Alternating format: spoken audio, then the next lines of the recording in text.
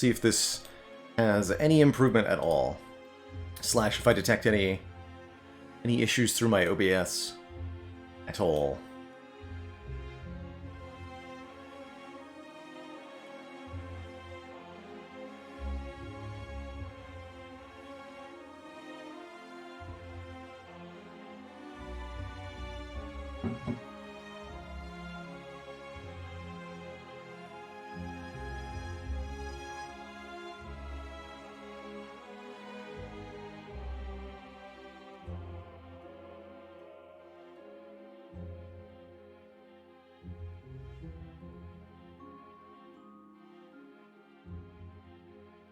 So where are we on the A20 front anyway? I'm probably, depending on how the stream quality is, I may or may not jump into an actual run here.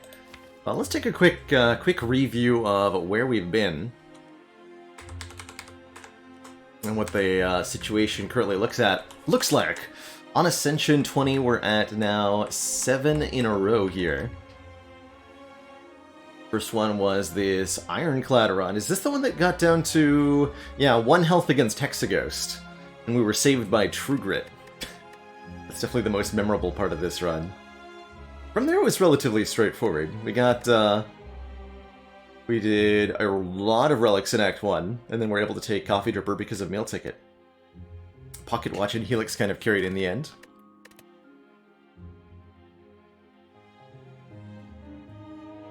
Remember this silent. Lots of poison. 2 bouncing flasks, 2 catalysts, paper crane. Defect Pandora start into 6 powers. Probably one of my favorite runs of all time. Definitely need to make sure this one gets onto the YouTube. Devil Stormage, and bought 2 copies of Panache. Yeah, that was something great. Only 1 Watcher run in this streak so far, an early lesson learned. And Pocket Watch really carried this one. I don't think this one ever got too close to death. No, we had lots of health ever after beating Act 1. Unupgraded Ascender's Bane, I know, right? Truly tragic.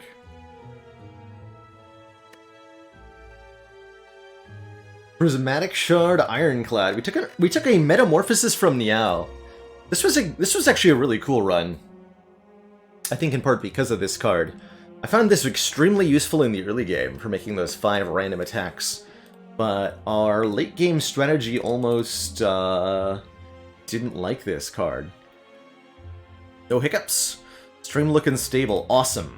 Good. Excellent. Great, grand, wonderful. So happy to hear that. It means that we can move forward with a proper stream and play some A20 here today. Excellent!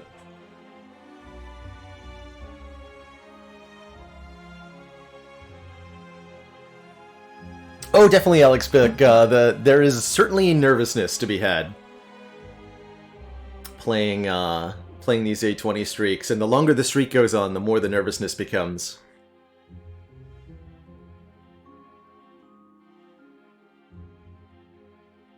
Card I would never pass up? I don't think so. There's cards I'll almost never pass up, like, for example, Master of Strategy, if it's being offered for free. Anything that's 0 cost, draw more cards is usually a good bet, but there's reasons not to take those, like with Velvet Choker, too. The current record streak is a tie between Jorbs and Terrence. Both had their streaks end at 13. So that's the current record for A20 in a row. We're currently at more than half that. 7 wins, looking to make it 8 here with the Watcher. Yeah, Talk to the Hand's another good example, or Blasphemy. Blasphema! Is it ever right to remove 2 at the start of your Watcher run? I think it's definitely right to go early Burning Elite. Pretty much always as Watcher. I really like this pathing in general. This is increasingly the kind of start I like in my Act 1s, is just combat, combat, combat, combat, combat.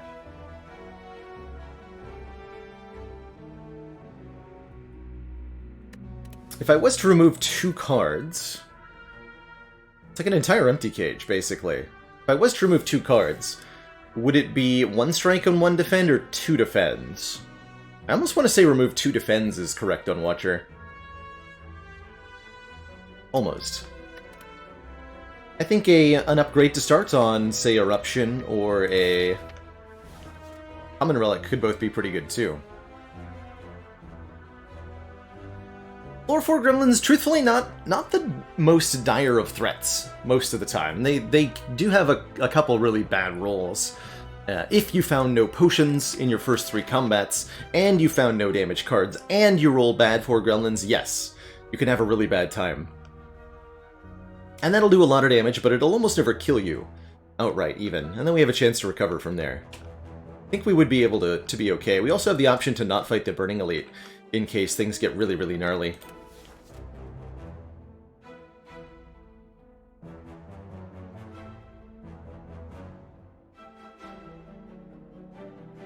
So the big reason not to take the remove 2 would be that it doesn't make us... Yes, removing 2 is quote-unquote as strong as a boss relic, as a couple people are saying in chat.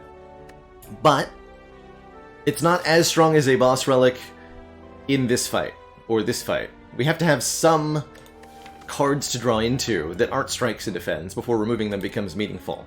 So the downside to this particular starting bonus is that it is not actually a bonus until somewhere closer to here. Or even here. The end of the act.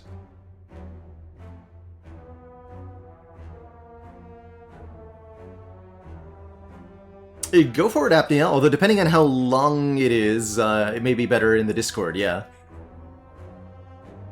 It's longer than a few sentences.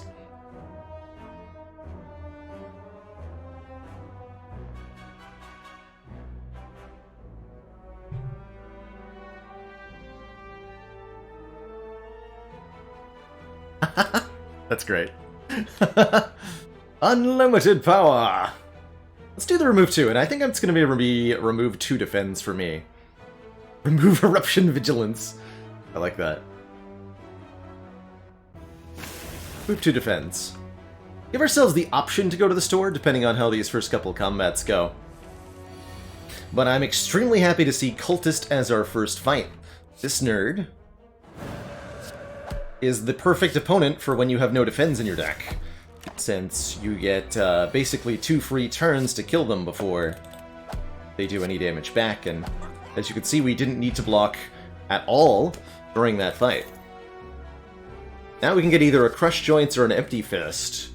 I think I want this Empty Fist a lot, to give us more stance control and more damage output. A perfectly cromulent first card to add to this deck. Just had a run with 4 Dark Embraces. Sounds like an amazing run, Chicken Man Phil. Oh, actually, people were talking about... we did a Slay the Streamer run recently, and people were asking, hey, you know, have you ever won Slay the Streamer when Chad is actively trying to flood your deck with bad cards? And the answer is, one of our wins came about as a result of 3 copies of Dark Embrace ending up in the deck somehow.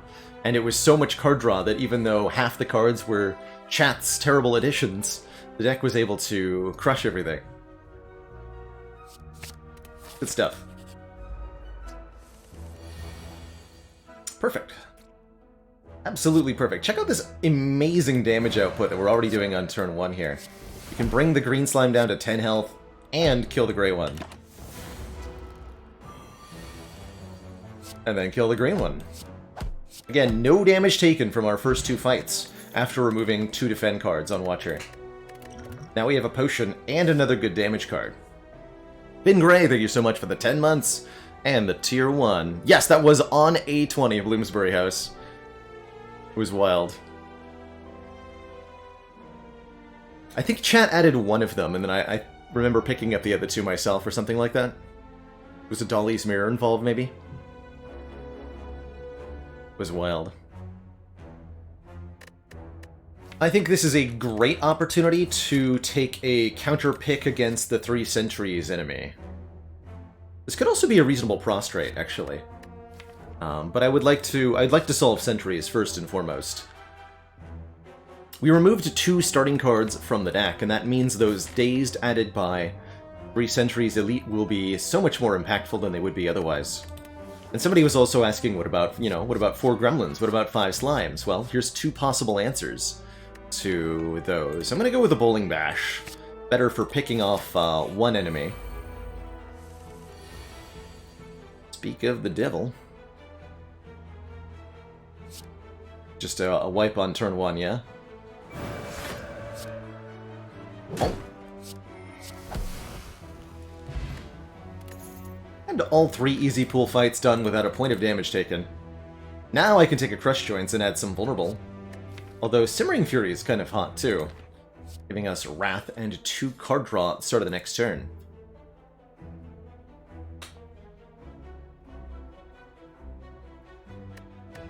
But I think since we still have our Pure Water Miracle, this Crush Joints is really easy to get online for vulnerable damage, and that'll help us a lot against both Nob and Lagavulin.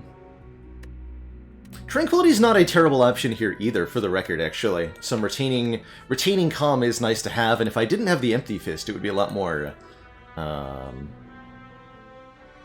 appealing. But I think I'm gonna go with the Crush Joints here for the option for vulnerable, and we'll take our hard pool combat. Your first 3 combats in the first act come from an easier set of encounters, Jawworm, 2 Lice, 2 Slimes.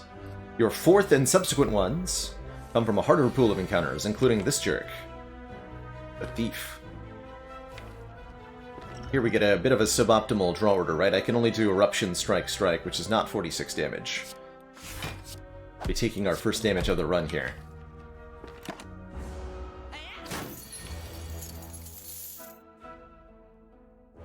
What is the correct order here? Vigilance, Crush Joints, Miracle, Empty Fist, Bowling Bash, Defend? Yes. So, Empty Fist leaves the current stance. Means we get 2 energy back from leaving Calm, and we can play the remaining 2 cards here.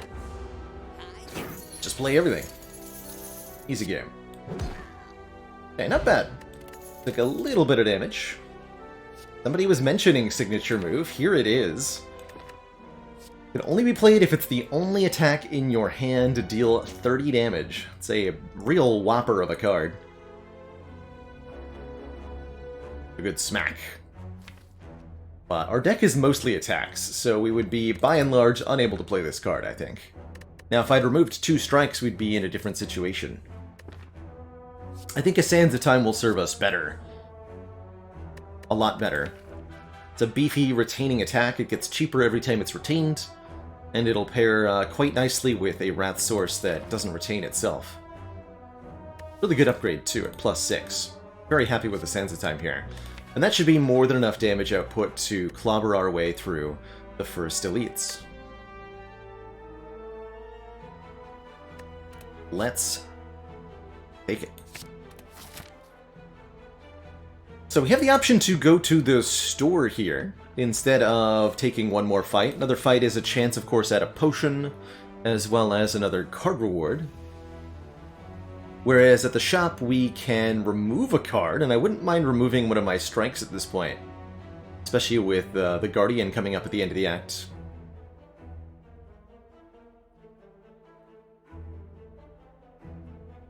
Yeah, He-Man, I do have a record of all my, at least all my Ascension 20 plays since the 2.2 patch, but it's not something that I keep a meticulous, ongoing record of or advertise publicly.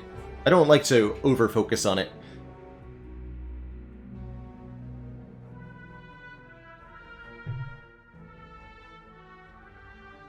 But it ain't bad, if I do say so myself. 69%? No, not with Watcher. That's rotating win rate.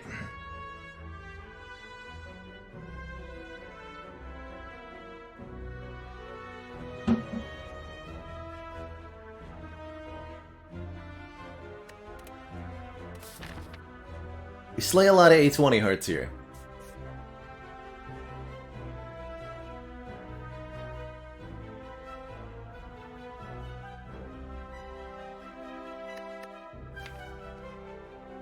As much as I like the idea of getting more removals, feels like we can get further ahead in our run by taking the additional combat, getting the additional potion chance, getting the additional card reward, and leaving the shop for later.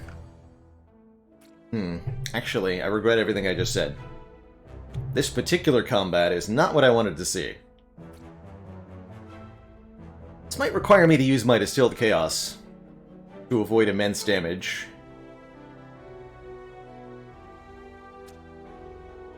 Yikes.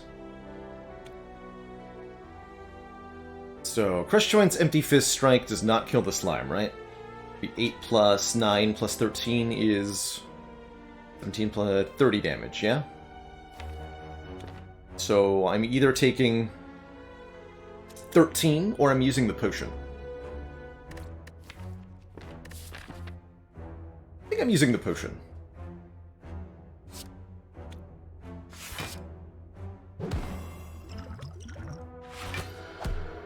Perfect.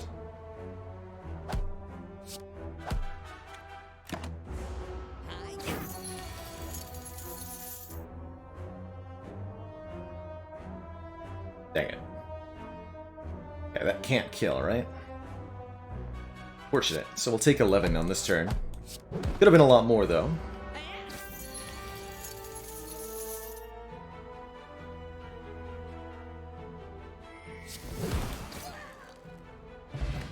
And we do get a potion back, so I'm actually not unhappy with how that went. Yeah, I'm not unhappy with how that went.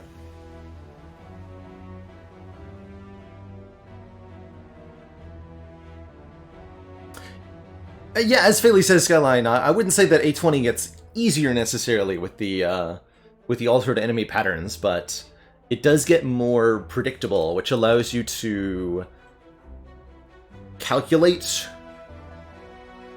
certain combats a lot better. So I can, I can look at a 15-card deck of cards and quite reliably determine how much damage am I going to take against Gremlinob. You know, do I get the kill before we take a hit on turn 3?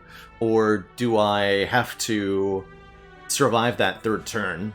Do I take the 12 damage, or 8 damage on turn 2 as well? Wreath of Flame is not a card I get a lot of use for. I will say that this pairs very nicely with Ragnarok, and it pairs very nicely with Tantrum on Watcher, if you're looking for reasons to use it. Also does good things with Wallop. An important thing to remember with Wreath of Flame is that your next attack doesn't have to be on the same turn as the Wreath of Flame does. So you can carry over this buff for 1 turn or even 2 or 3 turns.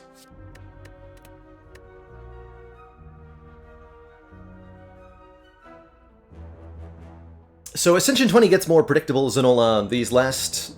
It's specifically Ascension 17, 18, and 19 that we're talking about when we talk about this. Normal enemies have more challenging movesets and abilities, elites have more challenging movesets and abilities, and bosses have more challenging movesets and abilities.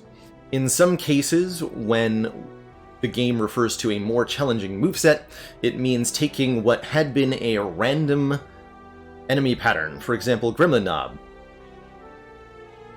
on lower ascensions has a random chance to either use their base damage 16 attack or their base damage 8 attack that applies 2 turns of vulnerable. And which one they use is totally up to the RNG. On Ascension 18 and higher, they'll always do 1 vulnerable applying attack followed by 2 16 damage attacks. So you'll see the... Accounting for the vulnerable, you'll see the attack pattern 8, 24, 24 out of the Gremlinob. Generally speaking, this is the worst case scenario of the random outputs normally, but in specific situations, if you kill them on the 3rd turn, or if you're able to block the vulnerable somehow, it can be more favorable than if they simply let out with the strong attacks in the first place. Moreover, you can always predict exactly what the Gremlinob's going to do and prepare accordingly. Let's skip these 3. We're going to upgrade, I think, Eruption. Yeah, I'm going to upgrade Eruption. Make it cheap.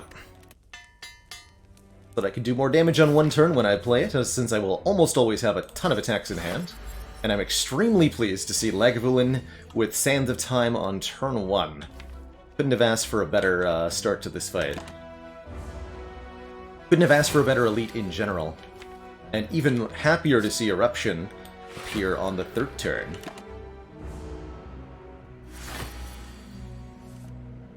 Beautiful. Greetings, egg boys. Welcome. Goodar. Good duplication potion this for 80 damage, though I don't think I'm going to need to.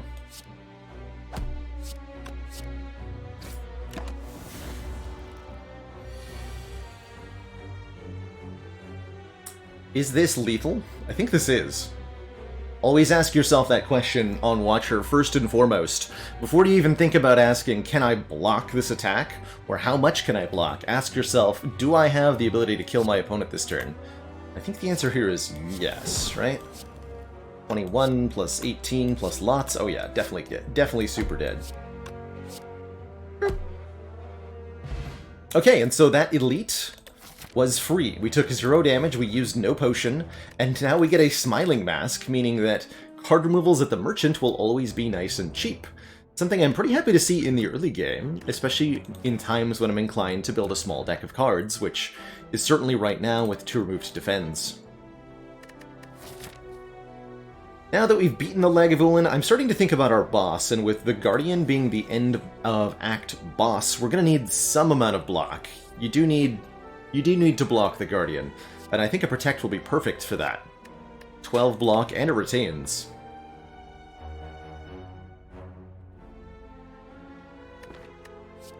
I'll take a Protect quite happily, in fact.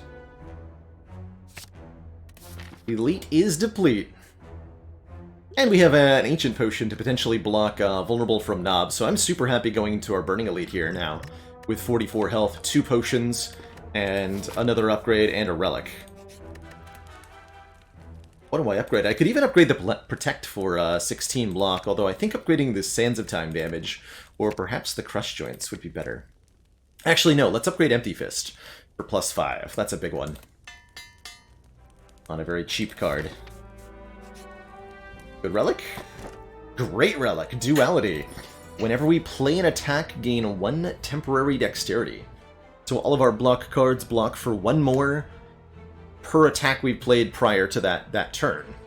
Makes 0-cost attacks and 0-cost blocks both very excellent. And has some cool interactions with Artifact and Orange Pellets as well. I think Simmering Fury is a pretty good second Wrath Source, Skyline. Not the best, but pretty dang good. I like the additional card draw of it, and I think it pairs really well with Meditate.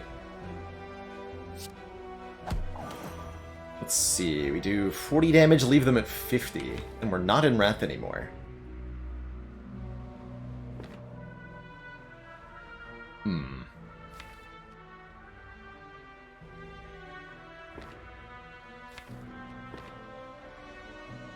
Empty Fist is a bit problematic here.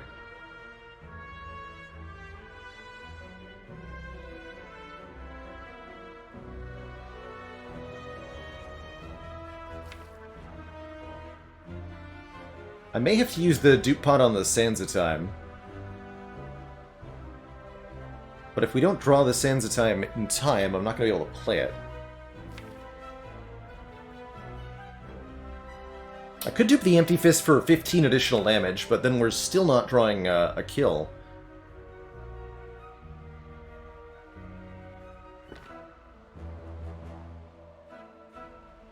Tough choice here. We definitely use the Miracle for the strike, I think. Wait, do I? I might need it for Sands of Time, though. To be doubled. So that'll be 40. Depending on what I draw next turn, this might just go really badly. The other option is to not play the Empty Fist, but I think that's foolish. Actually, we might get a kill next turn if I draw Sands of Time. Don't play the Empty Fist. Right, because that would be 40 twice. Oh, that's tempting. Well, now I don't know what's correct to do.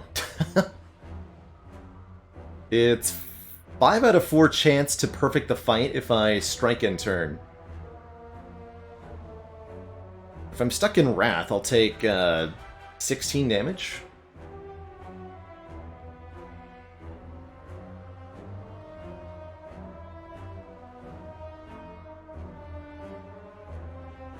Is it also lethal if I draw Crush, Bowling Bash, Strike, Strike? How much damage is that? That would be 16 plus 18, 18, 21.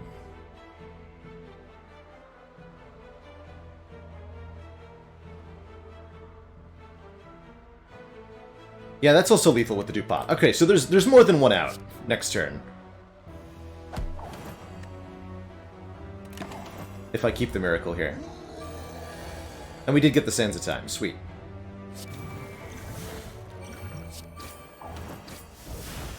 So we'll trade in the Dupe Pot, which we get to replace immediately. Now I do wish I'd taken that Prostrate we saw earlier. Damaru gives us 1 mantra each turn, and that's going to be a heavy incentive to take anything that says mantra on it. Although a Meditate is also heavy incentive to take anything that says mantra on it. Putting a card from the discard pile into our hand and retaining it. Enter Calm and end our turn. Great stance control. Great hand control. And we could afford to upgrade it immediately. Which I would like quite a lot. Let's do that. I think a Third Eye would also be an excellent addition here. For the record. I have this feeling like the Meditate is going to be better because of Damaru. We'll pick up the next Third Eye we see.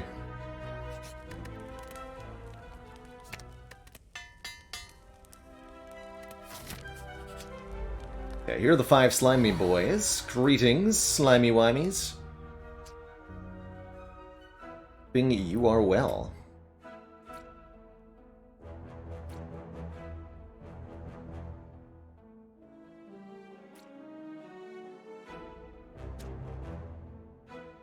Looks like a pretty reasonable turn to only take a couple points of damage on. We go... Eruption, Strike, Strike. Get all the dexterity before we play Defend. Now this Defend is block 8, we only take 4.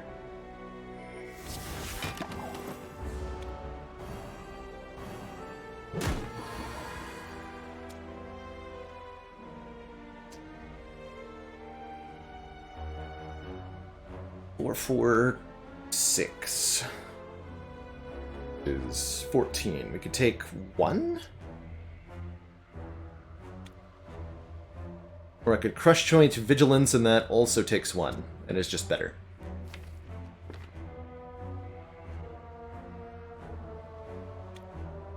Can't kill 2 of them. Okay. We do this.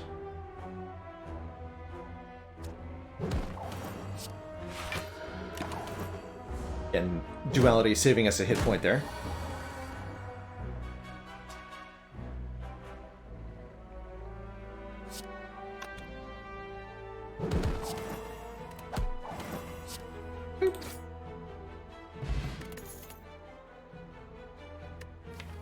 Evaluate, Cut Through Fate, Follow Up.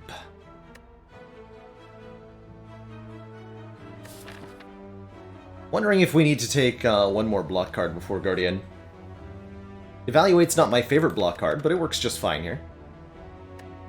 It's notably a 1 energy block that upgrades for +4. Makes it quite good, and the insights that it adds to the draw pile can be quite useful too. Follow-up is very good with Duality. I think so is the Cut Through Fate.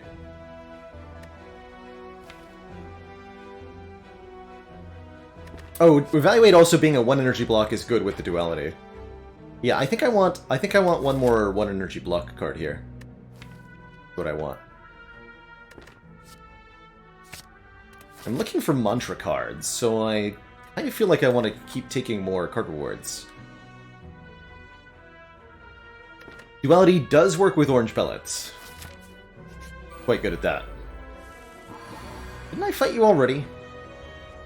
Hello? What are you doing here? sir. Who invited you?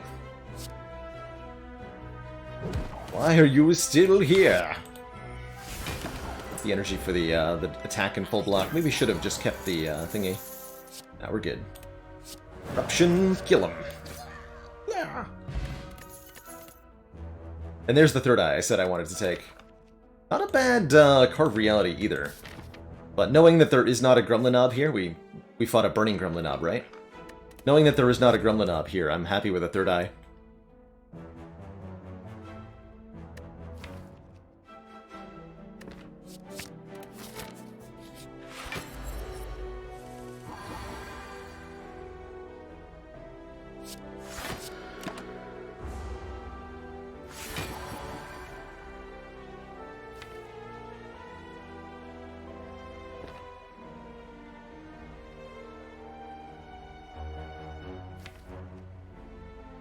Pretty good block draw next turn.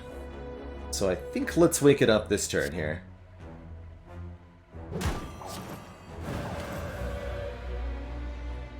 And Sands of Time, empty... Oh, by wake it up I mean kill it. Wow. Jesus. I was thinking about next turn. Why? Why would I ever do that? That's ridiculous. Next turn.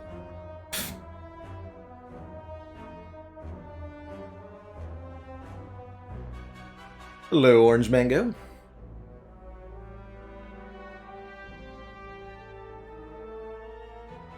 Stream is early if... Yeah, daylight saving shenanigans is the better answer. I have not changed the time that I stream at, but I have changed the time that I exist at, so I may be early for you. Moving forward, until such a time as you make an adjustment yourself.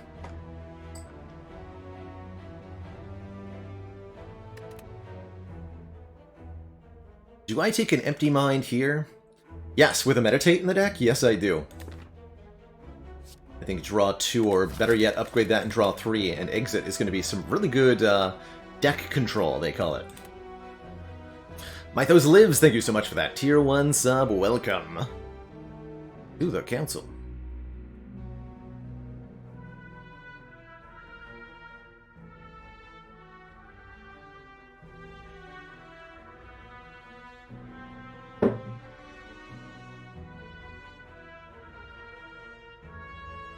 Yeah, so depending on where you live, you may either be out of sync for a couple of weeks, you may be out of sync for the rest of the year, or you may have not been out of sync at any point. Have fun. Time is a strange thing, basically. Yeah, let's take an Empty Mind.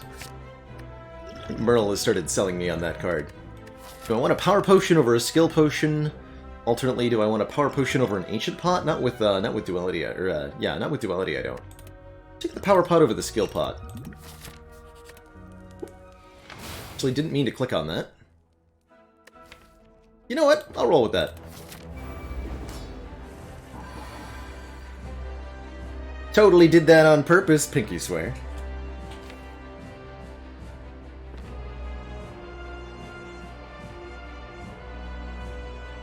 So do I feel the need to use a potion? Not really, but I feel like I might take damage if I don't. Let's try to save both. See how it goes for me.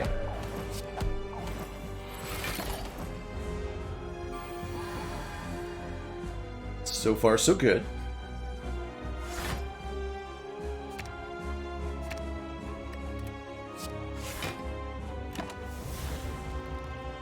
Bring that we take damage if we attack during the sad times. So here we can go Vigilance, then Empty Mind, then Evaluate and Third Eye, or Meditate. It takes a little bit of damage with Third Eye. Vigilance, Empty Fist next turn sounds great.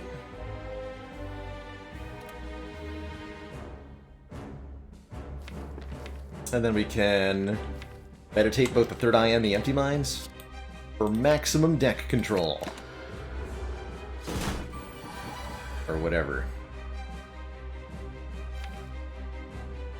I know that next turn, I'm drawing the thingy.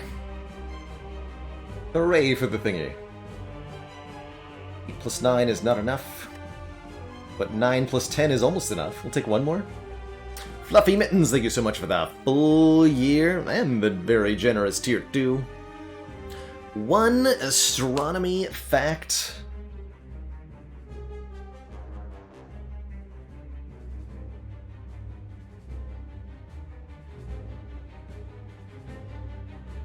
That I can do.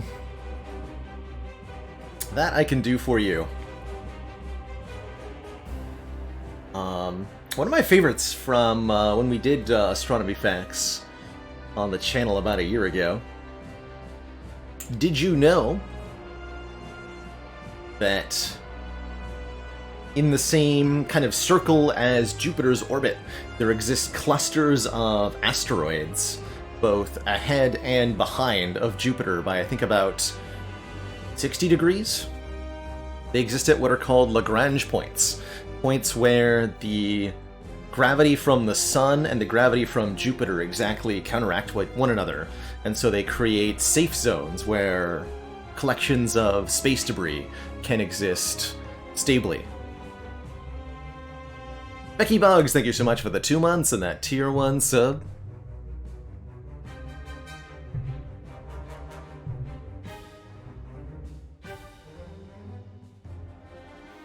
And Barana, thank you so much for the 20.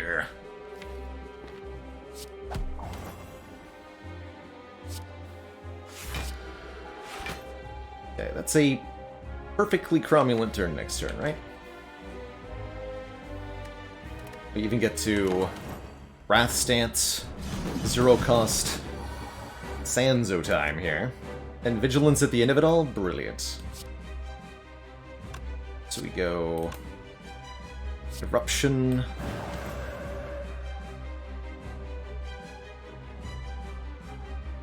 Supposed to Crush Joints first, wasn't I? Whatever, the curl up makes the strike almost irrelevant anyway. John Jimbo Bob, thank you so much for that Prime sub, and welcome to the council. So Third Eye into the Meditate, Empty Mind into the Meditate, Evaluate for block, Meditate for fun, have a good time. Meditate, Evaluate, Vigilance? Give me the sense of time. That is weird. I like it.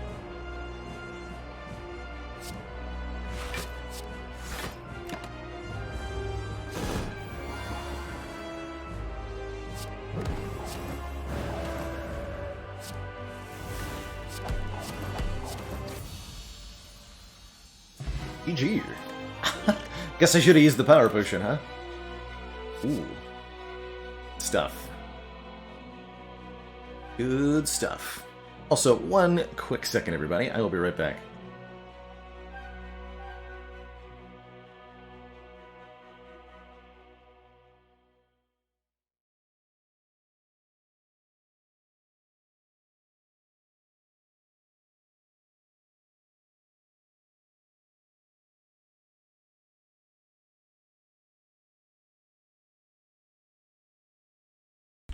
Okay, sorry about that.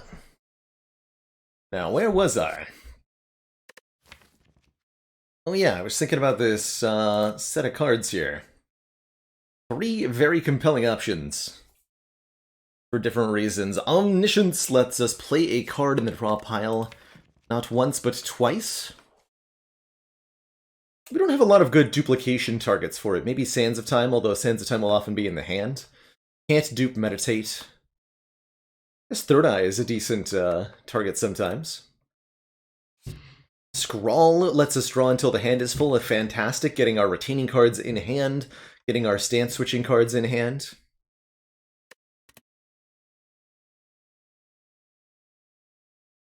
Or Wish. Give us either plated armor, strength, or gold. In order to wish, you need to have a surplus of energy, but the additional gold can be a really good form of scaling to the deck. I want to do wish things. I'm going to take this scrawl, I think. Just give me the card draw. Random person, thank you so much for the tier 1 and the 14 months. The Baker's dozen. I'll get a fresher potion. Oh my. Well, this run just got interesting. And challenging, I think. Duality is neither new nor from a mod. This is a totally vanilla, Watcher exclusive, uncommon relic. You can only find this relic on the Watcher. But this is totally part of the game since the 2.0 patch when the Watcher was added. The deck is definitely not complete enough for me to feel comfortable with a Busted Crown. Gives us energy every turn, but less options at every card reward screen. We would really like some mantra cards.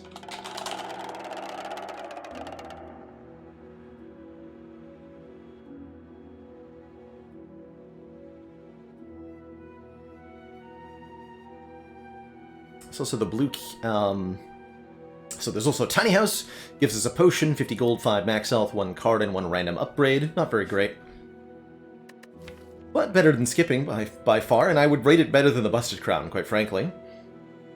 Or Black Star for extra relics off elites. We have already taken our green key, which means our pathing is freed up a little bit. Also already accidentally taken our red key, but that's neither here nor there. I think this will be a great way to scale up for the long term. We just have to survive the short term if I take the Black Star. I think that's relatively doable. We've got a very solid deck at the moment.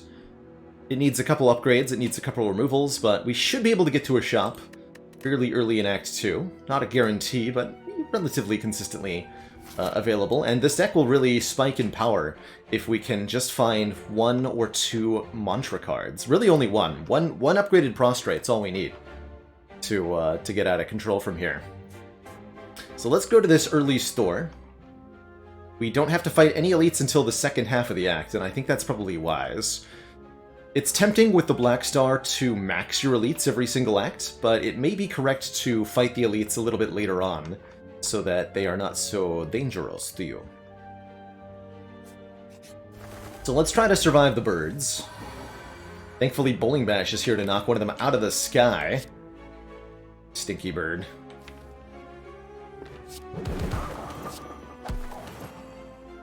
I'm gonna try to finish off the wounded one. Actually, no, let's put the Insight in the draw pile.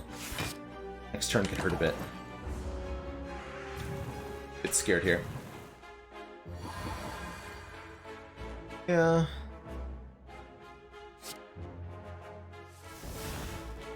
Oof. Welp. That's unfortunate.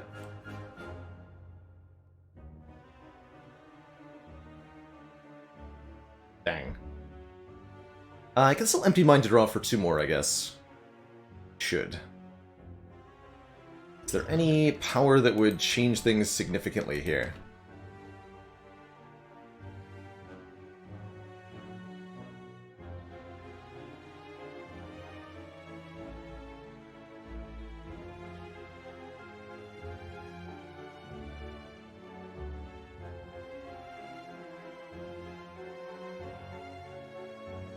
OWM! How do a group of birds decide what to do?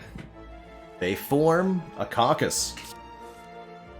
Oh, this looks a lot better. We got Third Eye Protect here. Sweet.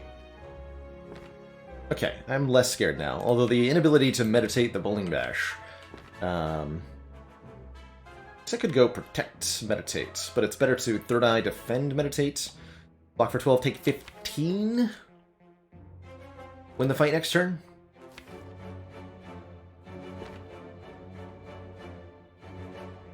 Or could block for 19, but not meditate. Do it this way.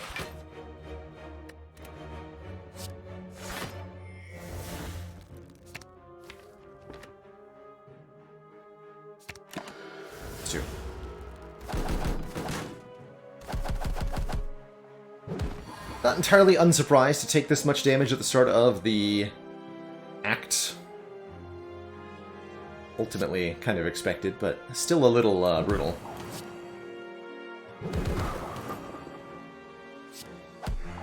Finish that one before it gets back up.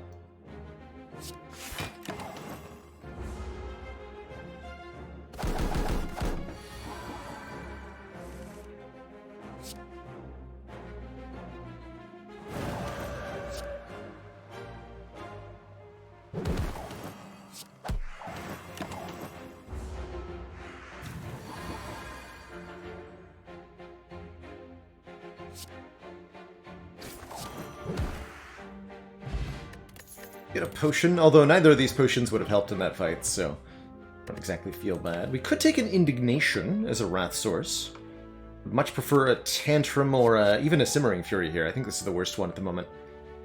Flying Sleeves or Protect, both unupgraded. Let's just go to the store. Take our Fear Potion with us over the power pot. Brilliant. Really like what I see here.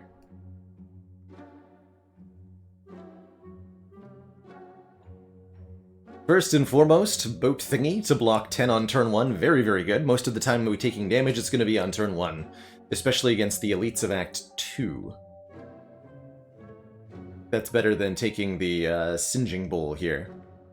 It's also a lot cheaper, which really seals the deal, right? When you're unsure of two things, if one is significantly cheaper to acquire, take that one, because we can do Boat Thingy and Finesse to go with our duality. This low-cost, cheap amount of block. Pretty good. I also definitely want to remove a card with the Smiling Mask here, since it is only 50 gold, and will not increase the cost of further removals. I think losing one strike is a wise choice. Although I might want to add maybe a Cut-Through Fate back if I do that. I definitely think I want to go Boat Thingy Strike Remove here. Leaving us with 156, enough for both Cut-Through Fate and Finesse if I want. I definitely want the Finesse. That much I know. Let's take this Finesse. Because of the, again, because of duality. So I want to Cut-Through Fate.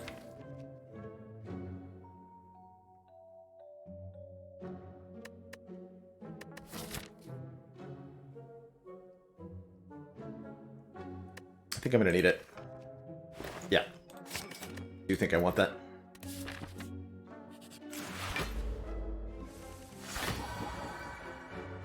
Hey, look! Boat Thingy's doing stuff immediately. Good. Full block without using the Protect. Duality.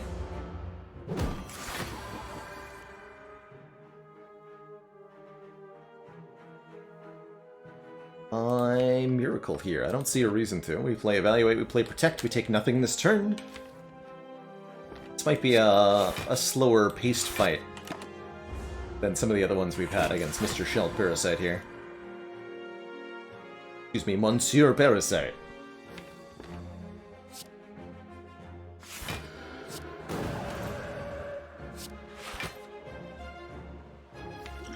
I would like to meditate back. Eruption.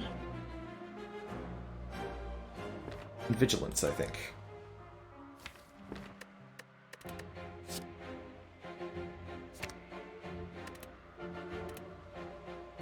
Eruption and Empty Fist. Will that be a kill? 60, 70. I can kill.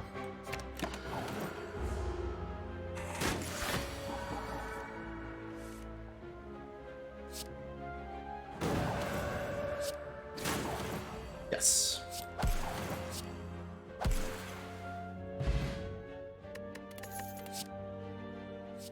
If the cards say plus, you must not refuse. A Third Eye Plus is an incredibly good card here. Letting us scry for 5 and block for a ton. Now I want to remove some defend cards. I think Blessing of the Forge is also incredible. More incredible than the Ancient Potion is. Kind of just discarding potions as we go through the Spire. Feels a little inefficient. It's alright. Except... Oh no, my ancient potion! Dang it! I needed that! I've been bamboozled! This is exactly the fight I would have liked to have an ancient potion for. Although, that would have prevented me from playing the attacks on turn 1 if I wanted to block the Hex, so maybe it's not even that big a deal. Anyway, I'll definitely be playing Third Eye here.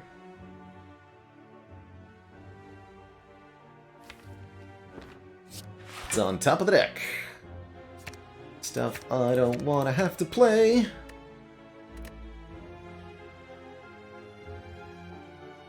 And I think I'm going to Fear Potion the front man. Yeah.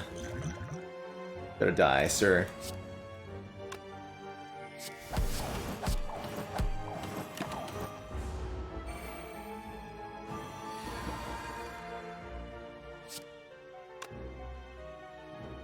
Who is you that I was supposed to hit? No, that's impossible.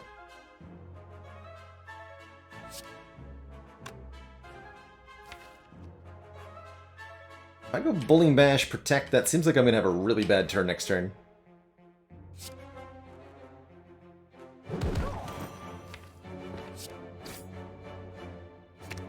It's a bit better.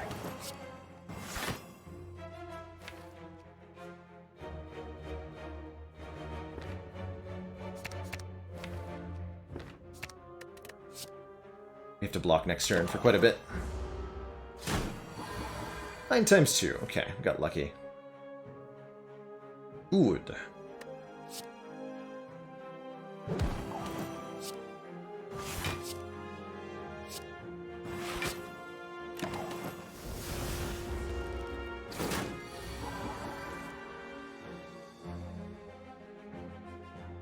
Please stop. Dang it. Yuckmeister, thank you so much for the Prime sub. Welcome to the council. I feel like I should have taken a little bit more damage to play the Meditate or something here. Or any way for me to do 83 this turn? Not even close, right? Do 9 plus 40. 9 plus 52 at best. 6. Just one turn off is all I needed, Chosen. Dang it. Okay.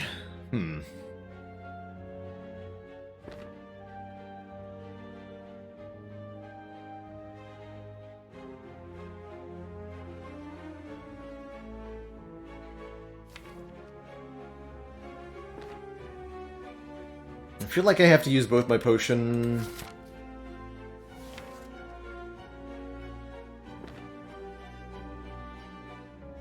and the scroll this turn.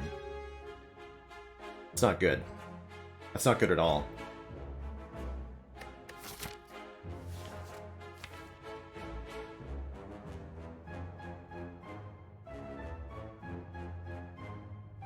We're gonna get eviscerated next turn.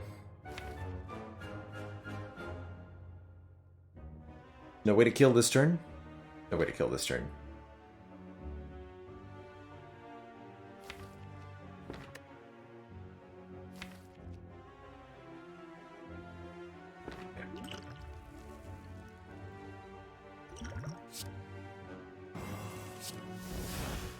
Okay, that lets me go Vigilance Empty Fist, which is very important, or even Vigilance Eruption.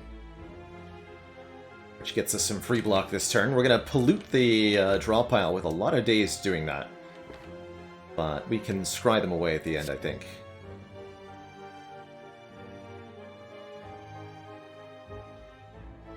Have to be Vigilance Eruption, then Empty Fist, right? Vigilance Eruption, Empty Fist, Third Eye?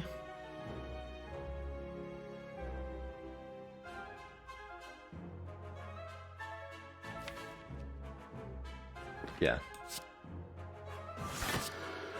Got a lot of damage done. 39 damage. We still have Sands of Time in hand for next turn. Although we're probably not playing it next turn. Get 2 activations of the Duality here. Take only one, and we can scry away 3 non-block cards here. We're at least blocking some of next turn. Fortunately, it's only 31 damage. Not a big deal or anything, right?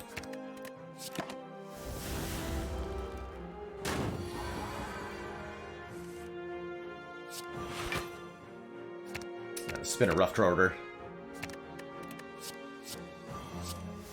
Could be that I was not setting up my draws correctly. No.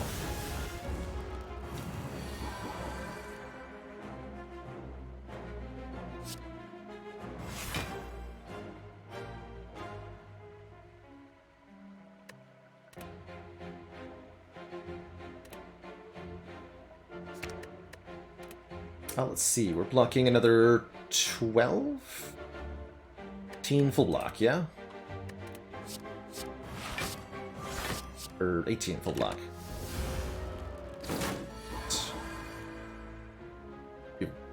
What? Oh dear.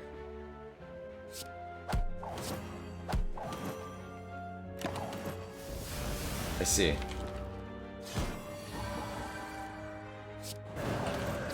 Well, we're in a particularly dire predicament. This is entirely of my own doing. I'm 100% certain that I could have done this fight better, or probably the entire act better, but we've ended up in a situation where my deck is too complicated to play, and I don't know what I'm doing anymore. Brutally honest truth. I think it would take me... I don't know, like 20 minutes per fight to do this optimally? Really long time.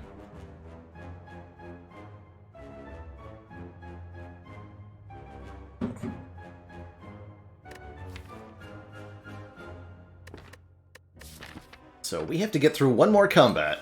I will take my time in the next one. That definitely felt like we removed the wrong card at the last shop, too. We have too many blocks, not enough attacks. Maybe taking any of these is correct. Do I live against the snake plant? That is the question. Answer might surprise you.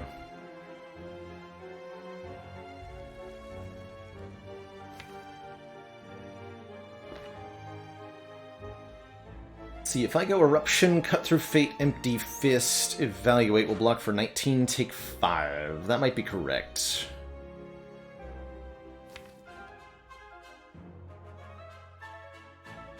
Could also draw into Third Eye. Or Finesse to save more health. So I could do just Eruption, Empty Fist, Evaluate, keep the Miracle. I could Cut Through Fate first to try to draw more block, but we have to do a lot of damage to this thing quite quickly, or it's going to kill me. So let's do the aggro line here. Oh, we do get the Finesse. Nice, perfect. Well, that's lucky.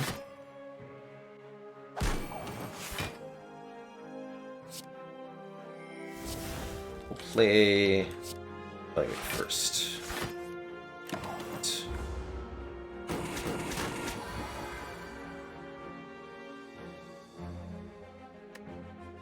And we get to live again. Oh my god, I made it to the campfire? Nice.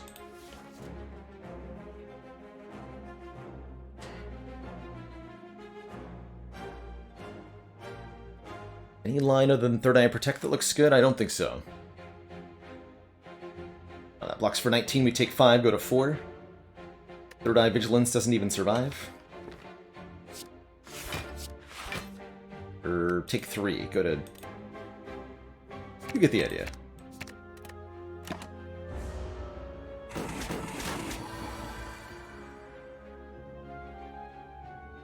And then here we can just meditate Crush Joints, Eruption, and win next turn.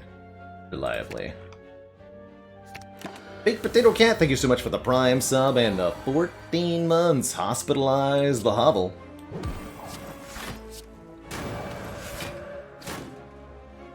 Okay, we're alive. Still no potion, unfortunately. Foresight could be nice. Need more damage cards. Second Bowling Bash, an interesting option, but we do have to fight Act 2 elites. Not good against the champ, though. Really starting to get a bit concerned now.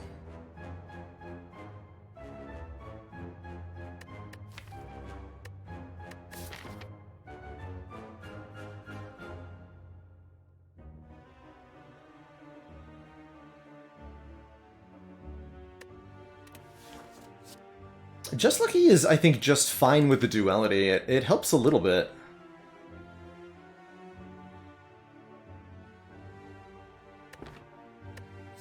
And I think maybe a little bit's just what we need. Let's take it. Moribund, thank you so much for the full year of support. That tier 1 sub. Alright, give me a heal. Oh. That's a heal. It's a shame I just rested, in fact, because that is a huge heal. You happen upon what looks like a group of purple fire spirits dancing around a large bonfire. Spirits toss small bones and fragments into the fire, which brilliantly erupt each time. As you approach, the spirits all turn to you expectantly.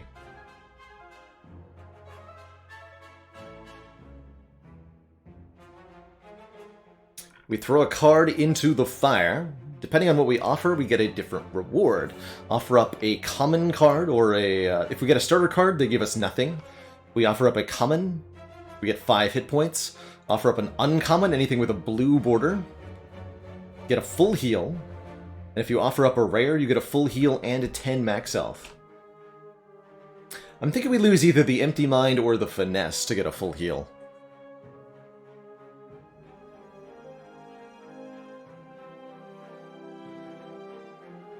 Now that we didn't get an energy relic, I'm not sure about Empty Mind anymore. But let's lose the Finesse for the full heal. Back up to 62, and that lets me upgrade something here. Probably Scrawl, quite frankly. But the Bowling Bash and the Sands of Time are good upgrades too.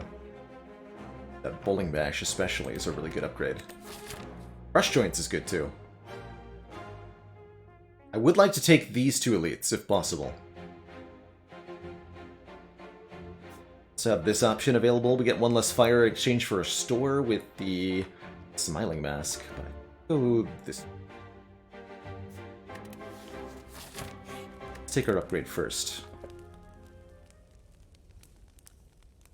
Hell no, Faley. This run needs all the help it can get right now.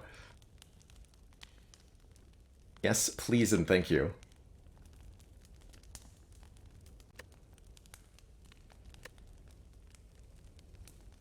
Upgrade the Bowling Bash for the 3 Slavers encounter.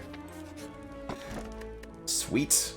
Boot thingy number 2. Now we get block on turn 3, in addition to block on turn 1.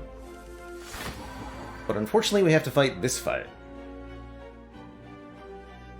No bueno. Greetings. Actually, wait.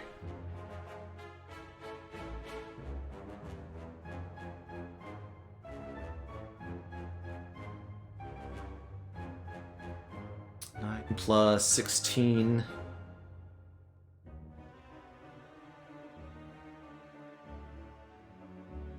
Plus 18 plus 42. 85. Damn it, we're 4 damage short of killing the Shelled Parasite on this turn. Should have upgraded Crush Joints. We would have been there, exactly.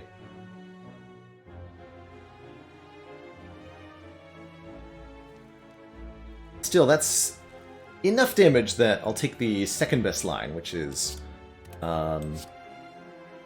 Eruption, Miracle, Crush Joints, Empty Fist, Third Eye.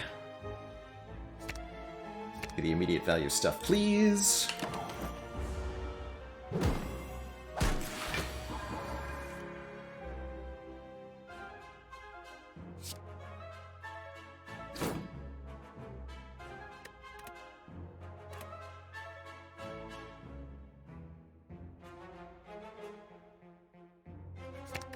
Works.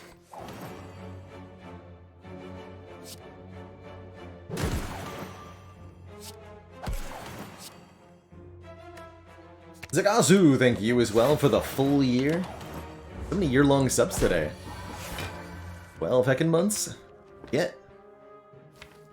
So if we're lucky, we'll get a potion from this fight, and that we can use to kill the elite or something, right?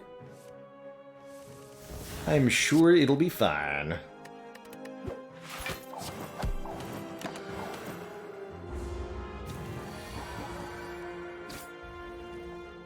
Yeah. A regen potion, so technically we healed off that, and I'm really thrilled with it. Foreign Influence Plus here, which is a zero-cost attack the first time we play it.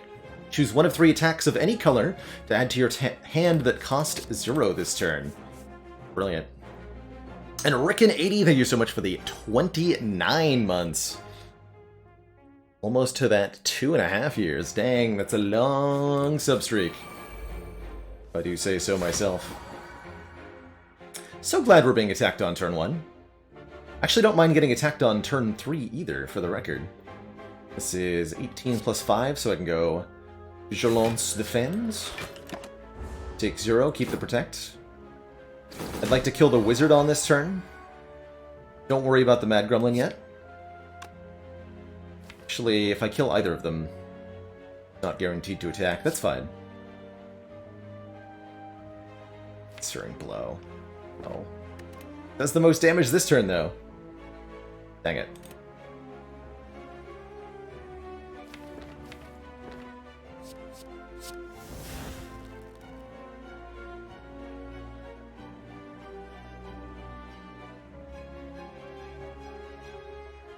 Yeah, we can lure the Grim Leader into attacking us. And I might need to do that.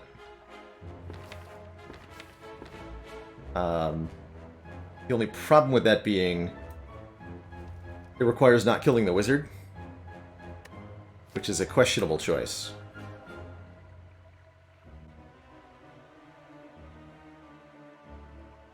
We'd have to meditate enough damage, given that the wizard is going to get blocked too. We'd have to meditate enough damage to be really, really safe. We'll just kill the wizard and accept the random chance that things go well.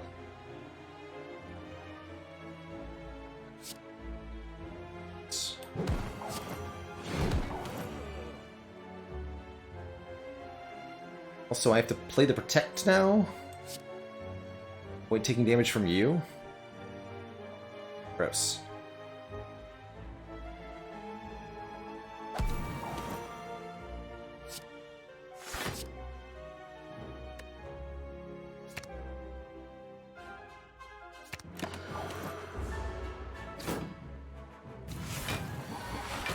Not get attacked, which is fine.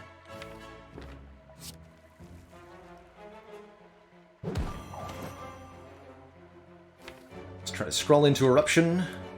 I'd like to have Eruption Bowling Bash next turn, maybe. How much damage would that be? There'll be 4 enemies on screen, so this will be, with Eruption, 20 times 4. A lot of damage. Not enough for a kill, though.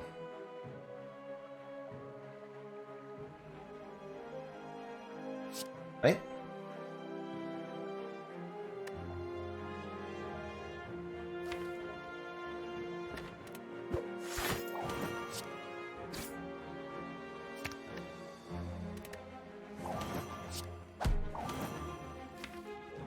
Okay, currently these are the cards I'm going to draw.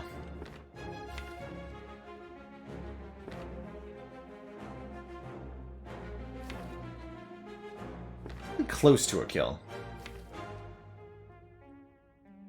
You will note that it is not a kill. And this is 89 plus 12. Which is only 101. We're 1 strike short.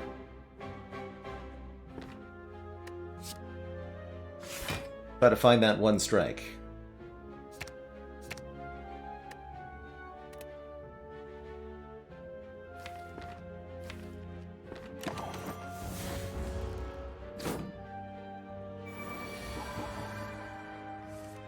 Nice.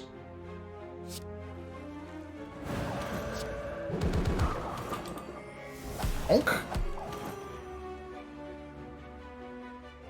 That could have gone really badly. I'm glad it didn't. We get 2 relics. The ceramic fish giving us more money for each card we add to the deck.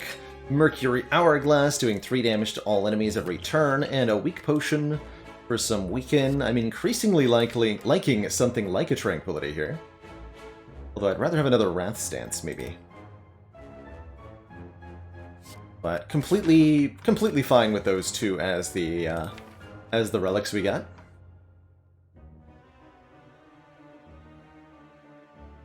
Champ is going to be a bit of an adventure to kill, isn't he? I think I want any of this. Here we go. Upgrade, Final Elite upgrade. How to beat Champ. Definitely need upgraded Sands of Time. And upgraded Crush Joints seems like it's going to be important. And we get another card reward. Fine by me. Generally speaking, want to go for the Centurion first in this combat. It's the best way to reduce the damage output of the fight.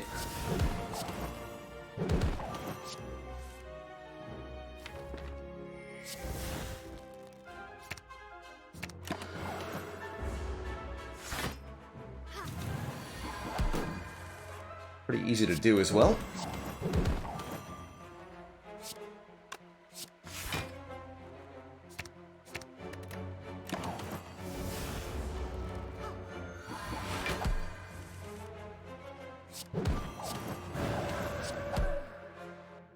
Maybe should have regen potion to full there, but we didn't find a potion.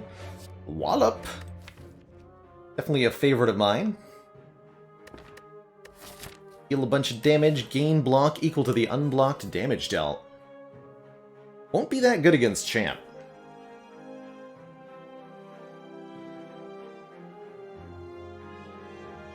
I think I'll take it.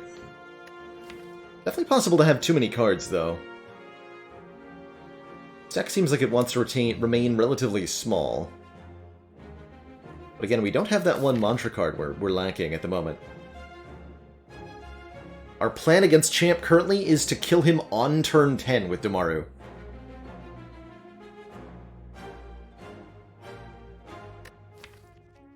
Alright, I'll pick it up. It's good with Meditate anyway. We'll get that Crush Joints upgraded.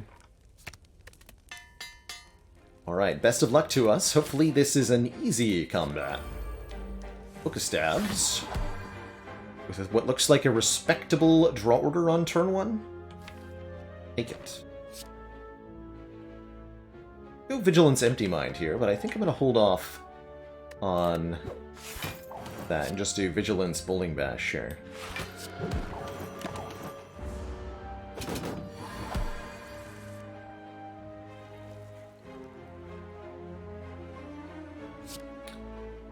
Go, Miracle, Crush Joints, Wallop, and then Evaluate Blocks for a bunch. And then we should be set up for... get a free turn 3 thanks to Boat Thingy. Could even use the Weak Potion here, let's think about it. Oh, we're actually full blocking perfectly. Well, that's nice. In that case, there is no need.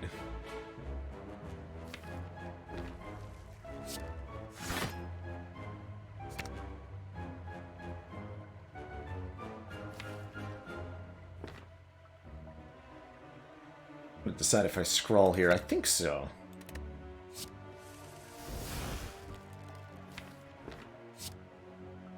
I could have incited into Eruption there. This instead. We'll Eruption next turn.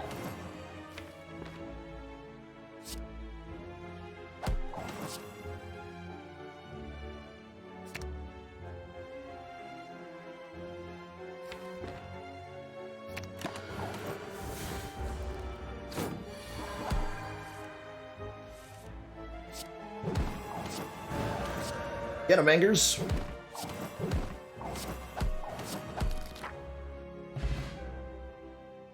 Another perfect fight. And some more beautiful rewards, a lizard tail giving us a second chance at life, and a molten egg, which upgrades the lesson learned. I mean, that seems kind of nice, even if it is relatively late. Does not help me with Champ, though, notably.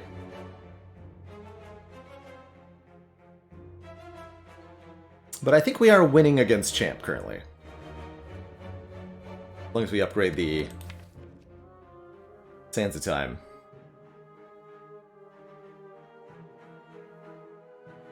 Yeah, we can just use it against Champ and not worry, indeed.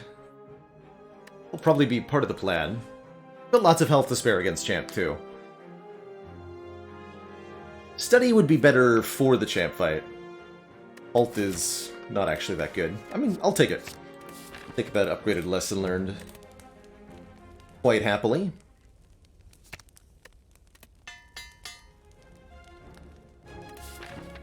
Alright. So, as aforementioned, the goal against Champ is to kill with Duality's Wrath's Divinity stance on turn 10. As best we can. So we just want to set up with Vulnerable.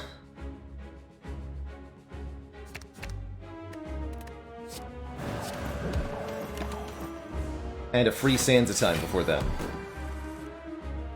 Pretty much.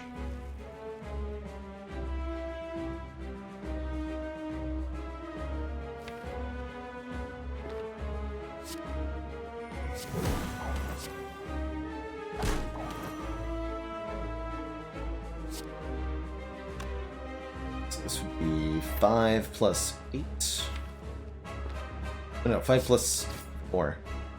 Perfect. Get a full block this way.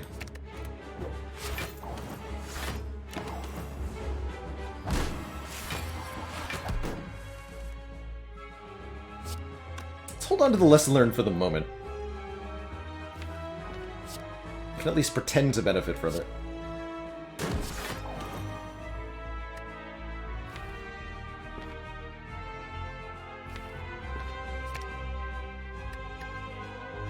I'll keep the crush joints up.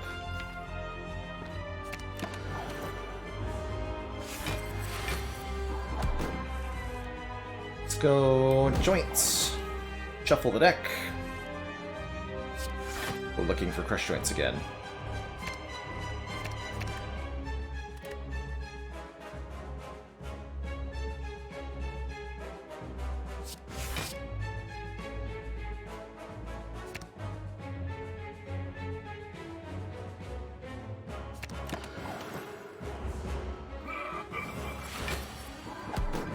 And now we want to get Champ's health pretty much as close to half as is reasonably possible here.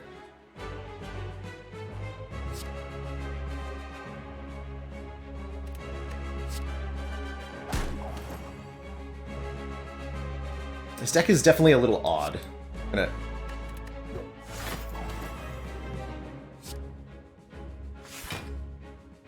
Perfect.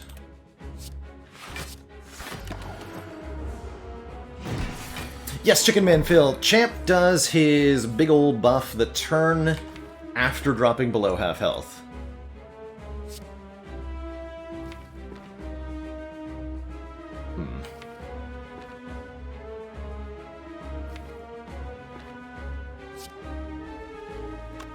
What's this gonna make? Oh! Oh, he did. We got a free Hyper Beam. This is game over, Mr. Champ. I am so sorry for what's about to happen to you.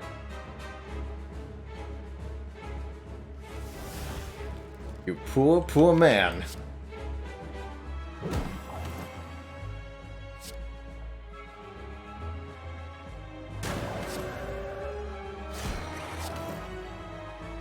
It's actually too much damage.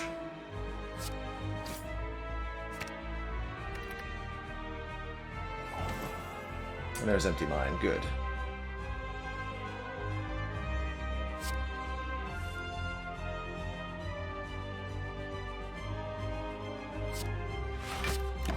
Take a little bit for that.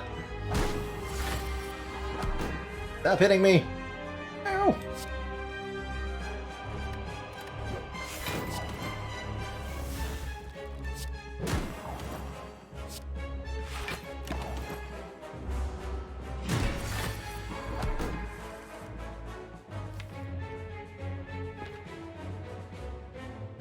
Turns from now.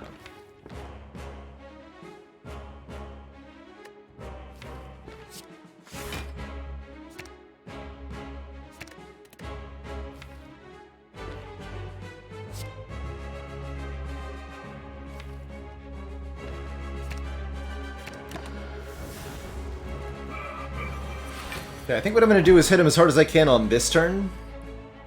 And then we're Divinity next turn, and I'll hit him as hard as I can again on the next turn. And the two of those combined should be lethal somewhere in there.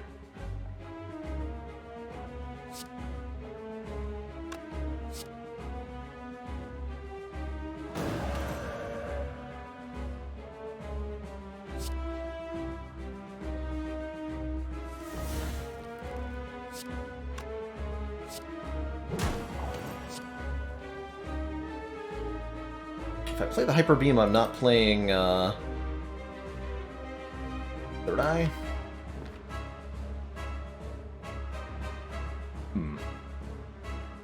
This is what? Bowling Bash, Third Eye, Empty Fist?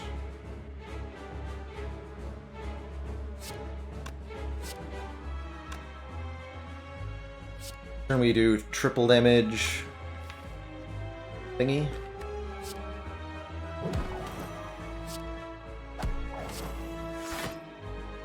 Learns.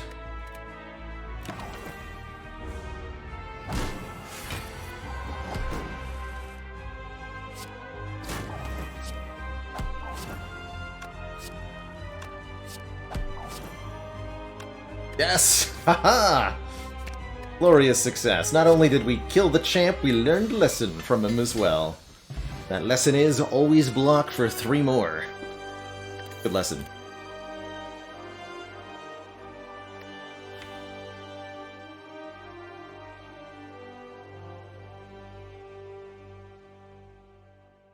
Your memory is not faulty, Retallic. Champ does indeed have 420 health if you're below Ascension 9. Where he's got 420 health, and then on Ascension 9 and above, he has 440. 20 more health. But yeah, you're not crazy. And that number 420 does show up on the in relation to the champ more than once in this game. The Colosseum event where he appears, he also mentions the 4200th combat. So there's a deliberate association there, I'm sure.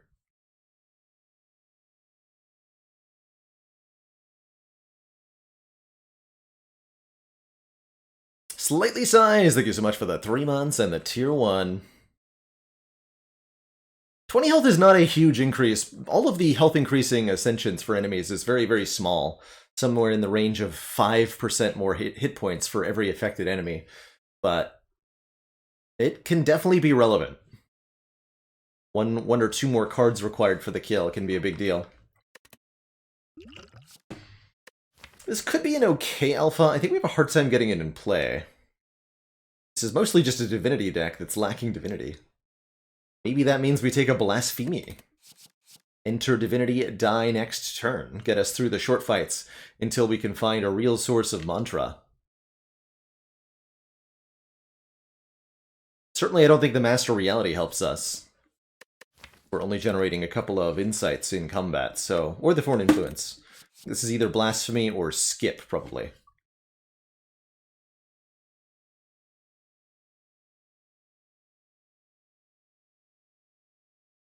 Oh, the Blasphemy. Oh ho. Choices, choices. This is a very respectable Snecko Eye. Although it's only base 3 energy, which is pretty awkward. Snecko Eye causes us to draw 2 more cards each turn, but all of our cards are random cost, because we're confused.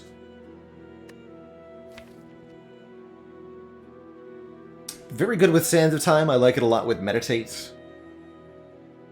It's awkward with the Evaluate, awkward with the Just Lucky, awkward with the Foreign Influence. Pretty good with Wallop and Lesson Learned. Okay with Protect. I think on average it's okay. I like Holy Water a lot here. Replaces Pure Water at the start of each combat, add 3 miracles instead of 1, giving us a burstier turn 1, 2, and 3. would do just fine, too. Raps, thank you so much for the 10 months. You're so welcome for the morning streams. You keep watching, I'll keep streaming. Or the Sacred Bark to double the effectiveness of potions. Not gonna lie, this would be a pretty desperate Snecko Eye if I took it. I think we'd be very much at the mercy of the Sneck. And depending on how that goes, the run could go either very well or very badly. Yeah, the potions we're not even using, that's right. I'm pretty content taking a Holy Water here. It lets us land the lesson, lets us deploy a bit better. I'm gonna do it. It'll make it easier to take some setup powers or something. Yeah, I'd like to go to an early shop if just for removal, if nothing else. And then we should hit as many elites as we can, which looks like it's going to be 3, to get 6 more relics this act.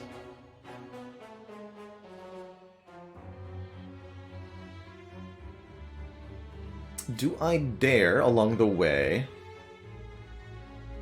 take an event, or is it combats only so that we can learn lessons at a maximum pace? I think we should learn lessons as hard as we can, avoiding events entirely this act, pretty much. Probably avoiding fires, too, depending on how our health goes, of course. Take a bunch of combats. Again, we're looking for that one mantra card, too. Greetings, Darklings. Hope the Spire is treating you all quite well today. Prepare to be punished.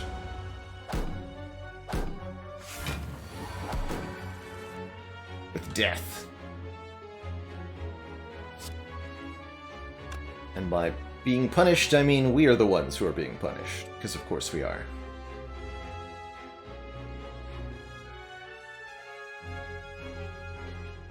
Incoming damage is 40? I can block not nearly all of it. Dang. I was hoping we draw lethal or something on this one. Fortunately, killing with Lesson Learned only applies if you end the fight with the card.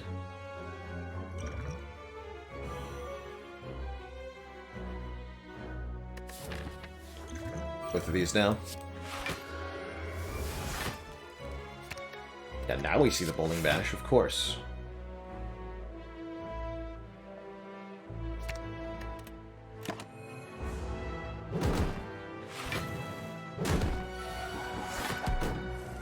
Rude.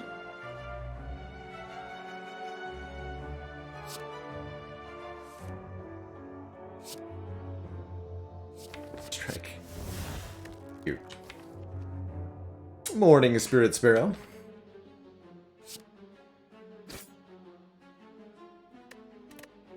Take Eruption next turn? Sure. Gonna deliberately lower the health of these enemies very, very low. But I can kill them all at the same time. When necessary, which seems to be right now.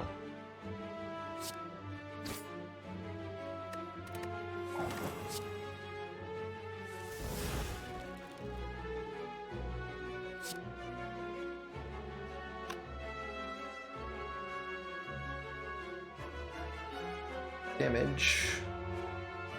6 damage, not it. I could do this.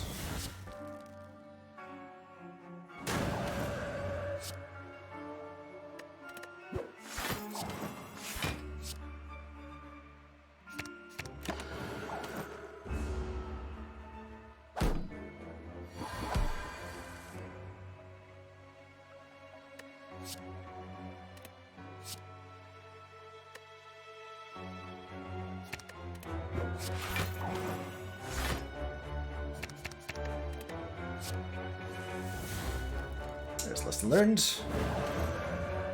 It doesn't kill! Red. Think about that.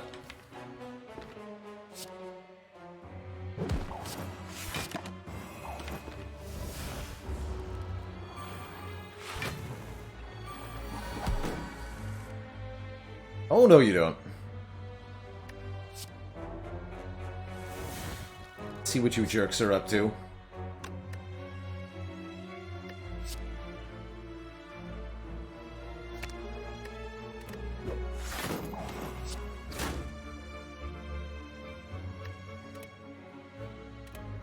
Full block.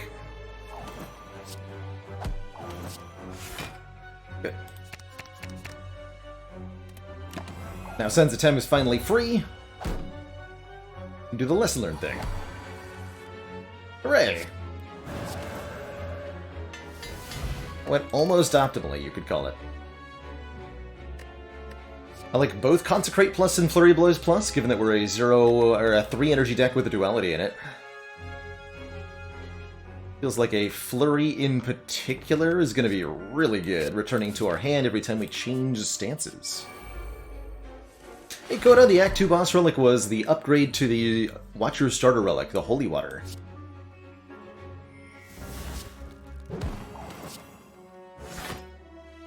Stuff. This is what? 33 incoming damage, jeez.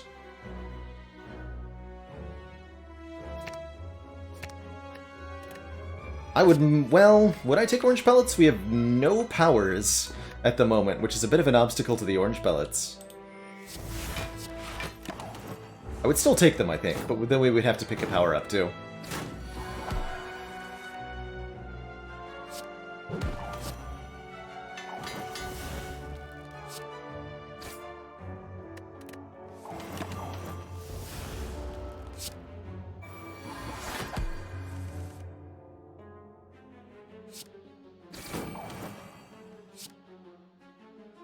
Take advantage of the boot thingy, right?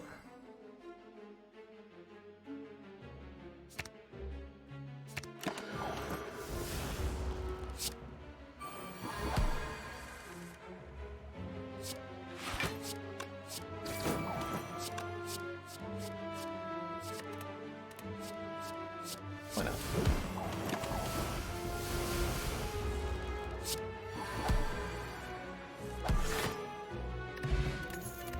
A potion.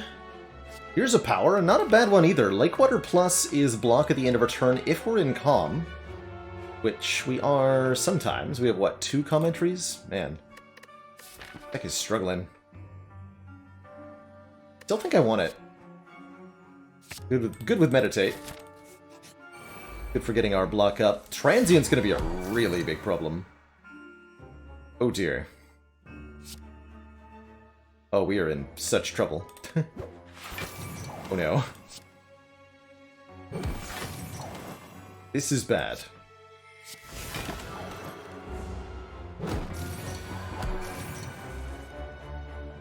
Is very bad.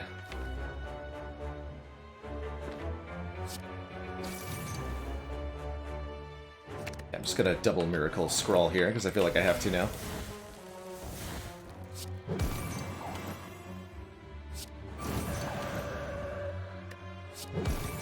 Okay. Down to 0 damage. And with Meditate in hand, we should be fine.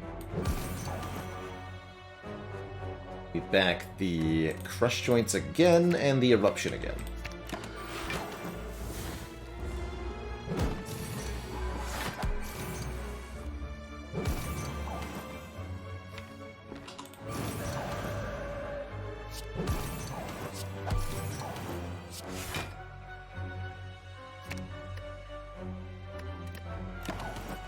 Draws next turn. The turn after that we have Sands of Time. Actually, I think we're fine here.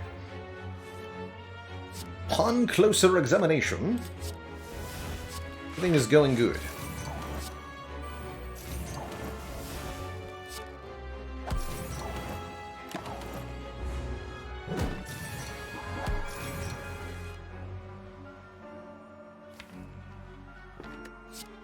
Gonna need Blasphemy next turn, probably.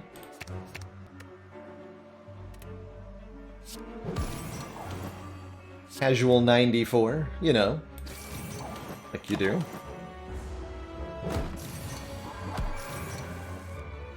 Okay, yeah, we got the Blasphemy. Good. You are allowed to Blasphemy on the last turn against Transient. Nice. Okay, that went out just fine, actually. Another evaluate empty body or pressure points. No thanks. I'd like, again, either mantra or calm. We've seen precious little of. There's mantra. Prostrate is here. There's also a weave. This deck definitely has enough scry that I want to weave. Returning to our hand whenever we scry. And again, activating that duality. Is this deck actually good? To be determined. It's going to be good soon. Is I feel like something I've been saying since late Act 1. It's getting there.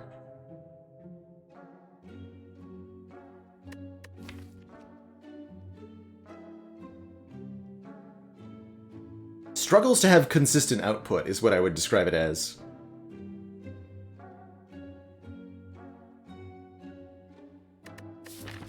But give it, let's say, 6 additional relics. Things might change a little bit.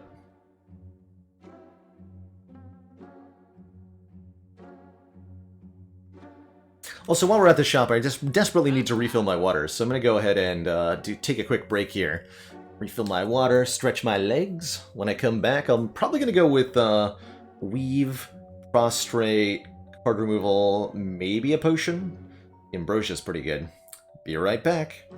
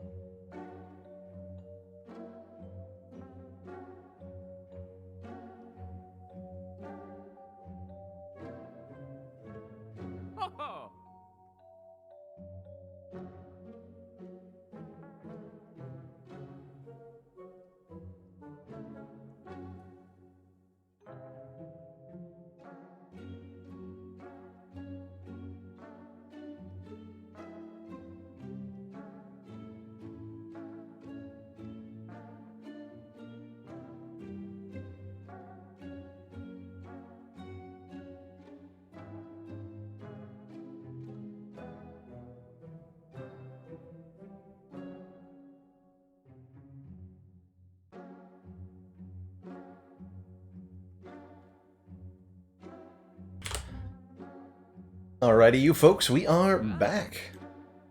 Thank you so much for that patience.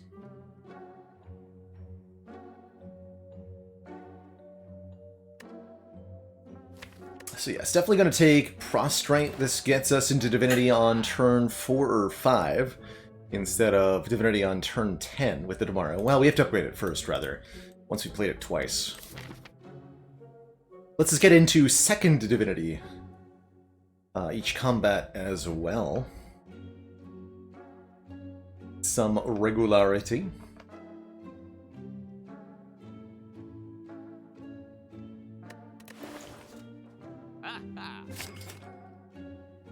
I think we have so many block cards, I'm going to remove a defend here. Let's take the weed. Do I pay for Ambrosia? Or do I buy my finesse back? I think neither. I would like to keep my money. For the final stores that we might buy, one good relic there, I think we'll be okay against an elite. With what we have. I certainly hope so. Good luck to us. Ooh, what about the Maw, though? Gonna have one really big turn here. Let's keep one miracle. One almost really big turn.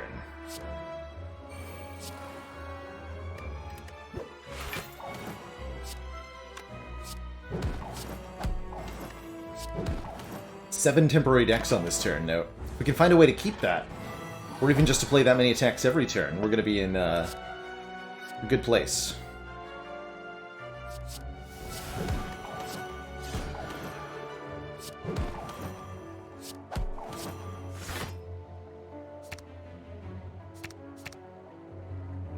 And this enemy is always buffing next turn, so let's get rid of all of our block here. Except for the one that retains.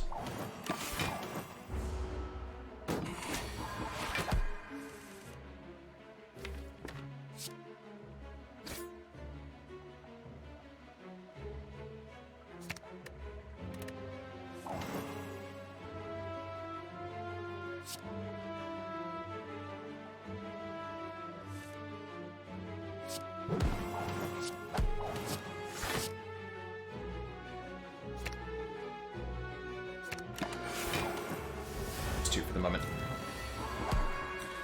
35! Now there's a big number. Although I might just have lethal here. If I use the Blasphemy.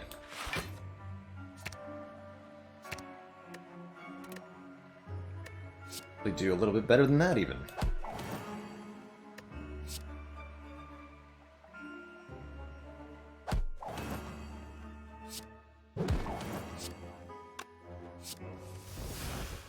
Naval puts us back in calm, which means, you guessed it, another flurry of blows.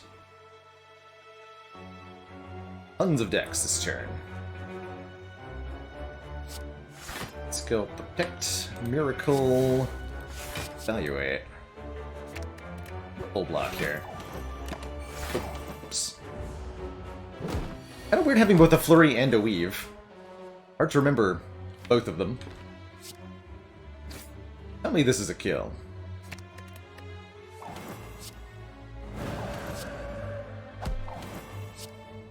Yes, good.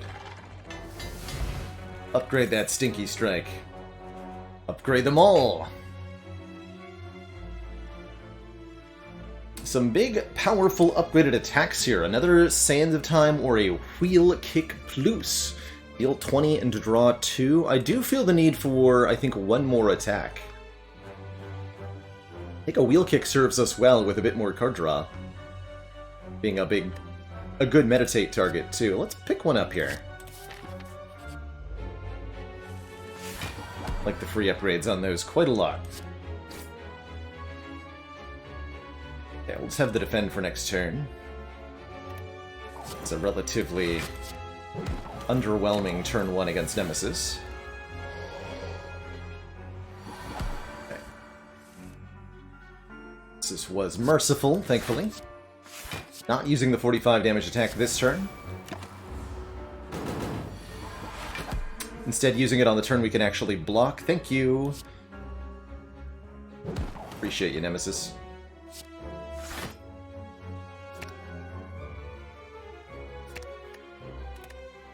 Scrawl for some of that.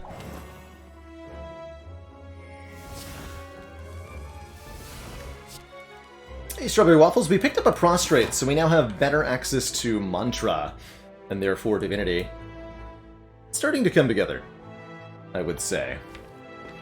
Not quite there. But certainly not there. You know? Okay, we want crush joints. We'd also like enough block to not get bonkered. So let's go ahead and take back the protect at the very minimum. And let's say prostrate so that I can get my mantra up again. If I play this, we automatically enter Divinity. Next intangible turn. Awkward. I have all my best damage cards in hand. Also awkward. Good drop kick, too.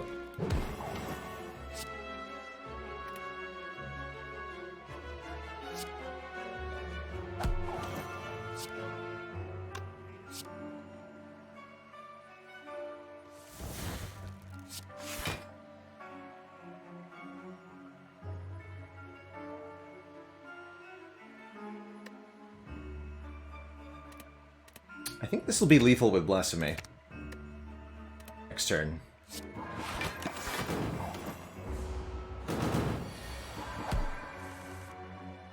Yeah! Yes, it is. Give me Lesson Learned. Aw. So close. That's fine. I'll take the perfect fight instead. Be very, very happy with that. Not a great timing for a Matryoshka, fortunately. We do get a Bottled Tornado, allowing us to start with any power in our opening hand. Can you all think of any power that we would want to start with on turn 1?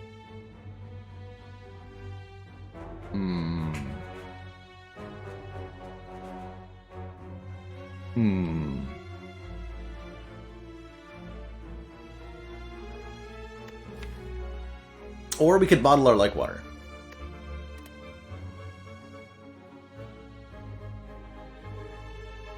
Oh yeah, and we have the miracles to play this thing on turn 1 consistently, so this is all the energy relic we ever need now.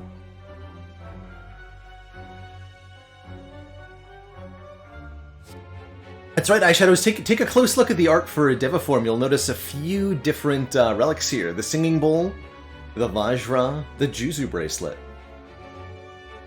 Are not pictured on the beta art. Definitely relics here. Deceive is okay too, but I'm gonna go ahead and bottle a Devaform. That sounds reasonable. Duplicate the Devaform. Wish Prostrate had been upgraded. I would think about duping it here. I'm still thinking about duping it here. I could dupe Meditate.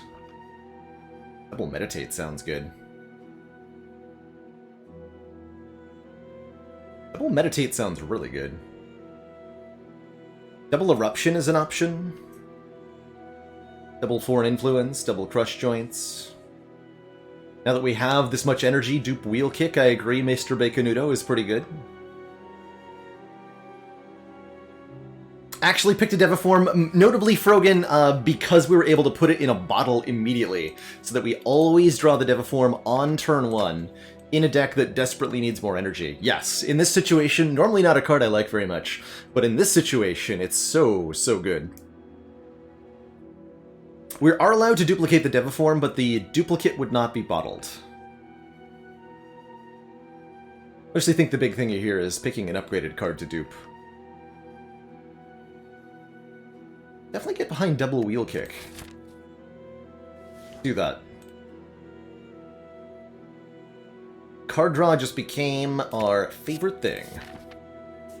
And let's keep taking combats, because fires are stinky, comparatively.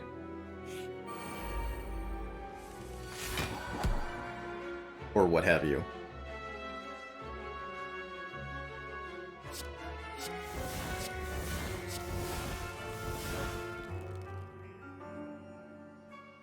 And plus 21. Yeah, that's plenty.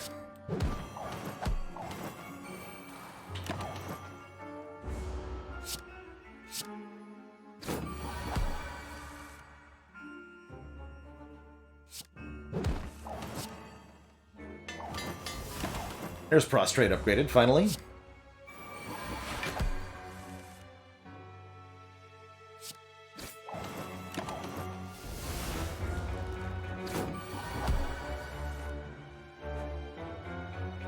Timing you'd skip a dupe? It can be the case that adding a duplicate of any of your cards is worse than not adding any of your card at all. For example, if you have a particular kind of infinite combo, Fire Hurts Me, that is dependent on having a certain number of cards in your deck, or fewer, and duplicating any of the cards doesn't help you with that. That can be the case. Llama Train, thank you so much for the 4 months and that Prime sub.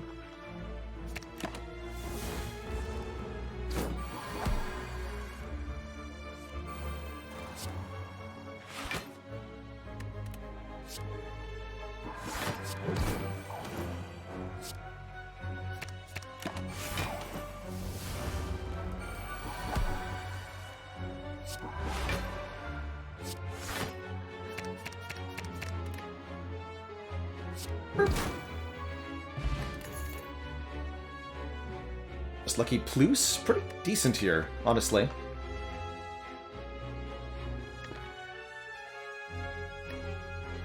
I'm gonna take it again because of duality, really carrying something like this. This way. There's 2 relics in this chest. We do have to skip the meal ticket to get the Sapphire Key. We do get the money and the Sundial, giving us energy every 3 times we souffle the deck. Keep taking combats. And elites.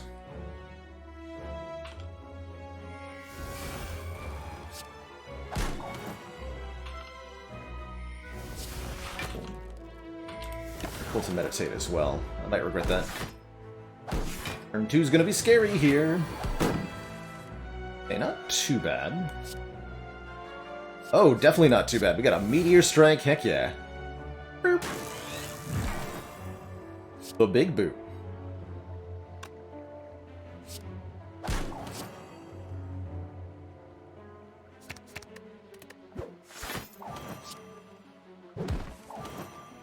Okay, lesson learned. It's fine. So much energy now.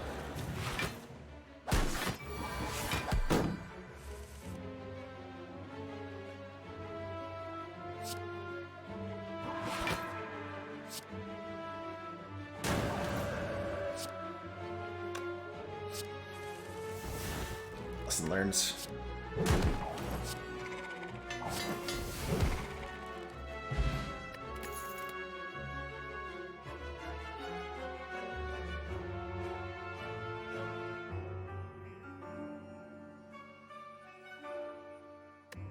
Create Wreath of Flame pressure points. I think we're finally at the point where we do want to skip more attacks now. Molten Egg. Let's get our remaining 4 more relics, 3 more upgrades. 3 more card rewards, hopefully a potion. We're starting to put it all together. Oh, and a merchant too. Oh ho ho! Oh my, here we go. What if we just added an unlimited number of wheel kicks and prostrates to the deck? Would that be good? That'd be pretty good. Certainly this deck wants more copies of Prostrate. We could duplicate upgraded Prostrate, but when that costs 160 gold compared to 25 gold for an unupgraded one, I think I'm gonna take the unupgraded one, probably. Would I still mirror, though? Hold on, let's remove a strike first. Leaves us with 221. We could buy Happy Flower. We can buy another Wheel Kick. We can buy a Ragnarok. We can buy a Ambrosia Potion.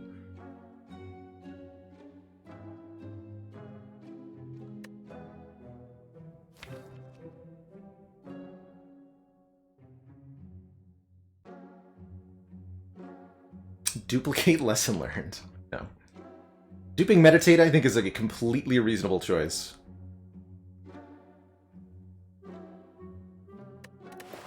A very good choice, in fact. I'd do that. We did not dupe it the last time we saw it. We duped the wheel kick instead, right? Double wheel kick, double meditate. Sounds excellent to me. Greetings, Cryptomancer. Can I afford to play Deviform here? Yes. Miracle, miracle, miracle, Deviform, wheel kick, meditate? Something like that? Pick you. Boop. Now I don't have to meditate. Just kill the daggers. Or I don't have to Deviform, just meditate. It's actually correct to do this.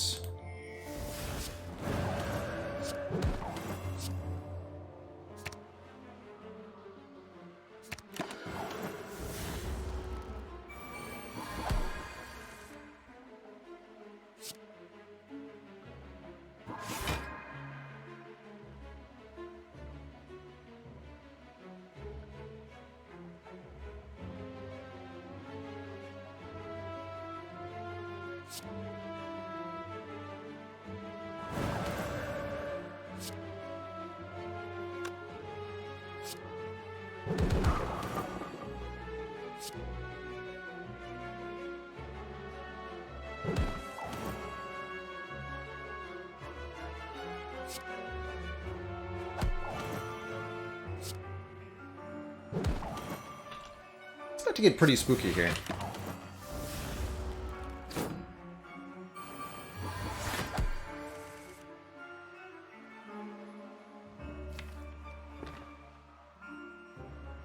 Let's see. So, Empty Mind is nice. Depending on what it draws, we may be able to blast me and kill. You can also Colorless Potion and potentially kill or block. Let's see what Empty Mind gets first. Is that just a convenient lesson learned kill? I think it is, right? This is plus 2 energy? We go up to 3. No, we go up to 4. So I can wall up lesson learned. 39 plus 27 is more than enough.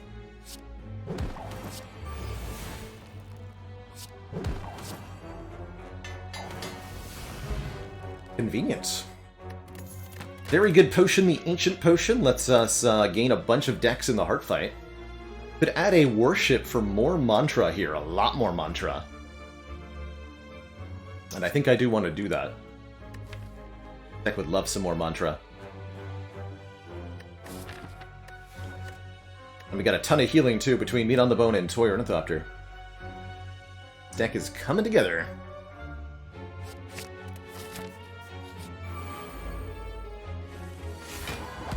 A bit much, they say.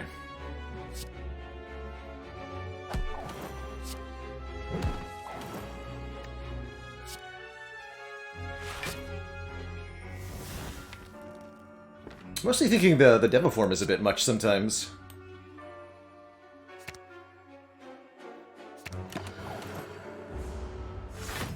Don't always want to play it on turn 1. Especially in shorter fights like this one. It's on top of the deck. Crush Joints, Just Lucky. Just Lucky's really good here. Can I do the requisite 30? Yes, with Crush Joints Wheel Kick, I sure can.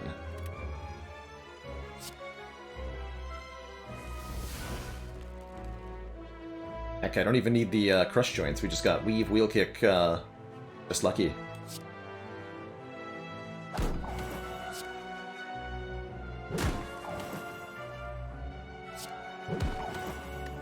For an easy peasy full block every time.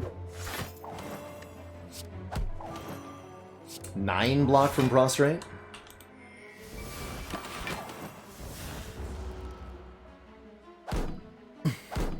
Press the link. Thank you so much for that Prime sub. Welcome to the council. Again, just kind of lowering health a little indiscriminately here.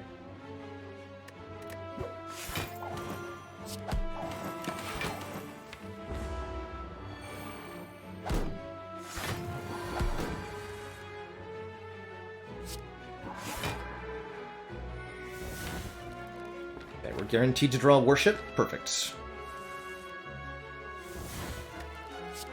Better.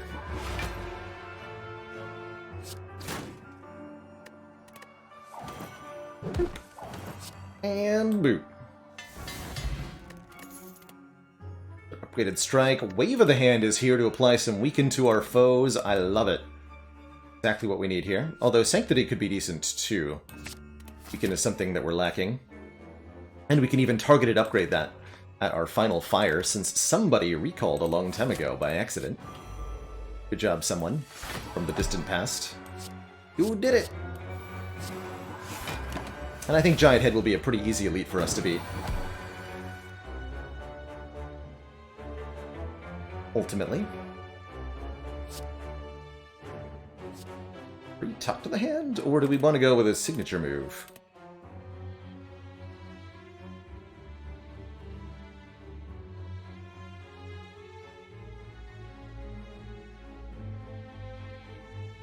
Purple Yeti, if the Watcher was a fish, what kind would she be? A Mantra Ray. Take that signature move. Do some real, actually wait, I have to use the Sands of Time first? That's fine.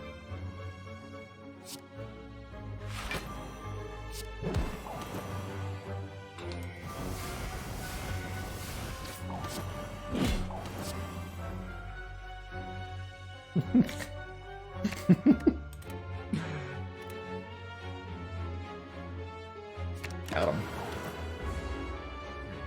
When is it okay to skip cards on floor 1 if none of them do damage? And doubly so if none of them block. Like, if you're offered 3 cards that are... You know, if you get, like, Prepared, Tactician, and... Outmaneuver on floor 1 is silent. That can be a situation where you want to skip.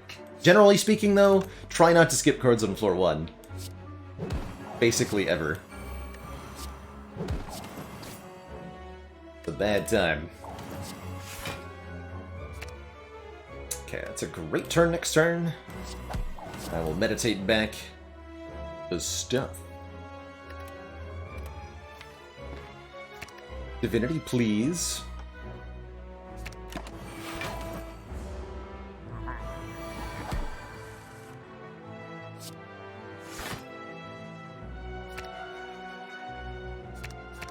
If I play my cards right, we can just kill on this turn, I think.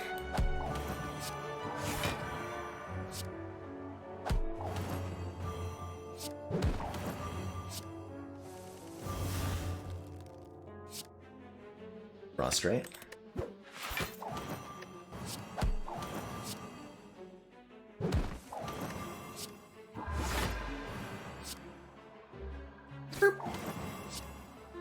Boop. 28 gold mango. Raise our max health by 14. Ornamental Fan gives us 4 block every time we play 3 attacks. Very useful with our attack spam. And if we wanted more weaken, here's a Sash Whip. Bad damage cards that are situational like Just Lucky. I think Just Lucky is probably better than Skip most of the time on floor 1 for Watcher. This is not a bad card, and frequently becomes much better if you pick up, you know, any amount of relics that go with it. And I think I would take that over skipping most of the time. Flex Spot could be a lot of damage. We can combine it with the Ancient Potion. I'm gonna take it just to have something good against Spire, Spear, and Spire Shield. We are definitely going to upgrade Wave of the Hand. Big weaken. Alright, Deviform Plus, show me what you got. An FTL.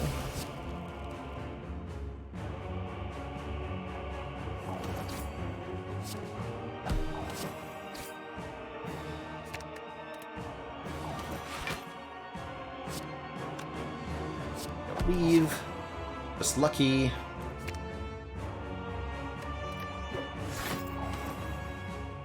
Weave.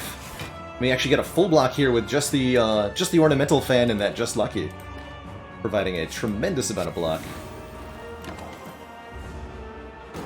Sweet.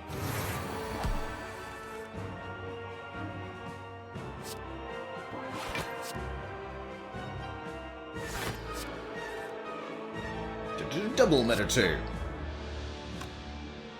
Okay, taking 2. I'm sure that I am. I don't want to scroll yet. Doc, actually, thank you so much for the 26-month. And that secret calculator message.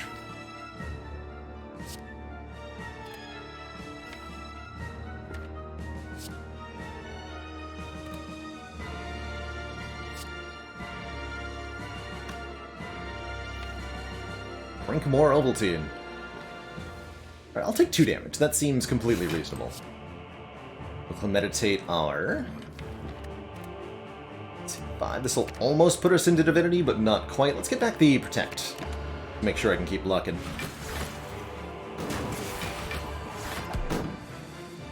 On every turn forever. We have Divinity right now if we want it, but we don't have the cards in hand to make it worthwhile. So I won't. Instead, we'll let ourselves be divine next turn by playing this Prostrate now.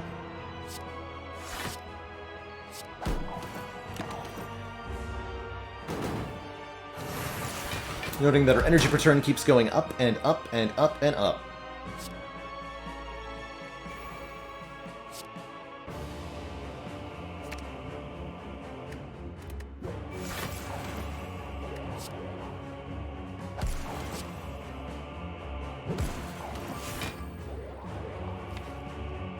That's right, Lesson Learned is already in the discard file. Fair enough, fair enough.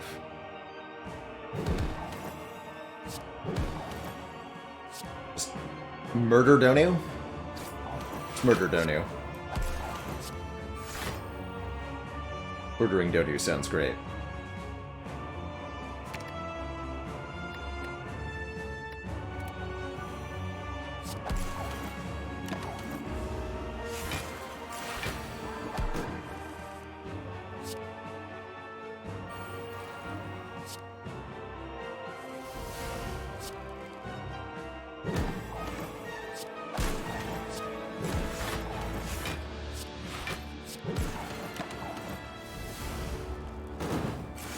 Happy Sunday to you, Randy. Alright, where's that lesson learned?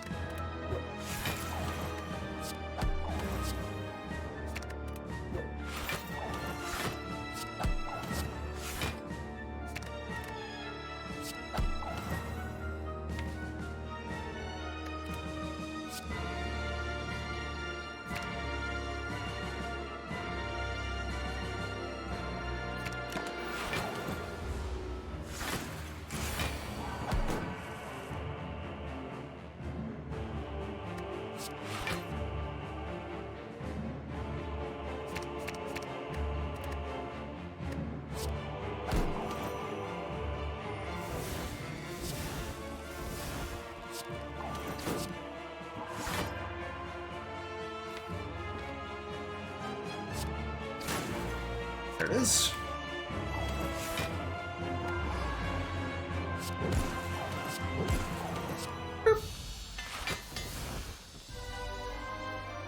GG. We get the wall-up upgraded. Only a few unupgraded cards remain. We've certainly gotten more than our fair share of upgrades from this lesson learned, even though, as a reminder, we did pick this up right at the end of Act 2. I think like 10 or so upgrades from it. And with 1 to go, as we are not done just yet. We've still got the Awokened Blokened to beat up here, who I did kind of forget about a little bit. They gain 2 strength every time we play a power card, but I'm not going to let that stop me from playing our ultimate scaling of Devaform. We really do need that in play.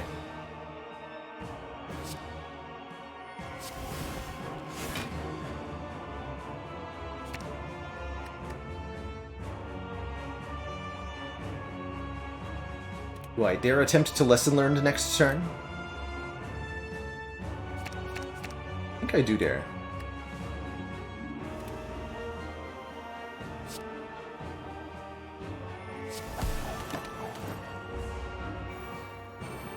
Even if it hurts quite a bit. Not if it hurts that much, though.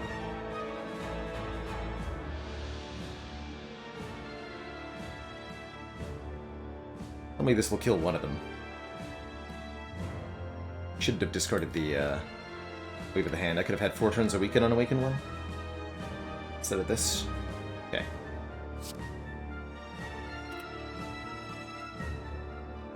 Yeah, gotta use the Miracle. Again, fine.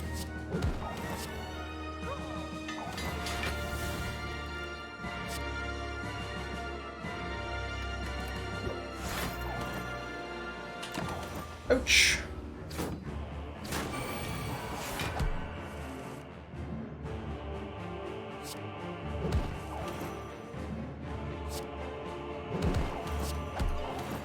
Alright, we're good. We landed a lesson learned already, we got both birds down, and here we can just block pretty consistently with our increasing energy per turn and the might of the duality. Gonna be just fine. Do I play like water? I don't think so.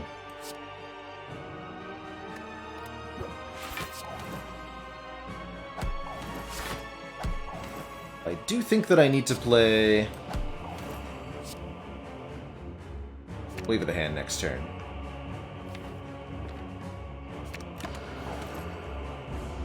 Hey, Fleur.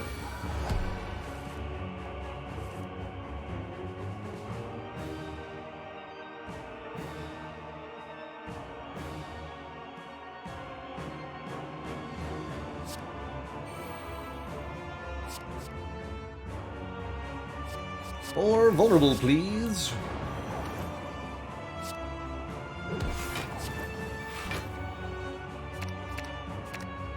Heck yeah. Insight into that wheel kick. The reason we added the wheel kick, kicks plural in fact, was to keep drawing when we had so much energy. In fact, you're actually already dead. Seems nice. I will kill you for my own game. Sound good?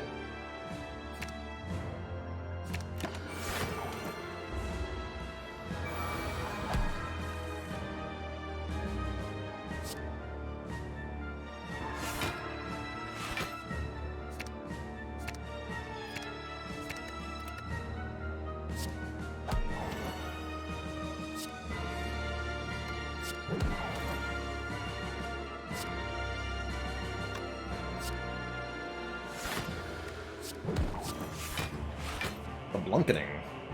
Oh, I have Divinity this turn. Well, that changes everything.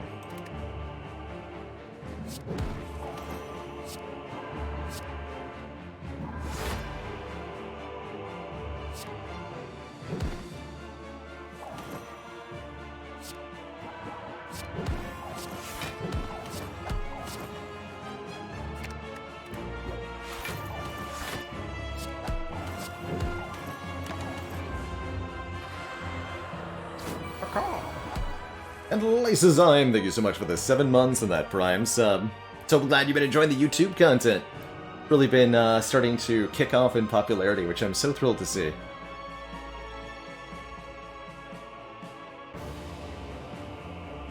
Let's see here. Anything we need to set up, really? Got a sundial.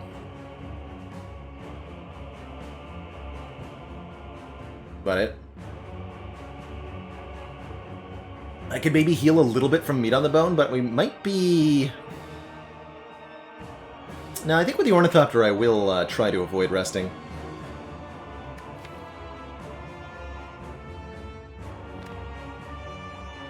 So glad we didn't fight Time Eater. Okay, so half health for us is 35 plus 3, 38. Means we could go up to 50 health if I can take 5 more. And I should be able to take 5 damage this turn really easily.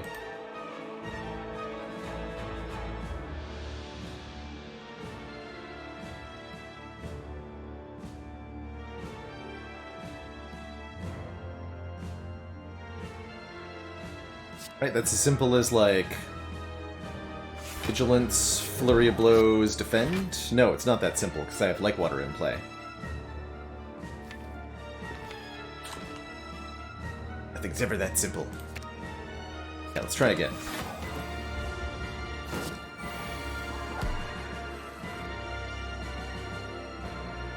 Okay, bearing in mind that we're blocking for 7, this takes 5.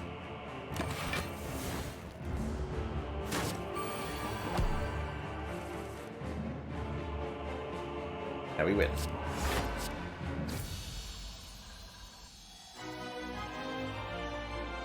Yeah, so it's 7 more health immediately, and then because of the post-act heal, it ends up only being like 1 or 2 more points of health, but it could be relevant, so given that it was relatively easy to set up, I figured we probably should. Meanwhile, I'm way too lazy to try setting up Sundial. Yeah, 70 out of 76, I think we avoid the rest here, go for the upgrade on probably Worship here. Although the Blasphemy upgrade could be equally impactful. Go Worship.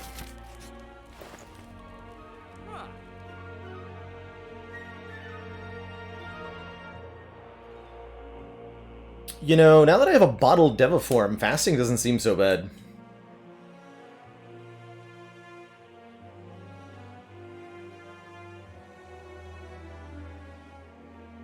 In fact, it seems pretty good. Hey, Miss Achiever, there sure is a win streak right now. 7. But signature move, though. Signature move, loose. Let's see, what would I remove?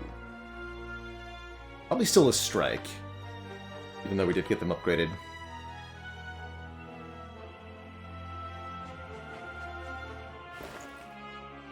Maybe Eruption? No. I think I like our current potions just fine. 1 for each fight. Hey, Chrono. Yeah, I think I am going to take this fasting. As well as a...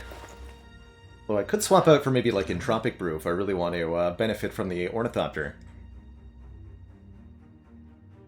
Oh yeah, Lesson Learned is arguably a reasonable removal as well. Although we could maybe get Fasting upgraded with it. If I keep it around. And we can play it to remove it for 1 extra energy, which I'm actually okay with. I think I'd prefer to remove a strike here.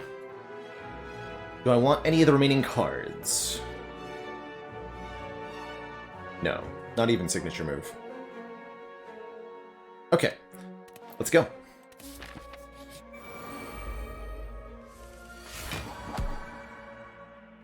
Ah, we have Scroll on turn 1. Good. Might not play this Deviform here. Let's see what the draws yield to us.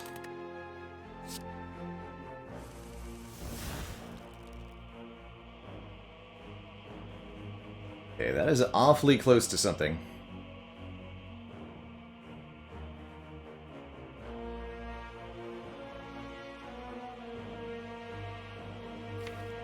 I've not seen Weave yet.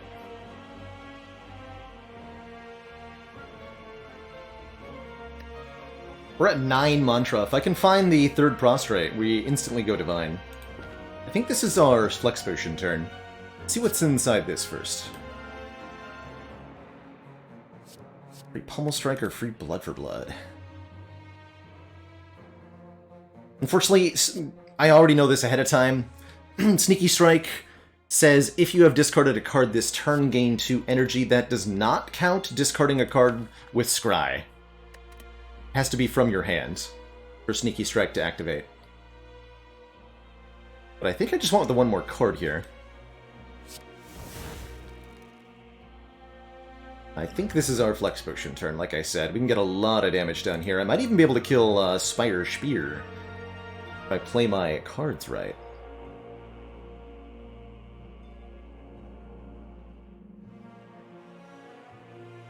Let's see, so if I use this, Bowling Bash will do 30 twice. We have similar outputs on everything else. Yeah, let's try to kill Spear first. We go Eruption, just lucky. Lesson learned.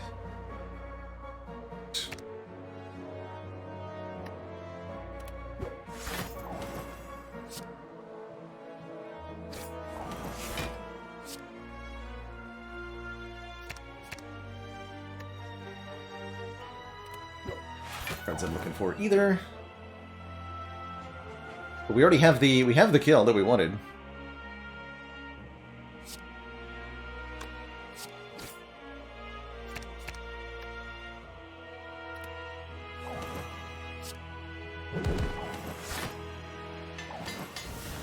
And that's an important upgrade for Heart, I think. Retain on Blasphemy means we won't have to draw it more than one time. Cool. Alright. Take that, you stinky upgraded Devaform. Didn't need you in this fight.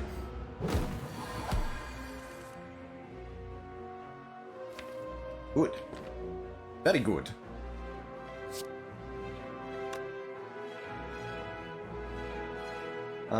Any reason not to just murder you now? I don't think so.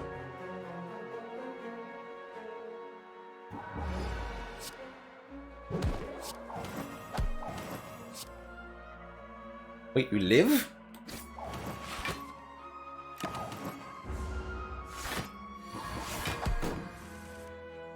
Unacceptable.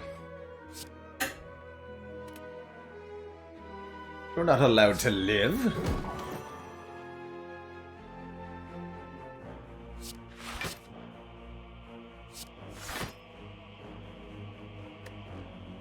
This does mean I get to optimally set up Sundial, though, so it's all good.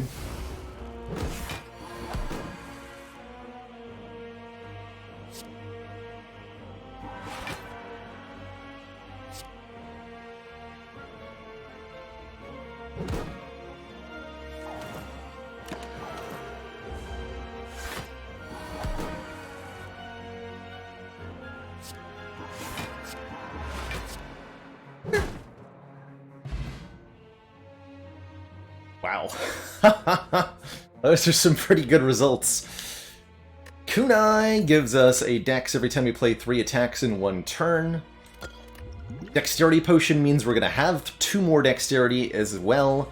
Another copy of Weave here. Whenever we scry, return it from the discard pile to our hand. And I think with Kunai and Ornamental Fan, I do in fact want another copy of Weave. Hell yeah.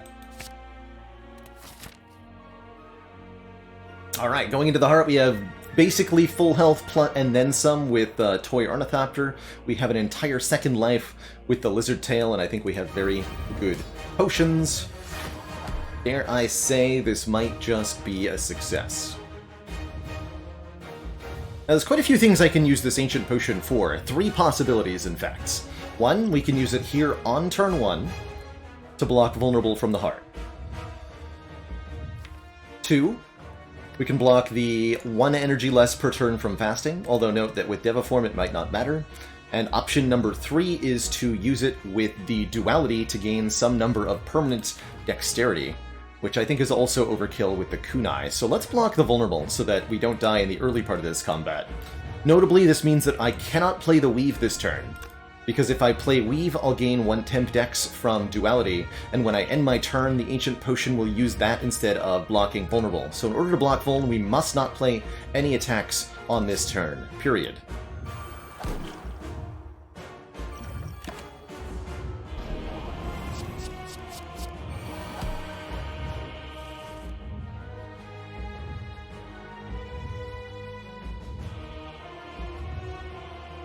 And now I think it's time for the Dex Potion. I think I'm going to play 2 Miracles first, take 4 beat of death damage so that this heals me from the Ornithopter.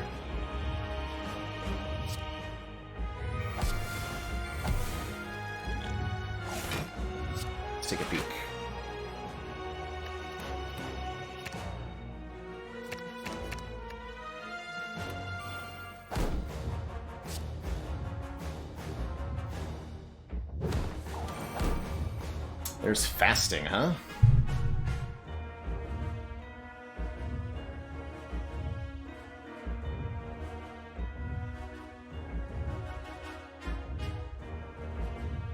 Artifact won't block Blasphemy killing us, unfortunately. Only the Lizard Tail can save us from that here. Okay, I don't have 3 attacks, unfortunately. I'll still play this for the 1 dex, though. And I guess I'm going to get down to fasting now. So we take a bunch of damage now, but that's precisely why we use the Ancient Pot on the Vulnerable, so that it's not a big deal. I could also Miracle Evaluate, which I think is a good idea. Take only 25.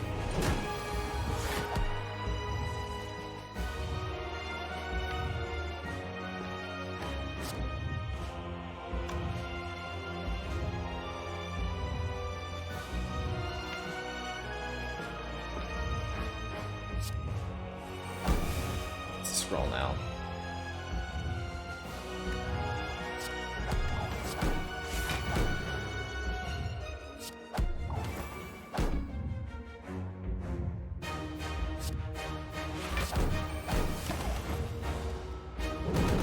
Like that. Kind of a slow start here, but now we're really charged up with more and more and more energy coming our way each turn. Low block cards, are you there?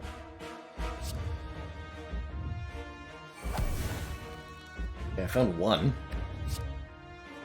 Probably gonna be a Divinity turn. Let's do that.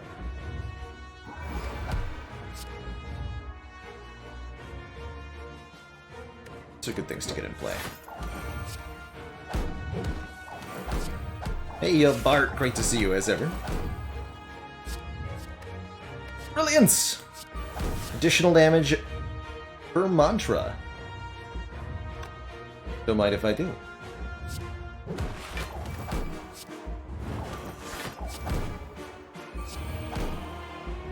And we can go back into Divinity by getting the Warship into our hand. So I'll take Divinity and Wallop to block this turn.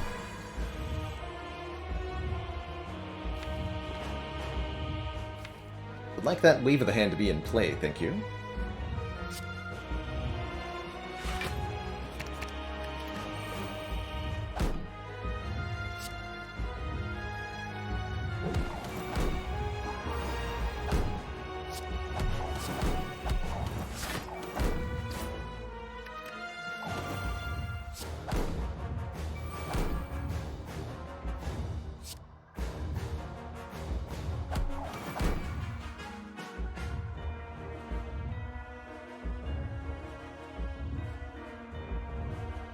Can I apply Vulnerable to this thing? I don't think I can I?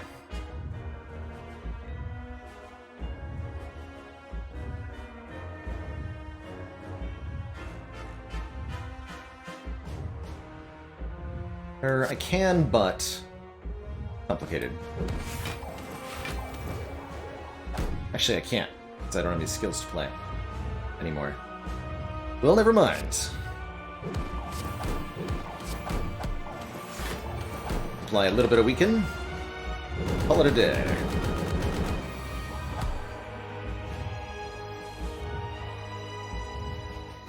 Ah!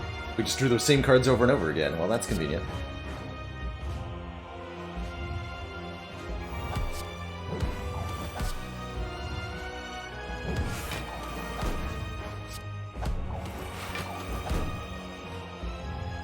Yeah, that's good.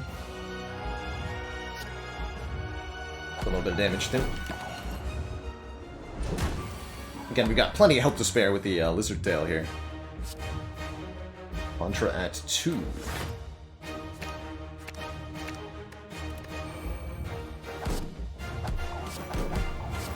These double weaves are crazy strong.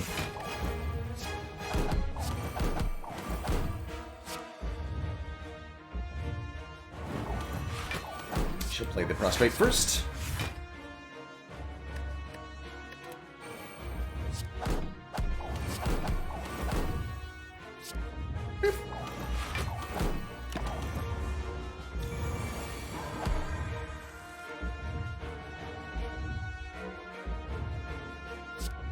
Both weaves are in the discard pile. Yeah, I can just play the Blasphemy.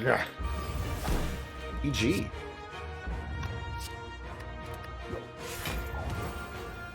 Guess you could say this hard fight was pretty nice.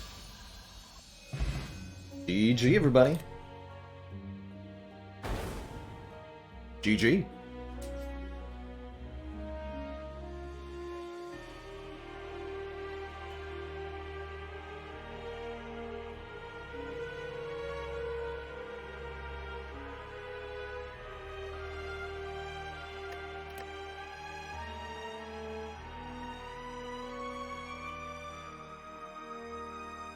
And Thorondor, thank you so much for the 11 months. GG, well played to you.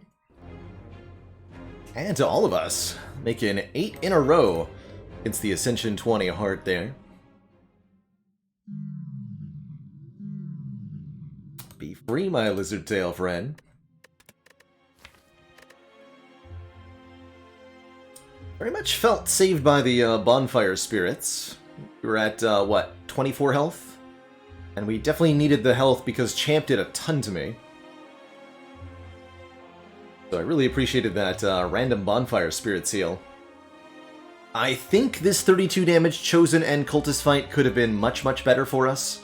Had I used my potions differently, had I not discarded the Ancient Potion just before this combat, had I maybe even just played my cards a little bit differently or thought about it more, this fight could have gone a lot better. That said, perfect runs of Slay the Spire are almost impossible to come by. There's so many little optimizations to make, and almost nobody can play all of them perfectly every run. The big important thing in Slay the Spire is to keep trying to win from your current position, whatever it might be, whatever mistakes you've made. There's always, or almost always, room of some kind to recover. I'm glad we were able to really turn this run around and get back on top of it, scaling up with the Black Star, and pulling it together in the late game with some really good relics, the Ornamental Fan and the Kunai especially being very, very good.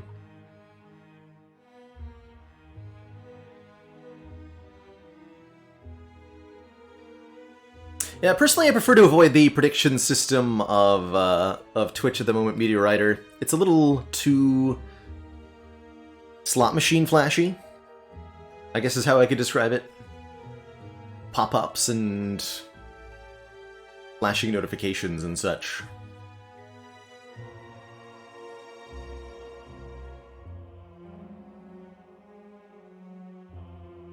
I think we could have won without the heal. Yes, we had a regeneration potion on us for the champ fight, so we absolutely could have gotten another 15 hit points from this fight alone. I think I had a weak potion too, or some other potion that I didn't use. What I have. No, did I use the weak potion? Oh, that's right, I thought about using the weak potion on Book of Stabbing and didn't. Yeah, we had a weak potion against Champ too. And we absolutely could have, using both potions, we could have won without the bonfire spirits here. That said, I probably would have rested one more time. So we got at least a free upgrade there.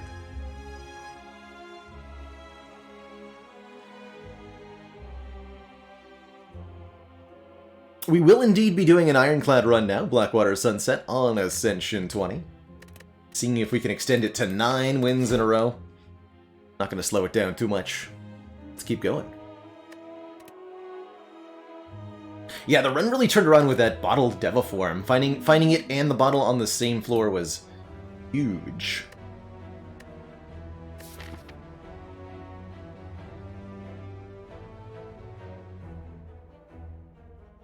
Fairly challenging looking act layout here.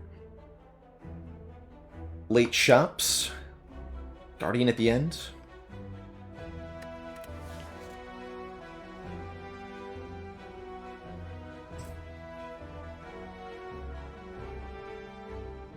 I think trading away all of our money for 14 max health, which is also 14 current health in that extremely valuable Act 1 is a really good thing, right? We can just trade this health back to get the money in an event somewhere, probably. And having 89 max health from the very beginning gives us a lot of cushioning room to work with. We don't have the immediate threat that makes me want 3 random potions. I mean, we could, like, try to fight the Burning Elite with it, but it doesn't really lead to a good act anyway. Rather just get 2 elites, get a few upgrades. Call it a good time. I guess I could go 3 elites. An interesting option. We go for the early one, which is somewhat doable with 14 max health. I don't think I want a random rare. There's too many Ironclad rares on floor 1 that are awkward. So, bad rares. Let's take a quick look at the Ironclad rare card pool.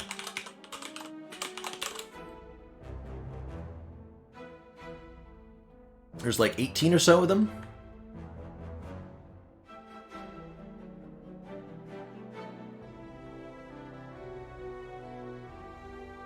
So the rares are Double Tap, which I think is mediocre on floor 1. It can be okay with like Bash or whatever, but for the most part, not great. Exhume, which is not great on floor 1. Impervious is good. So 2 bad, 1 good. Limit Break is not great on floor 1. You have no strength to double. Offering is excellent. Barricade is pretty stinky. Berserk, I would say, is not my favorite on floor 1, but could be okay.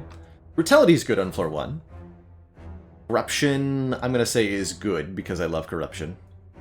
But I'll put Demon Form in the bad camp. Juggernaut is okay. Bludgeon is definitely good on floor 1. Feed is very good on floor 1. Fiend Fire is very good on floor 1. Immolate is good on floor 1. Reaper is good on floor 1. Actually, that's pretty in favor of a random rare, now that I think about it. Really, there's only 1, 2, 3, 4, 5, 6, 7, 8, 9, 10, 11, 12, 13, 14, 15, 16. 16 rares on Ironclad. And of those 16, the ones that I really don't want are Double Tap, Exhume, Limit Break, Barricade, Berserk, Demon Form. 6 out of 18. That's pretty good odds, actually.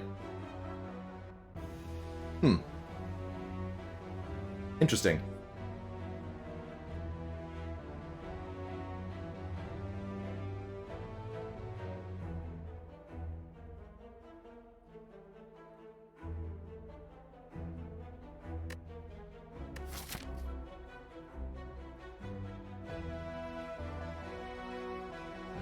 And yeah, they even have their use cases, like the Demon Form can be good against Lagavulin, it's good against Guardian. But there's definitely still a chance we end up with a Curse, whereas 14 max health is guaranteed to be good. I'm gonna take the hit points here. I think I'll avoid the... Take the safer play. I'd like to get through the act without any resting required. Let's go for 2 elites then. Dang it. Stinky 15 hit point Gray Slime's always a nuisance. Dude. Not cool. Ouch. Oh no.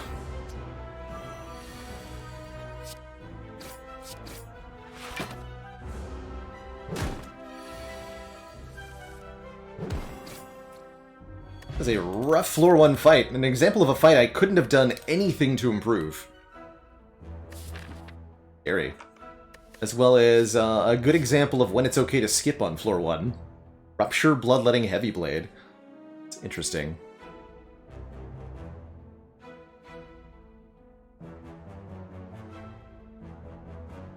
I never take a floor 1 Heavy Blade. I really hate that card. So, let's take a Bloodletting. Lose 3 health, gain 2 energy. Try it. I'll lose some max health for the Golden Idol.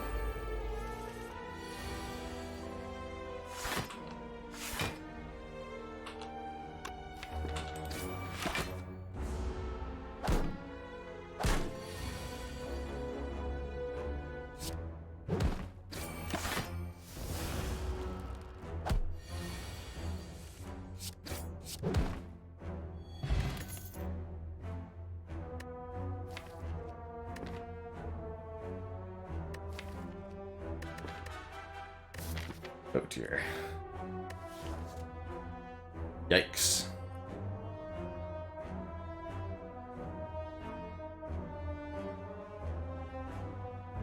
I think flex because of the Ancient Potion. Genuinely, but yikes. No takeable attacks in the first 2 card rewards is tough.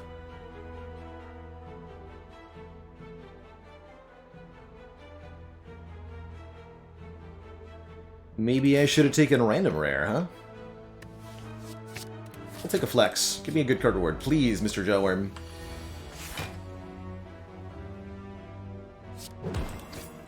Please.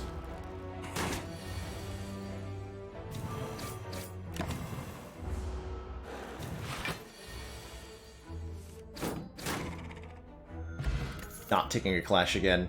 Alright, Heavy Blade. I don't like you, but you're coming with me.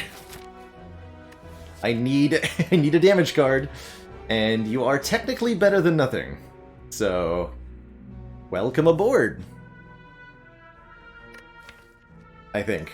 Goes with the flex half decently. The other option is armaments, but I don't think so. I don't think so. Yes! Thanks for the very generous heal, Cleric. Okay, now I'm feeling a bit better. And we have to upgrade Flex. Going into the first elite. We should be good to fight that elite now that Cleric gave me a decent heal, at least.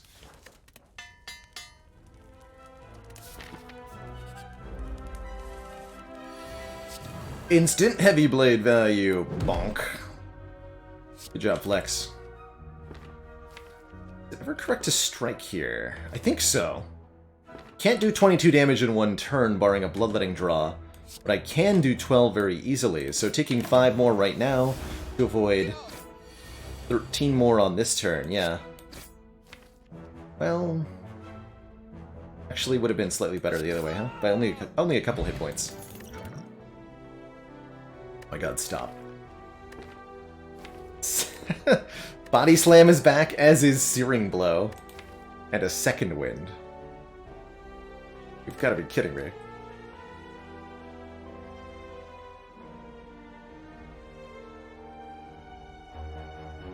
Bruh. Please no. Oh. How do you Ironclad like this? Was I supposed to go double Body Slam or something?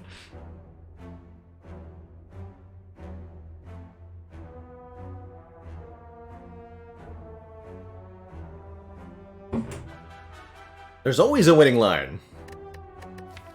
Hell if I know what it is. I guess the winning line right now is having 73 hit points. Keep skipping. Alright, Elite. Sup, Gremlin Gnorb. I did not draw Flex turn 1, which is unfortunate. I did not draw Flex turn 2, which is even more unfortunate. So do I block the Vuln or block the Flex down? Just block the Vuln. Won't be that much damage. We just take our time killing him. You try it. Ooh, Stinky! Oh, you're telling me that I would have had lethal with the liquid bronze instead? Damn it. That's so disheartening. Because Flex Heavy Blade Strike is 36 damage. And if I had known we were going to draw that, I would have used the liquid bronze for the 3. Instead of the ancient pot, but we had no way of knowing that. That's okay. Do this. Let's win next turn. It's not even that much health loss, quite frankly, so we're fine. Oh, bottled flame. Ugh. No. No, we're skipping the relic too. Ew. At least we have 91 max health. Gross.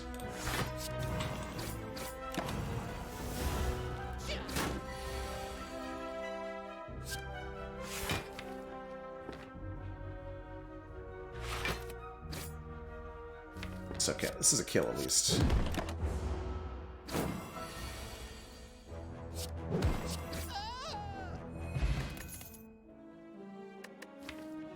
Alright, armaments, welcome to the team. I don't mind taking you now that Knob is out of the way.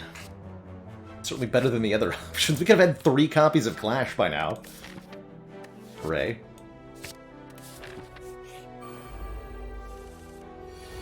Okay, not a actually not that bad, right? Although again, the fact that Heavy Blade only does 14 is completely sad here. Dang it. We'll try this line. Good. Okay, not bad, not bad. We get to, letting and kill the stinky boy. You. Not too bad. Hopefully killing the chunker next turn. Oh! Dang it.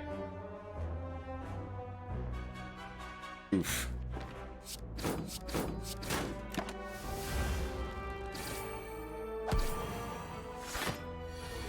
Ah.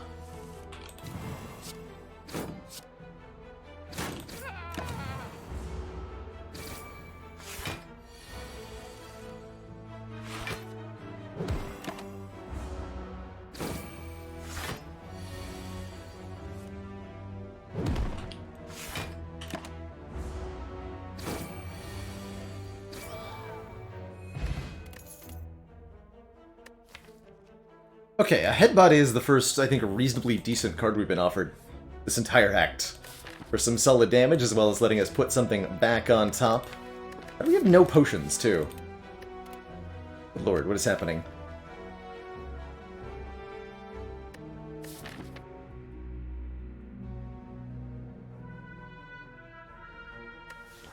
Yeah. Our boss is Guardian. We're going to be okay against Guardian as long as we can get through the next elite. And I think Headbutt will help us with that more than the other stuff would. And it is a Lagavulin. Okay, okay. Okay, life is slowly improving.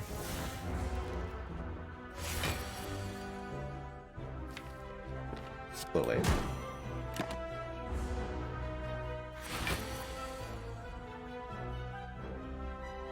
Hello, BB Tech. Hello, hello. Okay, drawing Flex plus next turn. Tempting to put the Heavy Blade on top. Let me go Disarmage. Let's do... Actually, we probably want to Bash. Yeah. Bash on top. We're gonna need to trade some damage against the Lagavulin here. Plain and simple.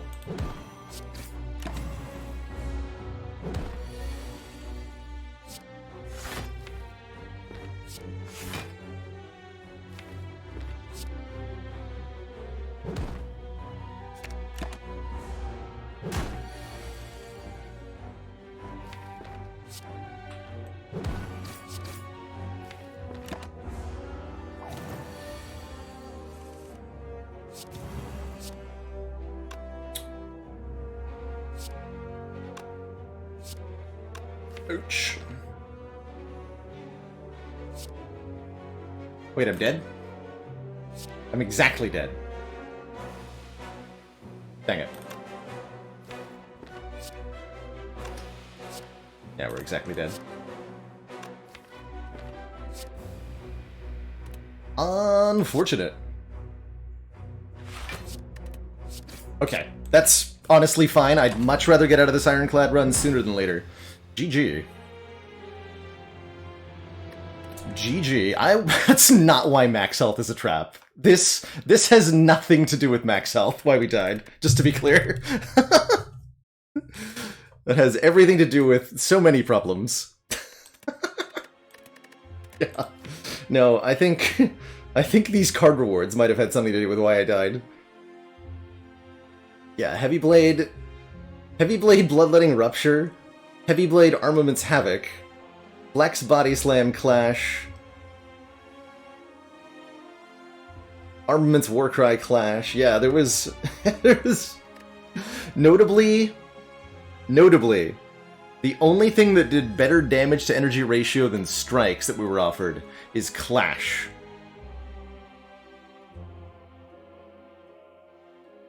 There was not one better than average attack until Headbutt appeared on floor 11. Which is really impressive, considering that most of Ironclad's common cards are better than average attack cards. Cleave, Pommel Strike, Clothesline, Sword Boomerang, Twin Strike, hell, Wild Strike would have been acceptable. Anger, any of it. Any of it. Please, any of it. Anyway, I'm not going to beat myself up for losing that one. That was one of the toughest Ironclad starts I've had in a long time, and I'm just going to put it behind me now. Thank you very much. Will not speak of that one again. Oh my god, what is this act layout? Ew. Whatever, give me a rare relic. That's a good one. Incense Burner.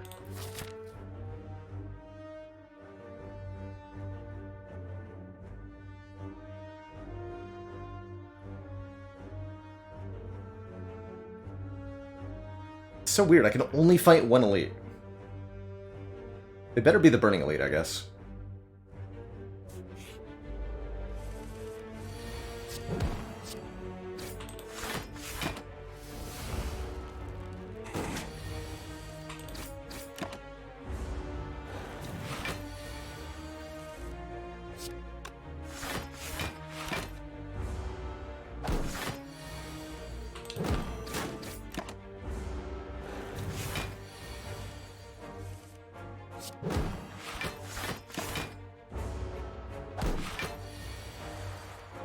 Actual incense burner value? Actually, no, wait. Probably want to theoretically set it up for next combat. Are we already at that point? We're already at that point. Terrifying. Actually, I better leave right now. We're at about 4,500 hours in Spire here. It's a lot of hours. Taking footwork because we're fighting Guardian at the end of the act.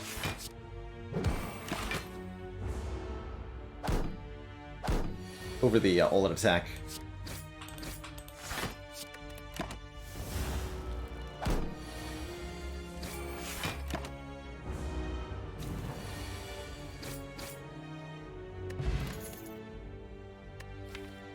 Deadly Poison's pretty good too. Yeah. Live 5 poison.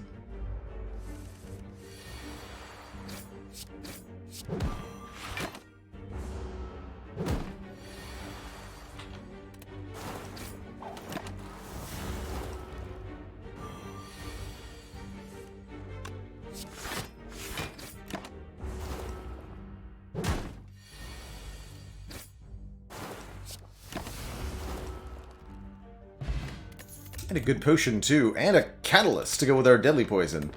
Alright, Spire. I accept your apology. Still gonna fight the Burning Elite, though.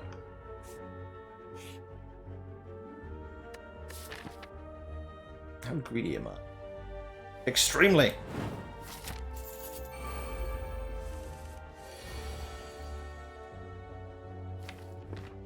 Like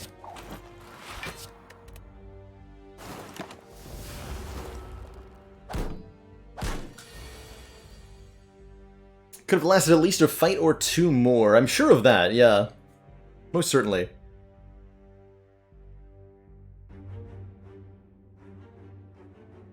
Definitely not an example of an impossible run.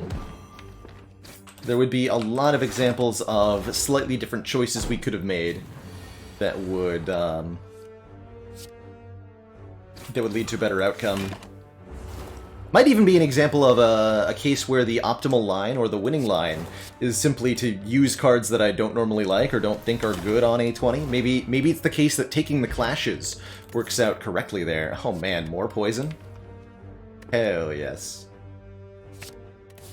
All poison all the time. So I could do this, but I think that's relatively foolish.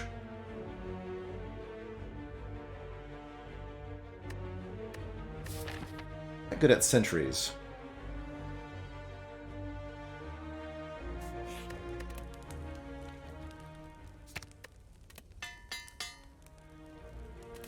Yeah, and depending on what the rare card was, of course, you might have had a good time with that, too. slimes. Oh, not that rude, I guess. Certainly could have had worse slime gang fights.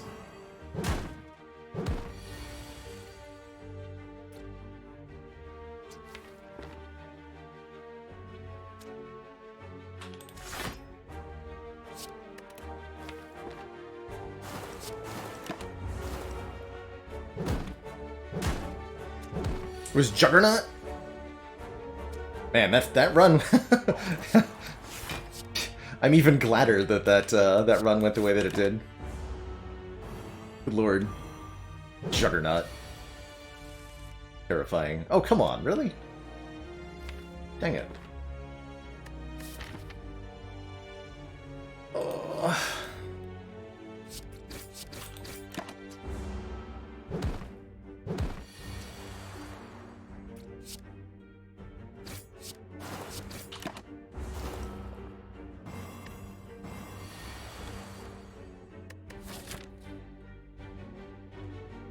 Tangible. Turn 2 or turn 3?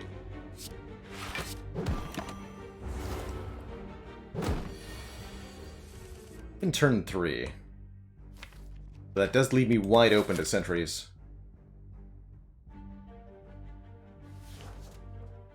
Turn 3.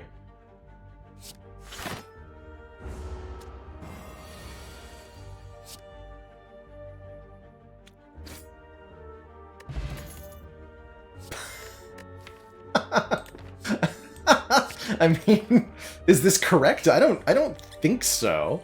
Am I doing it anyway? Of course I am. Why would I not? Amazing. Let's go. I'll fight the Burning Elite now. It is Knob? Perfect. I'm happy to see the Gremlin Knob right now.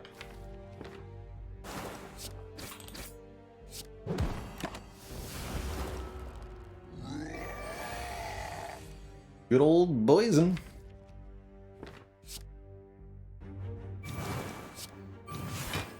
Oh no!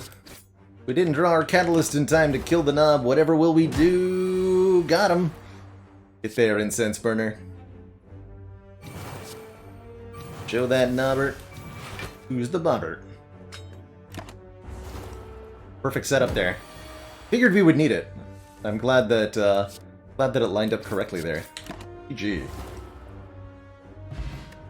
We get huge rewards, an Ornamental Fan rewarding us for playing 3 attacks in the same turn.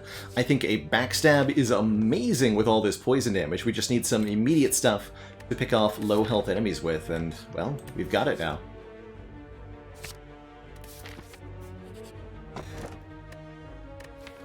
Bottled Footwork. Sure. Bottled Upgraded Footwork. Shop or an upgrade? I think the removal's quite a bit right now. Go to that store.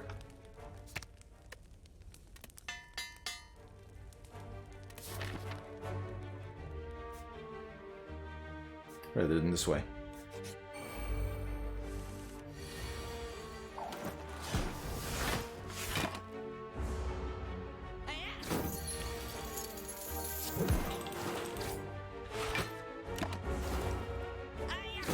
Hiya!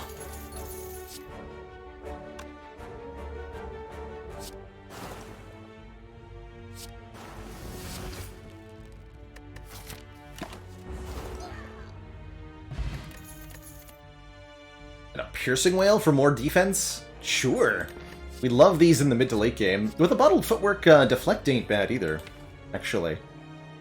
I'm still going to take this Piercing Whale, because of how effective it is at shutting down multi-attacking enemies, particularly those in Act 2 and Act 3. I'm going to go ahead and buy our second copy of Catalyst, and I'm going to remove a strike. Sound good? Sounds good to me.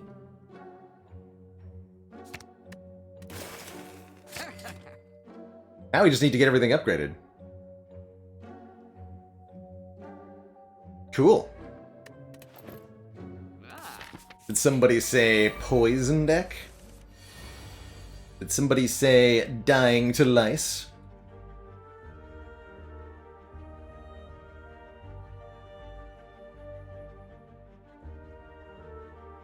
2 here. It's a pretty good Essence of Steel, really.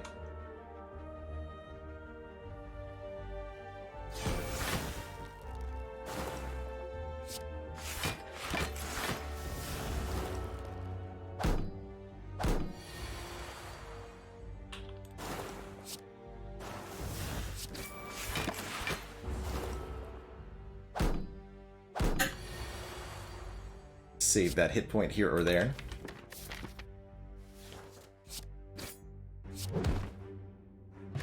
We get a potion back. The Cultist Potion. Catalyst number 3. Or a Malaise.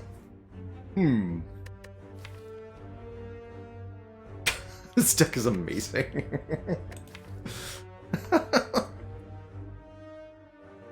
Honestly, 2 Catalysts is probably enough. Malaise is really good. We're way, way behind on upgrades now.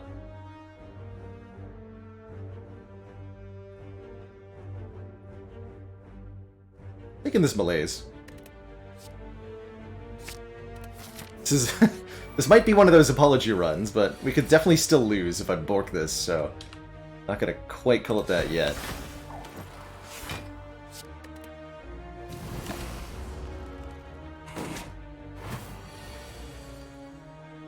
Certainly a lucky couple of runs.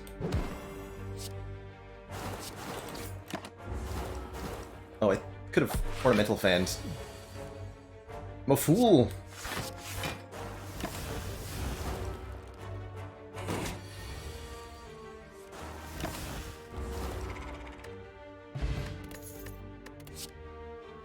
More poison, anyone? Fumes are here.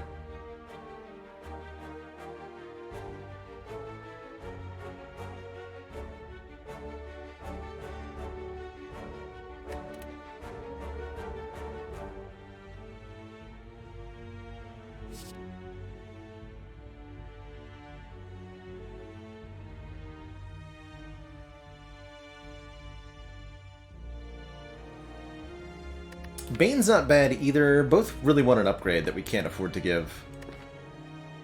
Dash is respectable. Maybe this is a dash. With Modeled Footwork and Ornamental Fan. Let's do that. I don't think I need this Cultist Potion ever. Yeah, hit on the upgrades. There's no need to rest against Guardian, I don't think, with this deck. Although this is not the turn 1 I had in mind, that's for sure.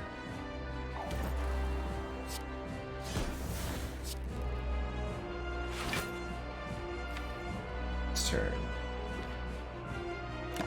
Failing to set up burner might have killed me here.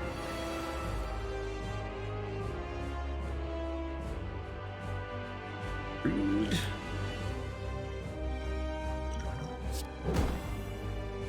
Now we're alive. Fortunately, had enough damage with the upgrade potion. Guess the explosive pop could have gotten there too.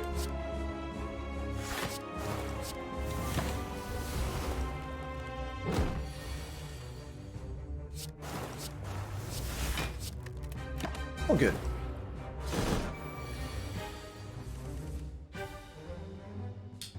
Ah! Oh wait, no, we have enough transform damage, actually. Despite how terrifying this looked for a second. It's all good.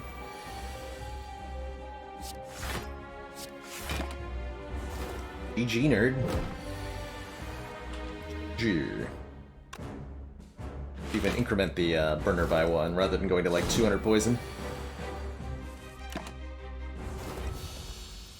Sweet. And we get our potion back. Feels good.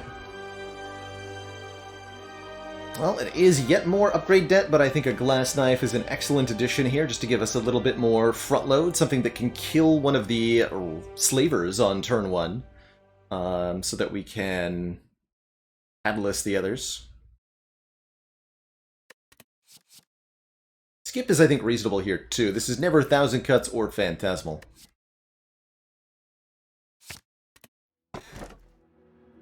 Choker is completely reasonable. far as energy relics go, limiting us to 6 cards per turn, but getting us 4 energy. We could instead transform and upgrade 3 cards. I think transforming 3 strikes would be pretty okay. Or take a unique curse, unremovable, a Curse of the Bell, and 3 relics. But let's take a Velvet Choker, I think. Additional energy every turn is going to be great, and a double Catalyst deck, and a deck that has an X-Cost card. Doesn't need to play tons and tons of cards each turn. Go Choker. Champ at the end of the act, already a foe that we can beat pretty easily here. Priority, remove strikes, get a bunch of upgrades. If I want a bunch of upgrades, we're going to go this way. Upgrade, upgrade, upgrade, upgrade. We need to get everything, catalysts, all of it, upped.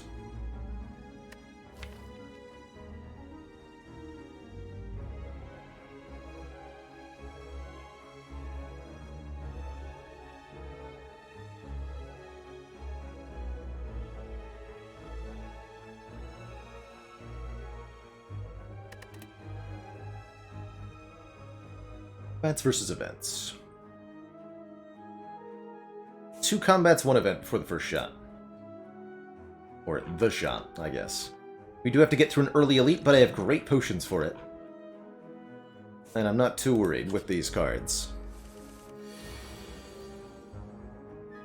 Fires. Get 4 fires. 1 combat's just for more, more card rewards. Those are always good.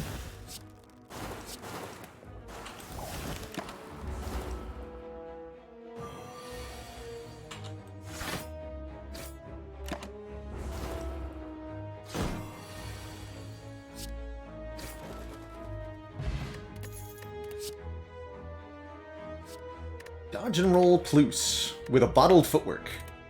Okay, that's pretty good. Yeah, that's great, actually. Gotta love the free upgrades from those card rewards that are pretty good. And as you can see, we absolutely clobbered Chosen too, right?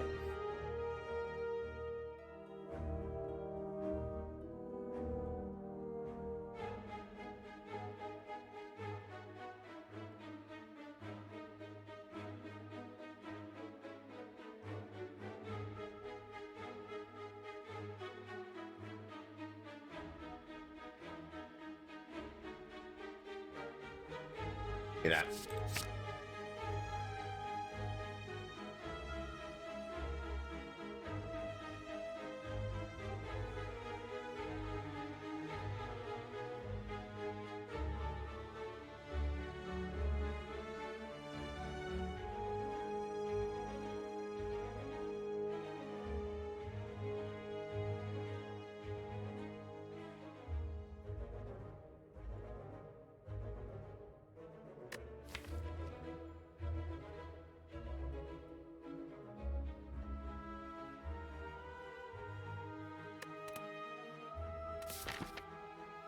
I think our current potions are quite good here.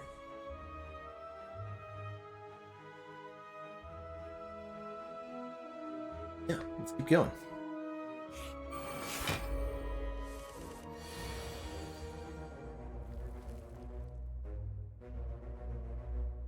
Artifact, boy. Bit of a challenge for us, though Malaise can strip off quite a bit of artifact here.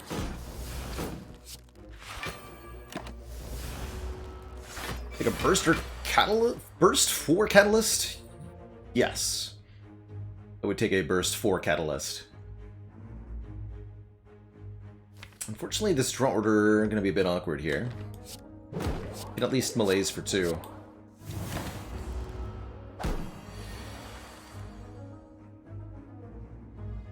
And a dad joke for Pat Penguin. Sorry for the delay there. Had to think of a good one. Did you hear about the Silent who is extremely lazy? All she does is malaise around.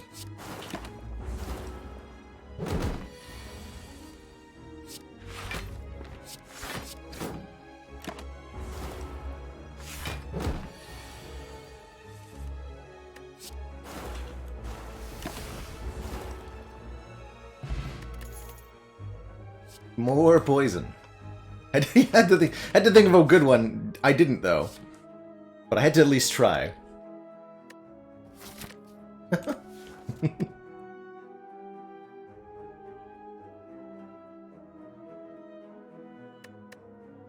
Take another deadly poison to go with that last joke.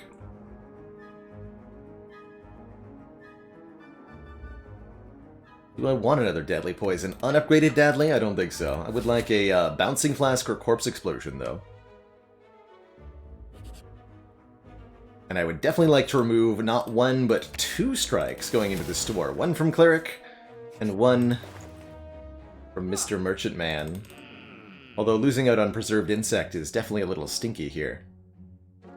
Could take a well-laid plans to retain stuff, but I am very much about the strike removals here. The best sub sandwich? Oh man. I don't think there's anyone best. I'm very much a fan of the more different vegetables you can squeeze onto a sub, the better. The pickles, onions, jalapenos, lettuce, some peppers. I do like Italian subs a lot, especially with a little bit of salt and pepper, oil and vinegar. A Reuben? I wouldn't call a Reuben a sub. Unless you can get a sub-sized Reuben, which sounds delicious. I had a BLT sub earlier, that's one of my go-to faves. Personally. Lots of olives and onions, that's right. A ritual dagger. This is not a ritual dagger kind of deck, right? We would struggle to get kills with it. Although it's definitely early enough. Well, no. No. Give me the money. Okay, we should be good to go into an elite fight here, although the burner's not quite set up.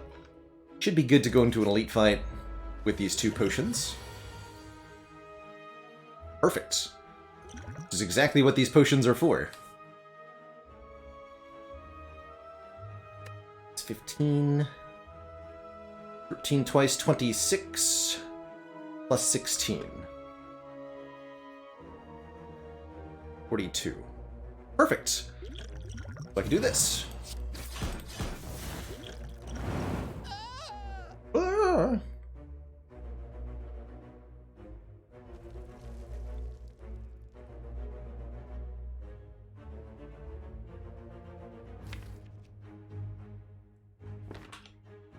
And we can go footwork, survivor. I could even malaise to take like 0, but I'm gonna play the deadly poison. Oh wait, I can play the deadly poison.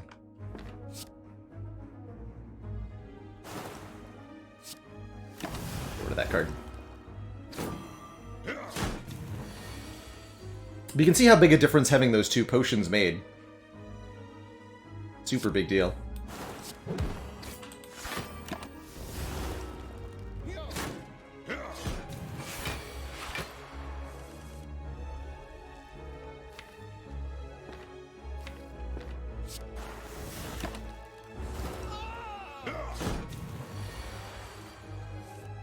Bad burner timing now.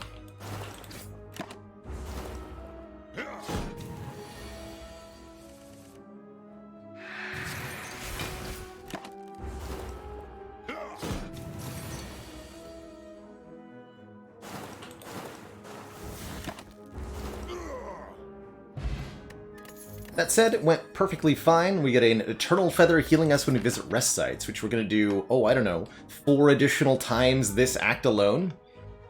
It's okay to me. 3 cards that do not pair well with the Velvet Choker. We'll be happily skipping those. Our cultists. Tricky ones at that. I'm gonna put poison on the one with the most health and then play the attacks on the one with the least health. Since I expect the one with poison to die purely from poison.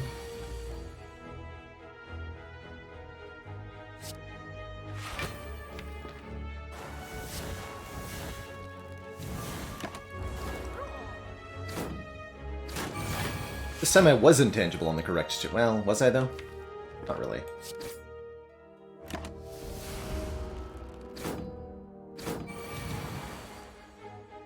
Not really.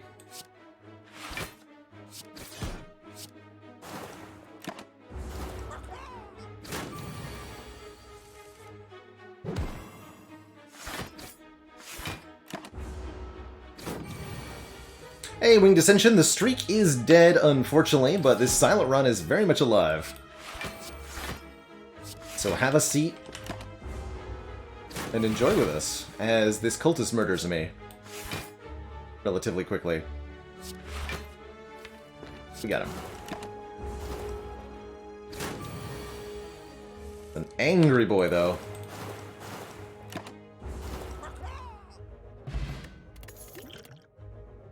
Piercing Whale. Plus. Get the deck. Upgrade Catalyst. Upgrade Deadly Poison. Upgrade Paper Crane. Actually, now that we have a Paper Crane, which is hella OP, we'll upgrade the Malaise instead. This is going to be a winning run. I think we're going to have a good time. Paper Crane makes our weaken essentially 1.5 times as strong, reducing enemy damage by 40% instead of 25%. Which absolutely obliterates most bosses and their damage capabilities.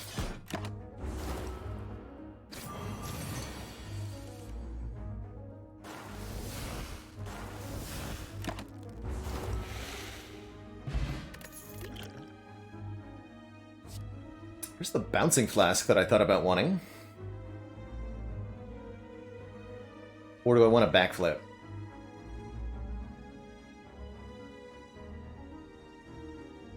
I don't want a backflip with upgraded footwork bottled.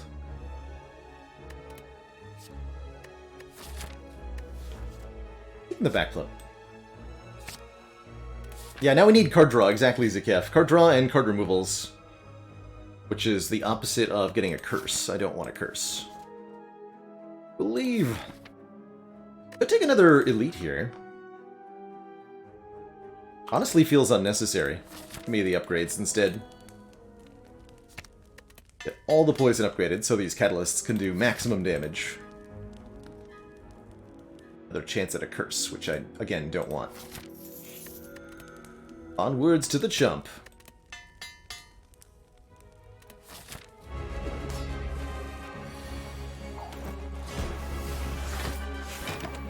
Should be a really short and easy fight with this much poison. Oh. Did it though?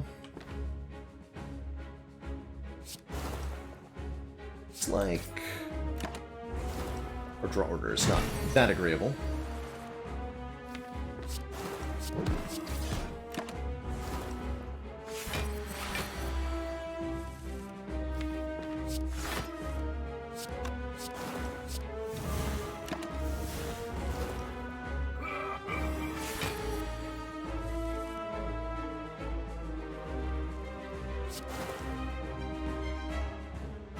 .75 poison does not bring you below half on this turn.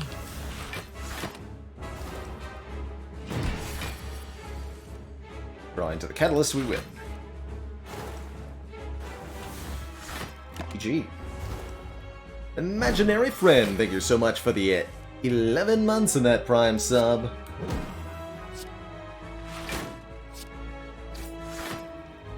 The anti-Baker's dozen.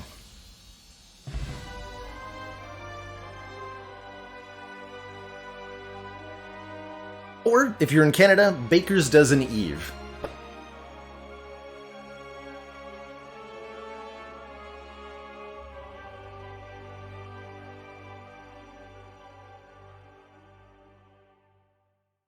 As Zutha says, Popical, there's at least one really unusual situation where picking up the gold would heal you because you have Bloody Idol and you want to avoid the heal. But for the most part, you do want to take the money when offered.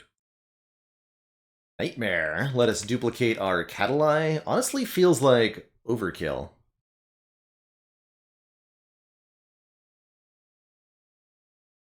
Feels like definite overkill. Maybe against Donu and Deca or something?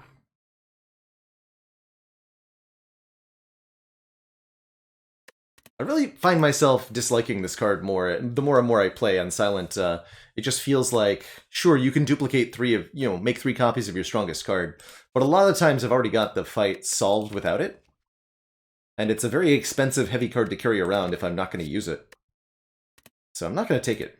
I think it will only get in my way. And I'm instead going to happily take a Runic Pyramid, so that we might retain our hand from turn to turn. Man, this would have been the easiest 10 in a row run ever. Dang it. Well, that's okay. We are going to be crushing it. Runic Pyramid is perfect here.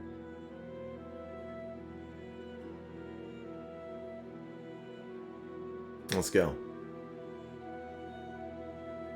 Snekawai wasn't awful there either, drawing more cards each turn, but making us confused.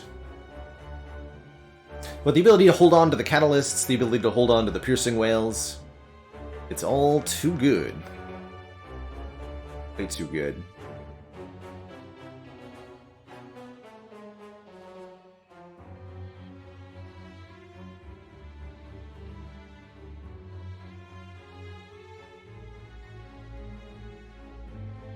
That is the easiest beginning to a 10-0. There you go. Sounds correct. Get that second to last strike removed from the deck. This could be a bit of a challenging fight. The 3 jerks, I believe they're called. Since we have to kill them all at the same time to win the fight.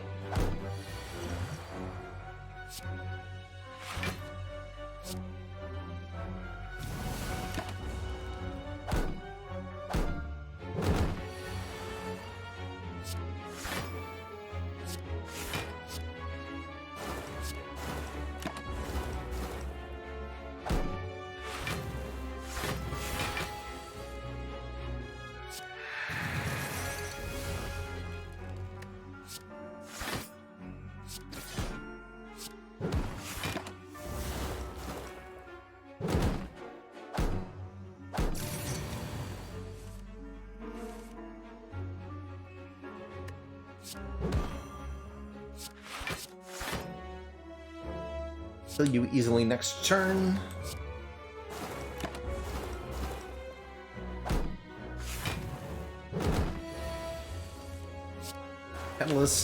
Catalyst, last knife, strike.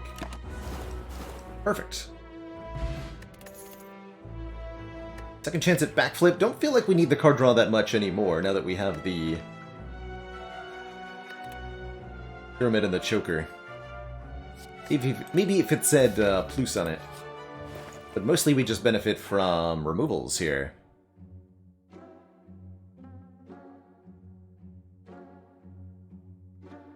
Upgrade all would definitely be juicy in the good way. We'd happily get all the defend cards upgraded in particular. The relics here seem particularly appealing. Sure, we could take a little bit more health from the Lee's Waffle. We could take an on-sale Adrenaline, and that's not terrible. It's a little bit more card draw as well. Yeah, Pale, I would take a Corpse Explosion anywhere that it's offered. Most notably for giving us an easy answer to Donu and Deca, who we don't have a current battle plan against that I like. Nope, not that one. This one. So definitely remove a strike. Do I want this Adrenaline? Sure. Pick one.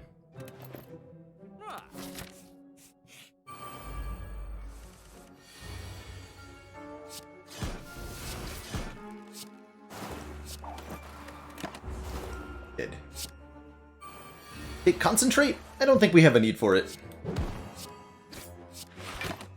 Although it does get cards out of our hand decently. I'd prefer maybe Calculated Gamble. Something similar.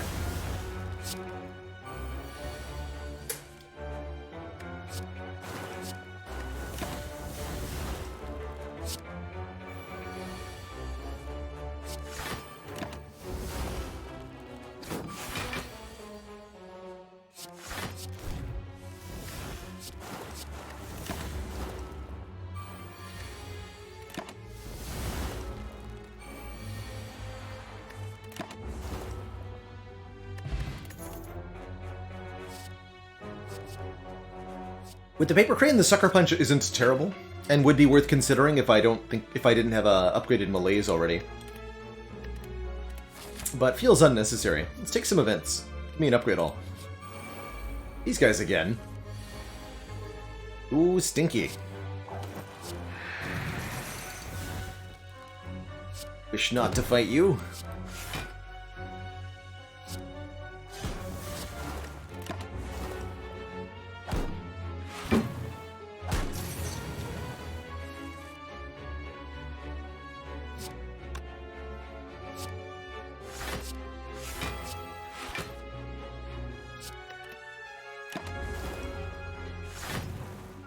You might be thinking of Upgrade All Strikes and Defends Pharaoh, the Ancient Writing event, which is an Act 2 only event. We're referring to Mind Bloom and its ability to upgrade every single card in the deck, which happens in Act 3.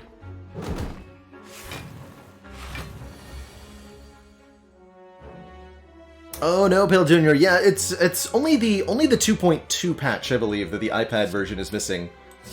So you'll be missing the upgrades to the Silent Balance. And like the upgrade on Aggregate for defect. But you'll still have the Watcher in all her full glory.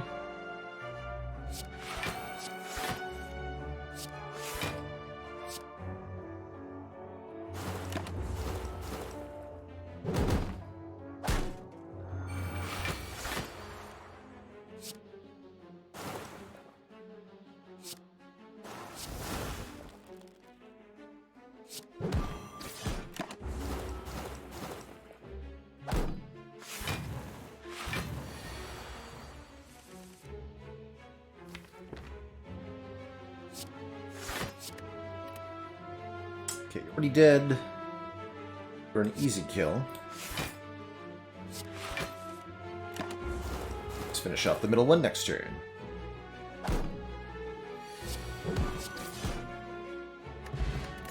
Ghost in a Jar and a Blur.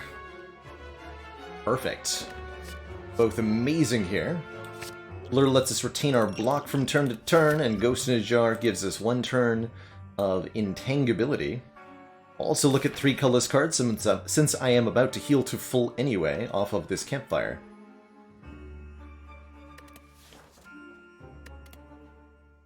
Wouldn't mind a Panic Button. Bomb is kind of cute. There's Panic Button. Gain 30 block. You cannot gain block from cards for 2 turns. Don't mind if I do. I think I'll try an Impatience too. We have no attacks in our hand. Draw 2. Graded draw 3. Let's recall. Blur is quite good with Nightmare, it's true. Letting you become Intangable for many a turn. Or block for many a turn, rather. In a row.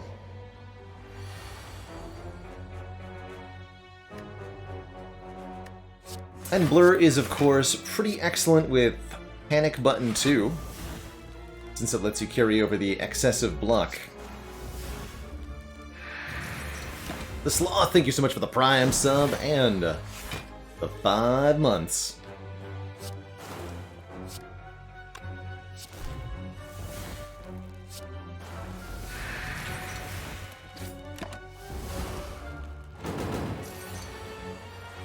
Let's try, nerd.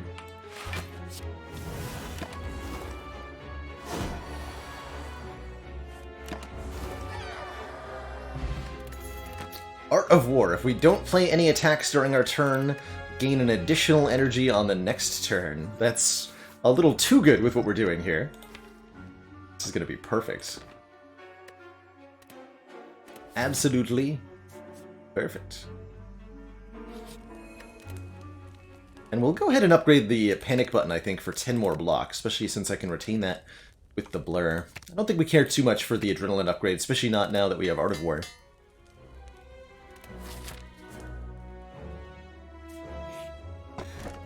Gotta take the blue key over the white beast statue. That's fine. I don't need a potion right now. I don't think I'm going to the store.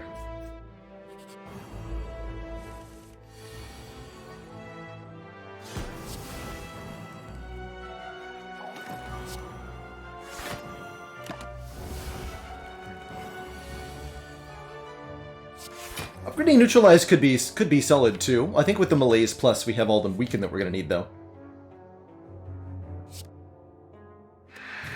Let's get rid of these stinky piercing wells.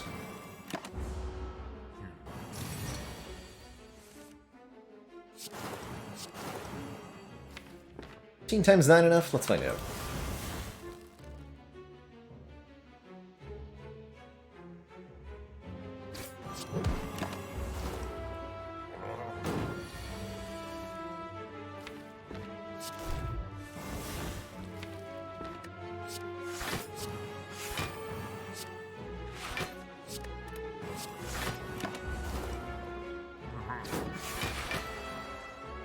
Why are you still here?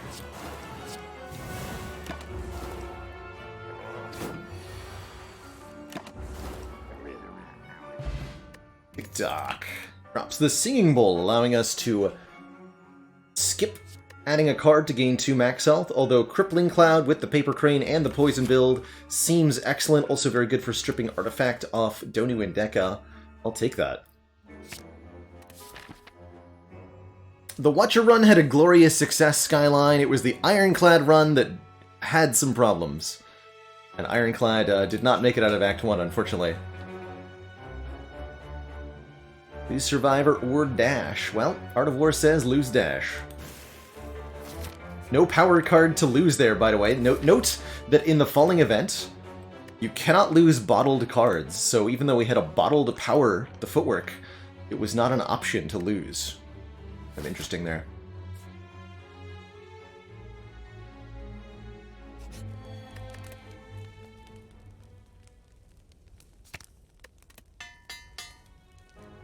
Some problems. Some problems, no solutions. Only sadness on that poor Ironclad run.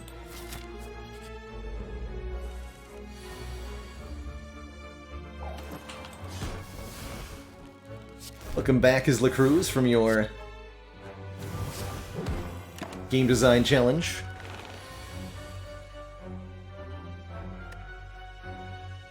Seat is perfect block. Don't know why I discarded to defend, but here we are.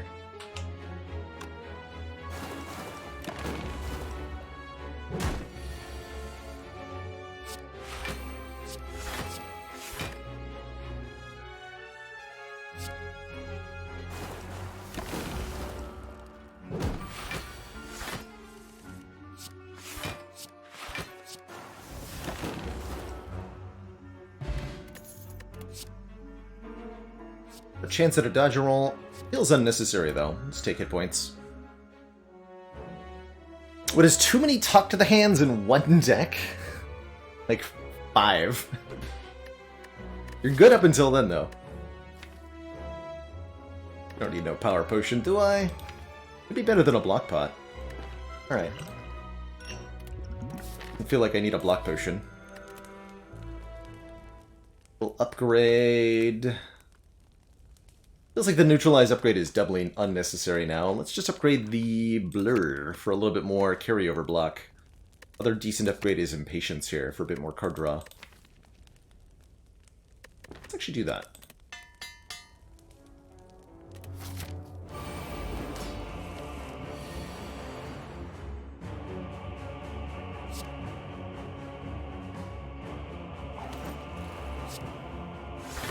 Use one of these piercing whales to remove some artifact here. Hold on to the backstab for now, with Art of War. Turn 2 looks like. Bit awk. Expelliarmus, thank you so much for the Prime sub. Welcome to the esteemed ranks. The Council.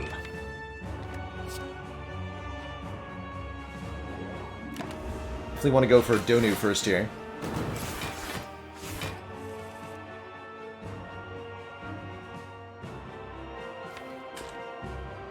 With the big stinky. Perfect.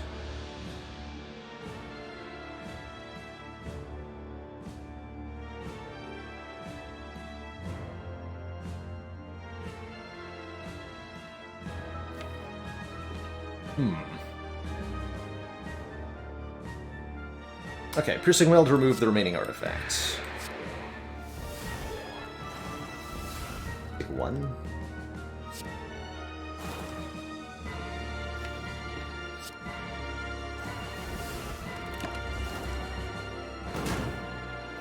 I'm okay taking one.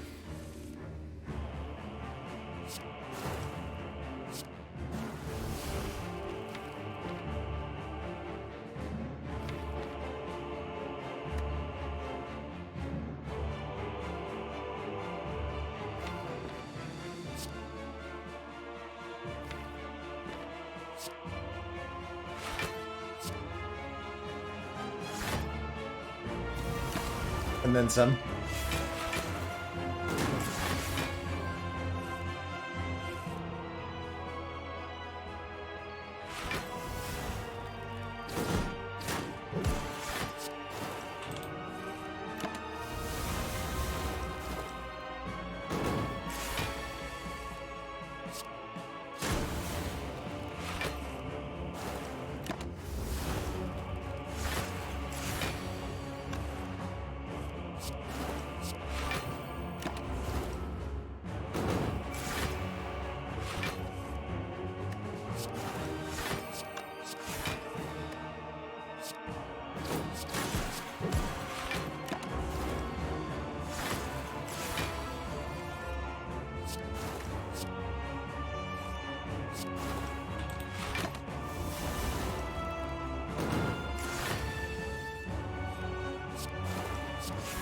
Or do you like this the old-fashioned way?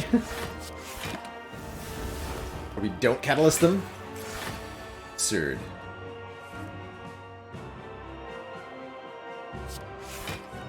Earn one intangible for next fight.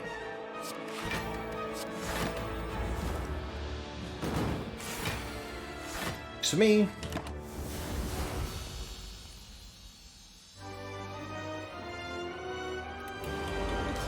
It's Time Eater of all creatures. Definitely happy to see you. Every time we play 12 cards, Time Eater will forcefully end our turn and gain 2 points of Strongitude. Not too much of a problem here, though, especially not with a big old malaise in the toolkit.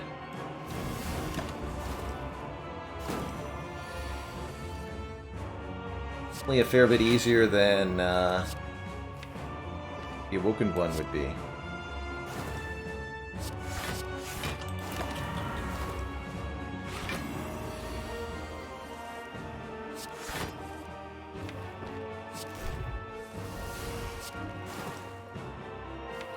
$25 times 9 is lots. It's a big number.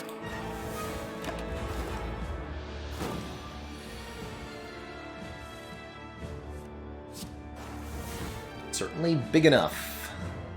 But I would have preferred to kill on this turn. Turn 1 intangible is not bad for the next fight. I'll take it.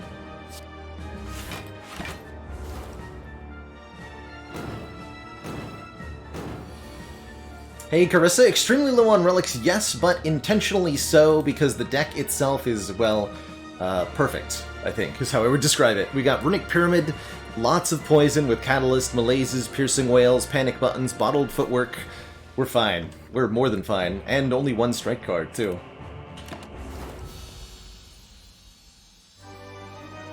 We are super strong. As evidenced by the fact that we just dumpstered 2 bosses in a row. Despite the quote-unquote low relic count. 2 thump, a deep pulsing dread can be felt throughout the room. Oh yeah, the other thing was that we could only fight reasonably 1 elite in Act 1 because of the way the pathing worked out. There was no reasonable 2 elite path.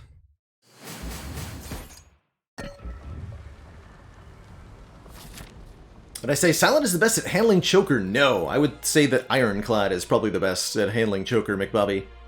Silent is one of the worst, because the Choker cuts off access to so many of her draw and discard or Shiv cards.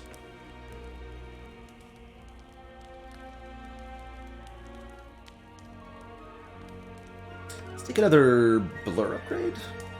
Actually, the Glass Knife upgrade could help a lot with Spire Spear and Spire Shield. +8. It's a good idea.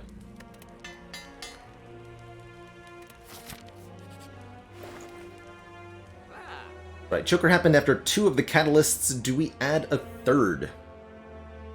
We have Dolly's Mirror here, letting us duplicate any 1 card in the deck. And Catalyst would be actually not that reasonable of an addition, right? If we dupe the Catalyst, we don't do any more damage to the heart.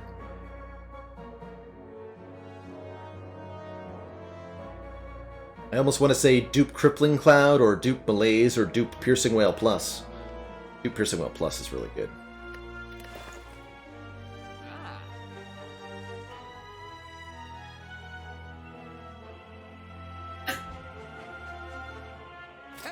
Or we could have removed the strike.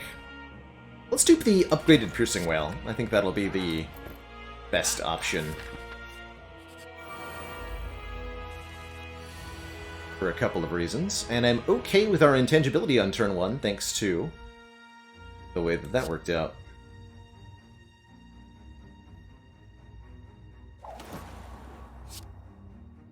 Now we're awesome on turn 1 here.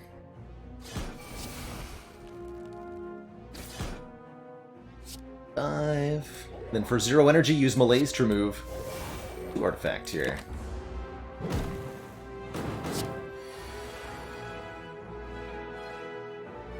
Brilliant! Actually, is this...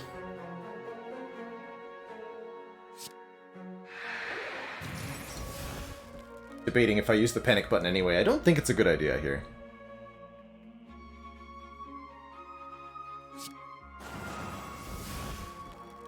It's actually saving me, what, like 8 health?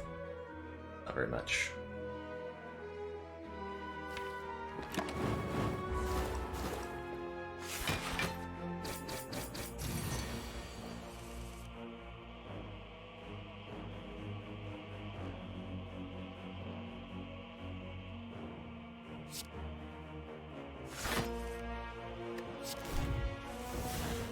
Clear.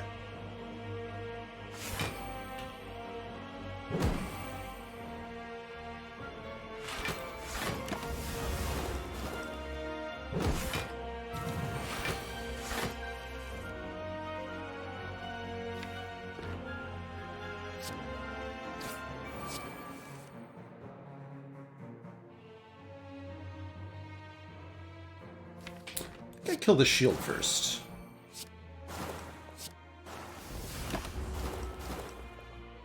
Since we have Piercing Wail for the multi-attack again. Yeah.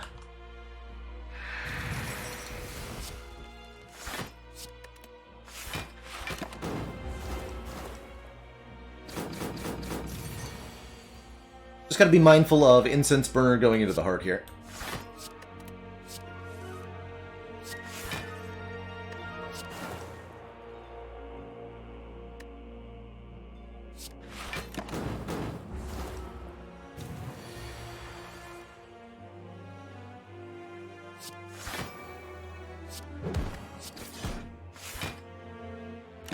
We want this on 3 or 4.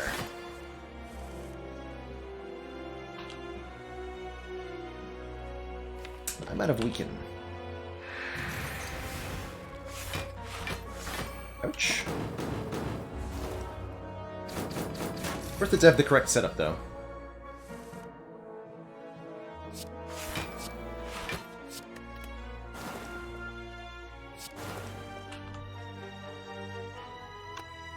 Three sounds good.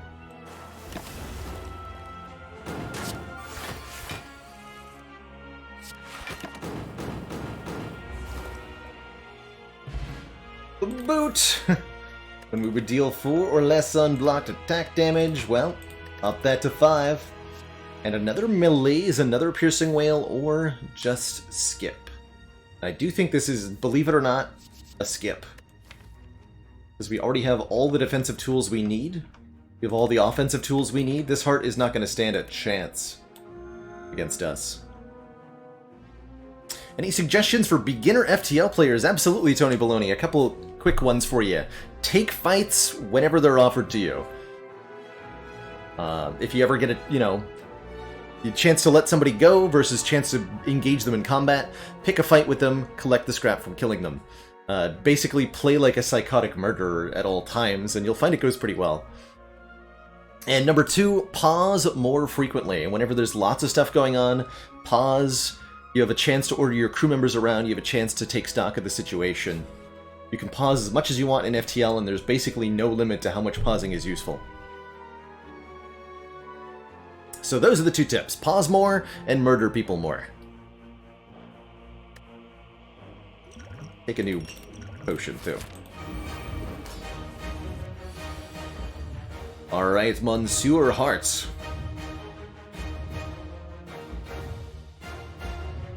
Be popping the power potion on turn 1 here.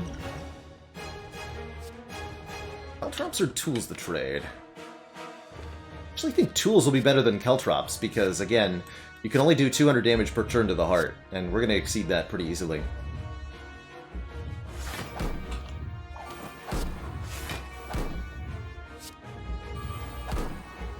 This would be only 2 turns a weekend, but I only need weekend next.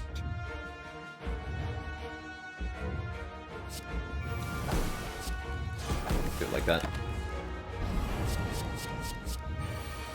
Perfect. Correct draw order. Got me.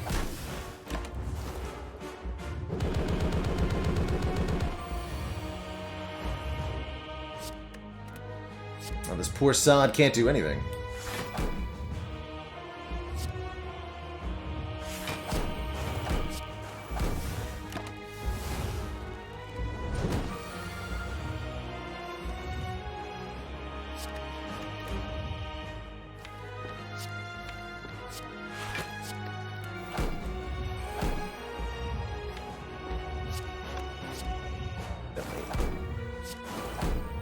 Catalyst for 150 poison.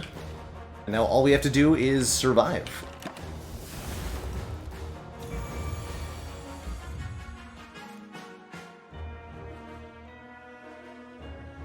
Easily enough done.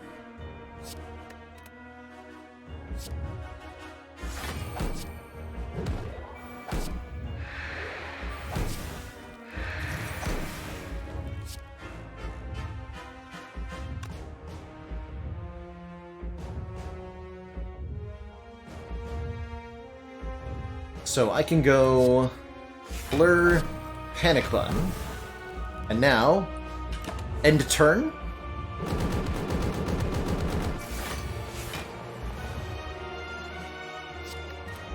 End turn.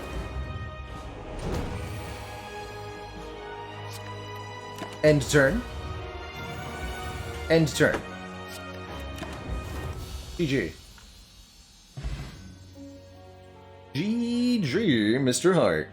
Get flexed on. Be free, my spooky ghost friend.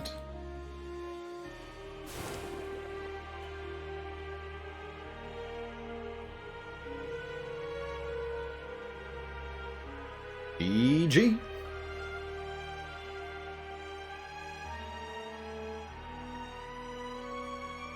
Cool. I will definitely consider that an apology for the horrors that happened to the Ironclad. Poor guy. GG, everybody. Yeah.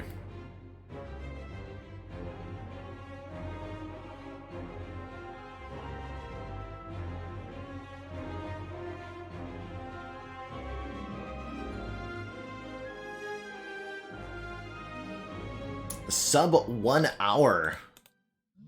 A20 hard kill with the silent. Definitely a little bit of a speedier run than the the previous Watcher run at 227. But you know how it goes. You know how it goes. Sometimes the Spire wants you to win. This definitely felt like one of those runs. Yeah. I think we've had an awesome couple of Ascension 20 runs here. I do like to incorporate quite a bit of variety into the stream broadcast on Sundays, and today feels like a good day for that. So I'm gonna kick it on over to some variety for the second half of stream here. I'd like to play some more Curse of the Dead Gods, see if we can't progress a little bit deeper into that game. But before I switch on over to a different game here, I'm going to take a quick break, refill my legs, stretch my water, and when I return, play some Curse of the Dead Gods. If you're headed out, thanks for joining me for the Spire content today. It's been a pleasure as always. Don't forget you can be notified when we're live by joining the Discord or by following me on Twitch. There will, of course, be more Slay the Spire in the near future, probably some tomorrow, as ever. But that is, again, going to be it for the Spire today. Alright, be right back, everybody. When I get back, Curse of the Dead Gods returns.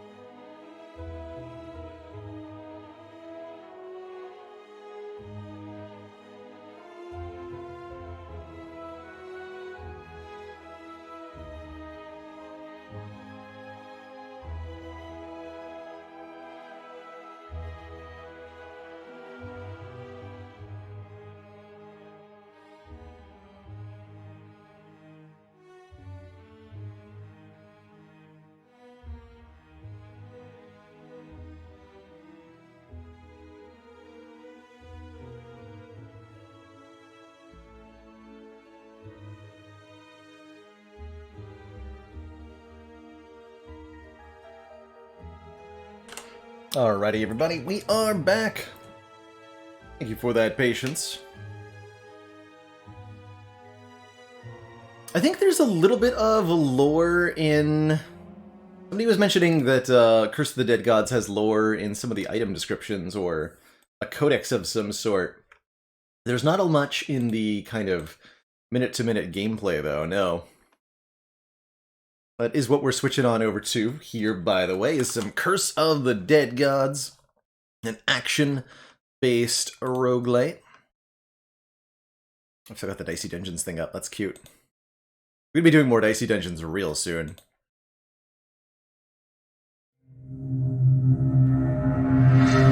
Alright, and that's super loud. Because Curse of the Dead Gods is badly coded when it comes to the boot-up sequence, like so many games are. No fault of it, I don't think. My man Chris, thank you so much for the Prime sub. And the 6 months. The whole heckin' half year.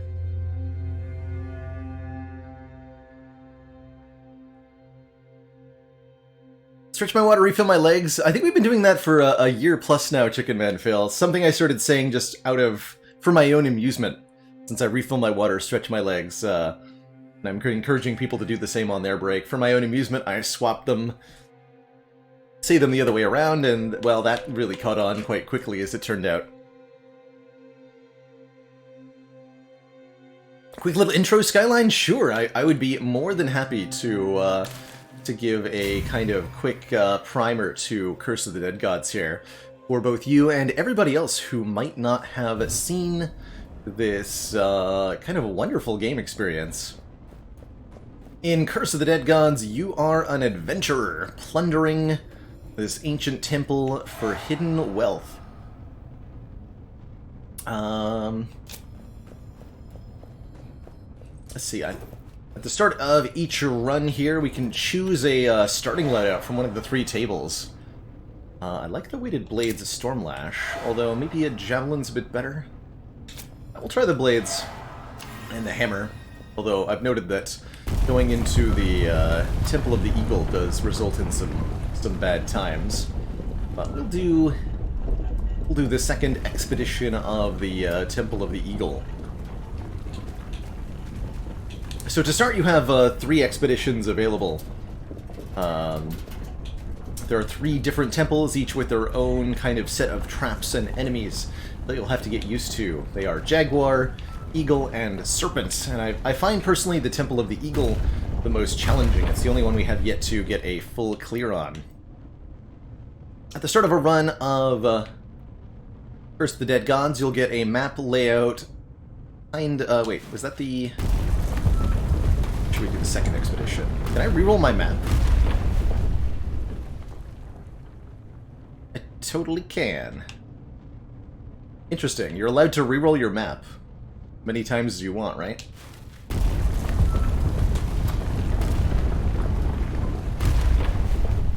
Oh no, it's the same map. Okay.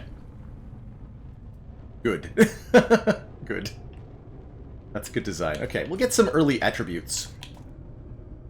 But there's gold. Attributes are those 3 little face symbols. Unknown rooms with question marks indicated.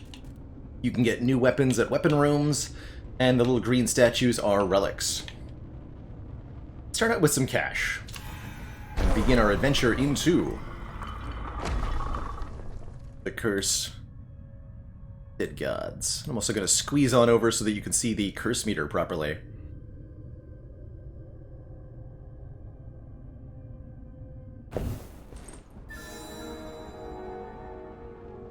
Perfect. You can see my gold total too.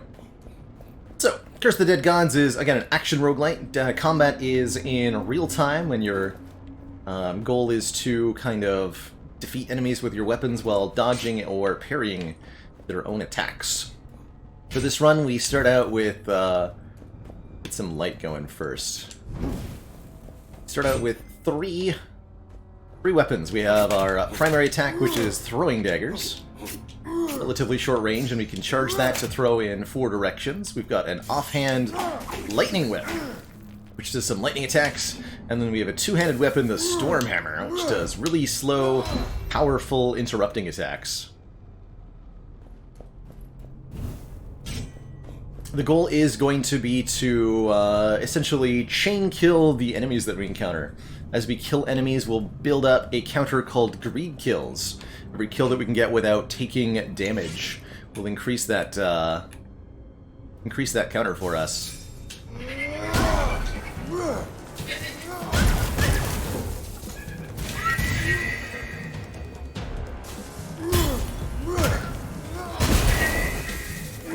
So, good old giant hammer.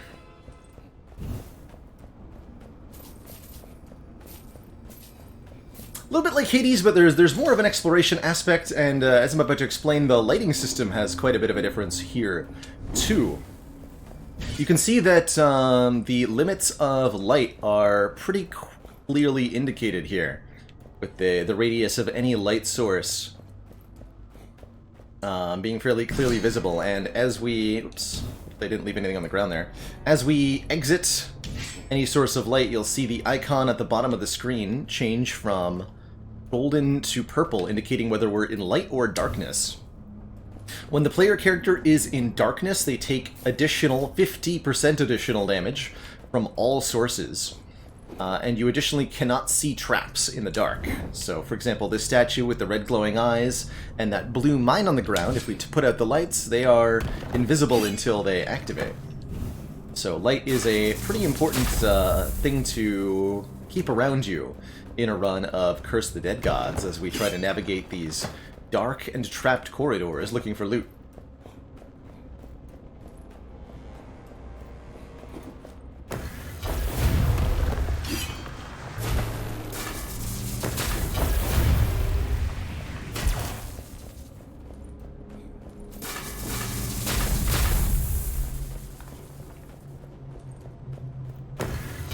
Torch is unlimited, that's right. But notably, you cannot have your torch out and your weapons out at the same time, so you must put the torch away to attack.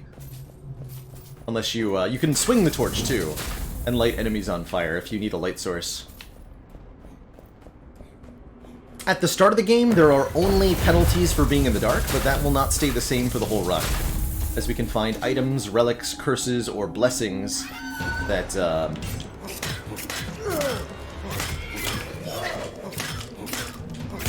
that provide a change. Not expecting there to be an enemy there.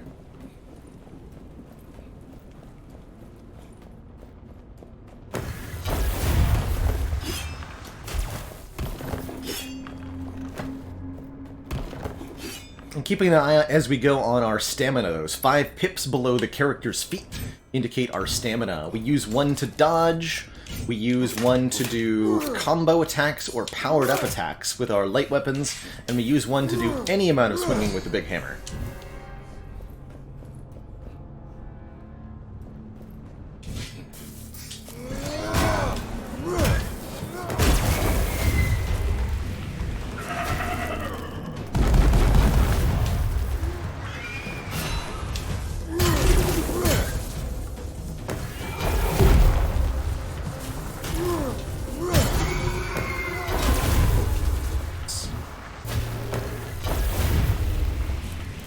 What we have here is a destructible wall. Normally you have to lure enemies into breaking these, but if you have a really big hammer, you can just blash them open with that instead.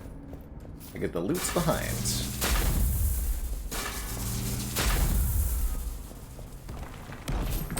And here we find our first relic, a snake fang relic.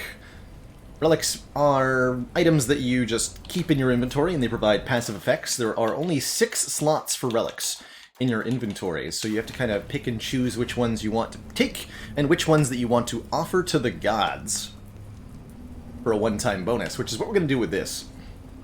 Since we have no poison damage, we will offer it up to gain 93 gold instead.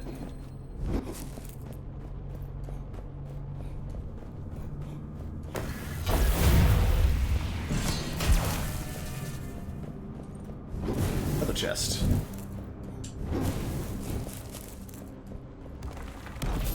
Hey Sanguine Penguin, so glad you've been enjoying the variety content. Bonus base damage for throwing weapons, sure.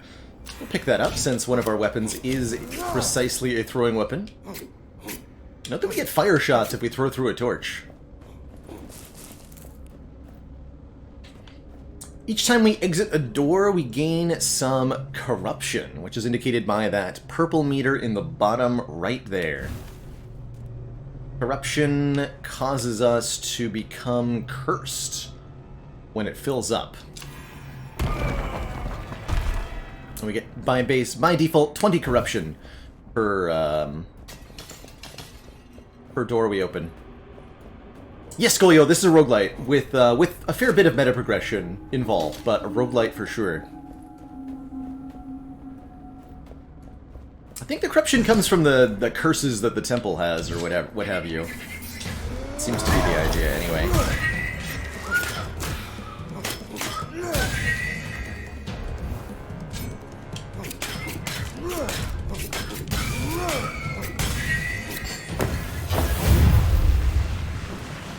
Chaining the greed kills together there. Secondary dagger instead of our whip. Bonus damage per perception. Offer it for a heal, which we don't benefit from.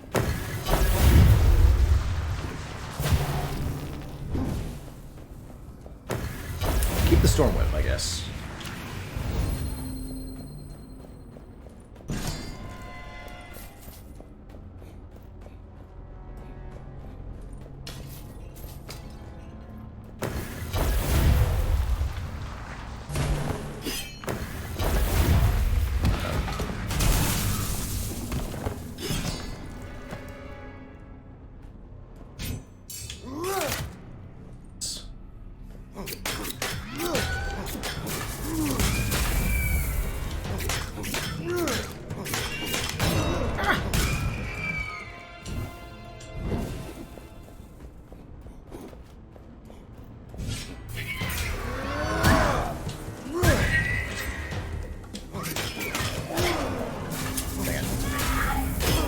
Double dang it.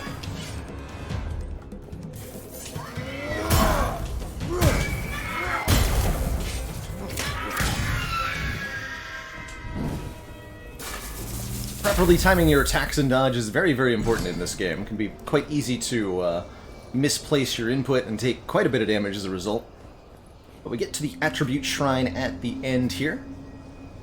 Here we're able to select Constitution, the red attribute.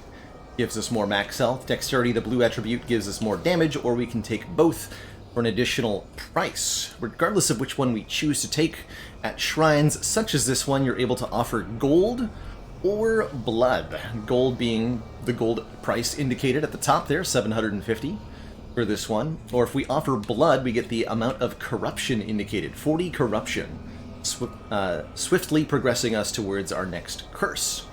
It's a pretty cheap shrine ultimately, and I want both benefits, so I'll happily pay up for the max health and the damage.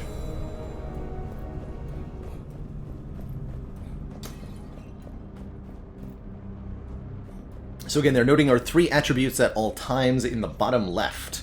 10 Constitution, 5 Dexterity, and 5 Perception.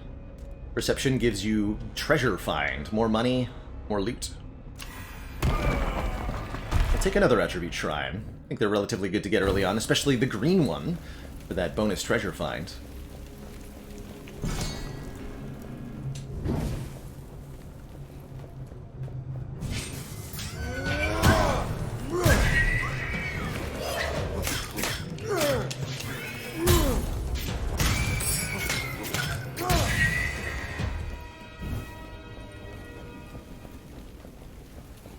Definitely almost got hit by that harpy, but almost does not count. Find a ancient censer. Gold offerings remove 5 corruption. This is a pretty early find, and we're going to make plenty of gold offerings, so we'll take this. I expect we get to save a fair bit of corruption that way.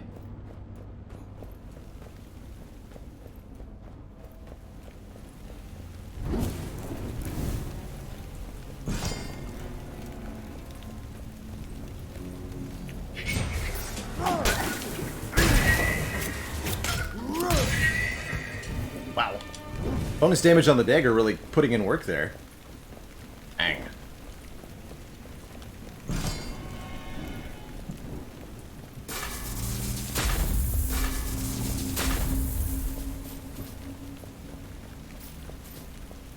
Free money. The exact layout of traps seems to be somewhat random.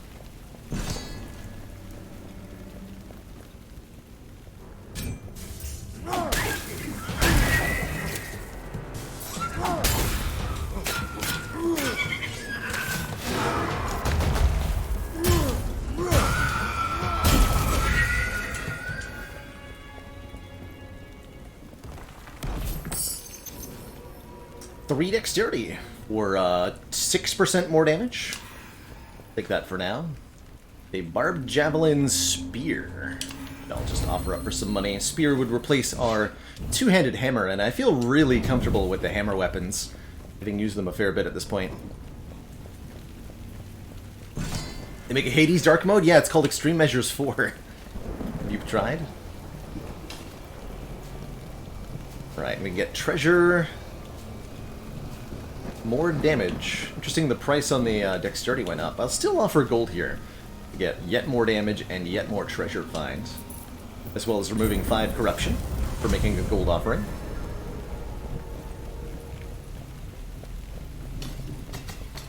And that's what making a gold offering means. Spending gold at a shrine like this to get some kind of benefit. That's when we lose the corruption. I don't need a healing chamber, we're almost at full health, so let's brave an unknown chamber. Let's see what's inside.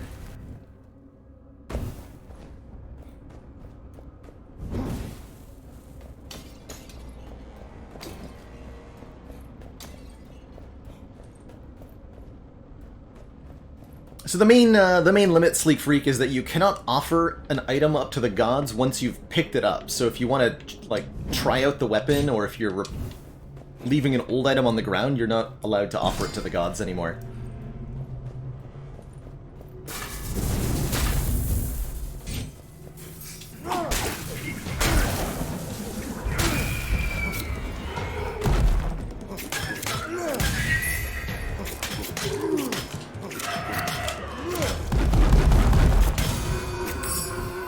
Quite like the throwing dagger. Heal 3% of our max health when an enemy is killed by the environment. Sure, we'll try to make that happen. Just a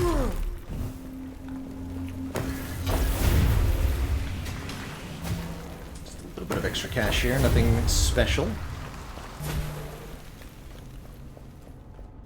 Destructible walls can have really varying amounts of stuff in them, seems like.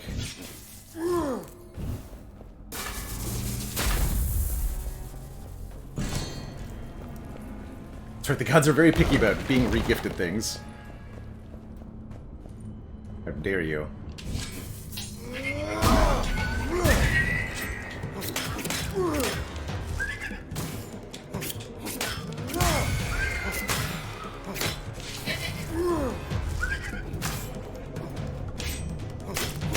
Re-kill. Stinky dodge. I do feel like I'm getting a better hang of the enemies in the Eagle Temple, though. We're taking definitely less damage on our day-to-day encounters than we were in the past. Actually not sure what kind of shrine this is. Yeah. It's a relic shrine. More damage to poison attacks and constitution. Increase max stamina by 1. And perception. Wow. Oh man, I didn't know there was a max stamina up relic. That seems really good. Gold is primarily for offering to shrines to get stuff like this. Yes. Yeah, I'll take this amber pendant. We'll offer gold for it. So now we have 6 points of stamina.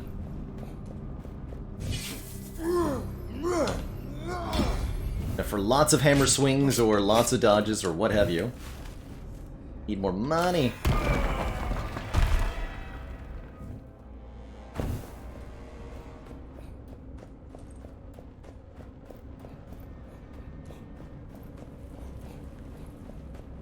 So optimally, I'll get some environment kills here.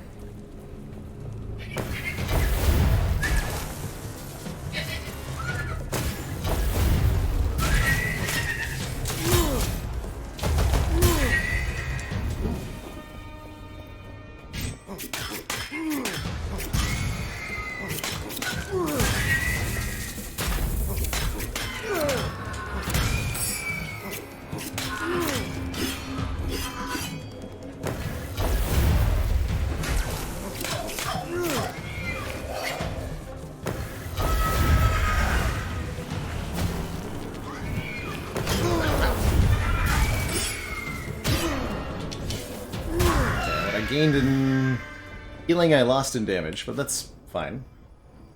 Earn half of the damage taken as gold. I can add up pretty quick, although I think we're full on relics now. We're almost full. Yeah, we are full. So you'll get greed kills Cactuars for doing kills in quick succession, without disengaging from enemies or without taking damage in between. You can see the greed kill meter on the right side of the screen when we start killing enemies.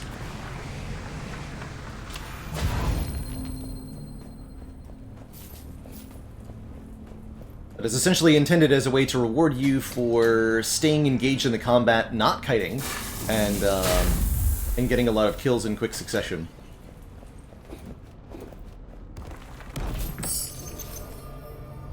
Bonus base damage per 1,000 gold carried, so there's a couple relics like this that increase your damage for having a lot of gold. That's the other thing you can use the gold for, if you don't want to offer it up for whatever reason.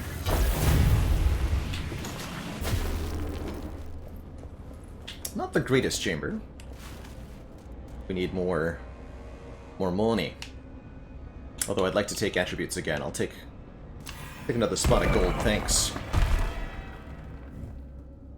So, the greed kill is a multiplier to the amount of damage that you do. Or, sorry, a multiplier to the amount of gold that you gain for killing the enemy. Enemies drop a base of like 10 gold or something.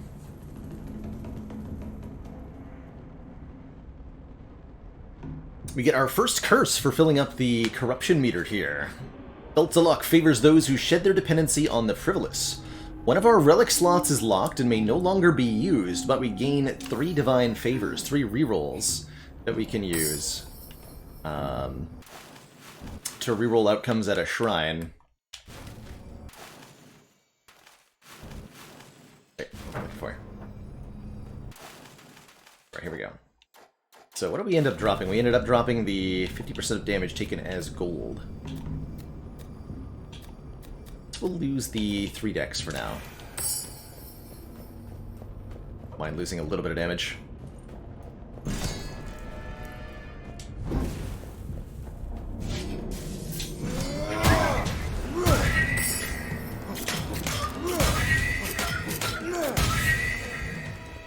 Got him. Bonus damage on pistols? I don't have any pistols.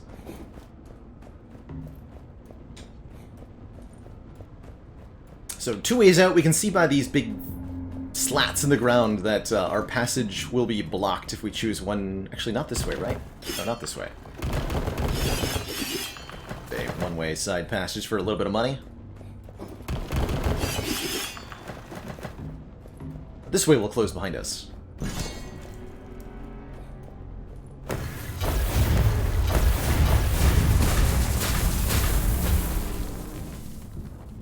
Oh, good question, LM Damasi. How do we get corruption? There's quite a few ways to have that meter fill up, unfortunately, for the player.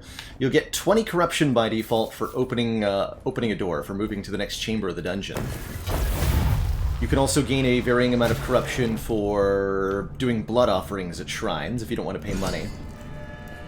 One of the most common ways to get corruption, though, is to get hit by enemy attacks. Any enemy attack that glows purple is also going to do some amount of corruption. And it could be quite a lot, depending on the particular attack.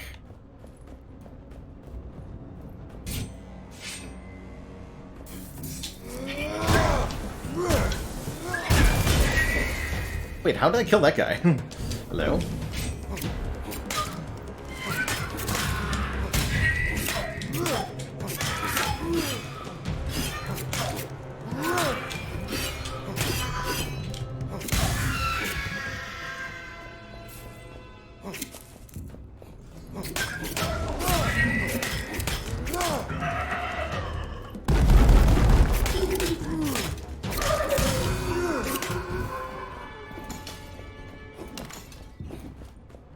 Lightning hits all enemies with the lightning status effect. Neat. On for more max health. We'll offer that up for a heal for now. You? Main weapon. Charged attacks deal critical damage. I really like the throwing daggers right now, so pass on that. Take the -4 to the corruption. 2762 gold. Not bad, but not great. A little bit more in here.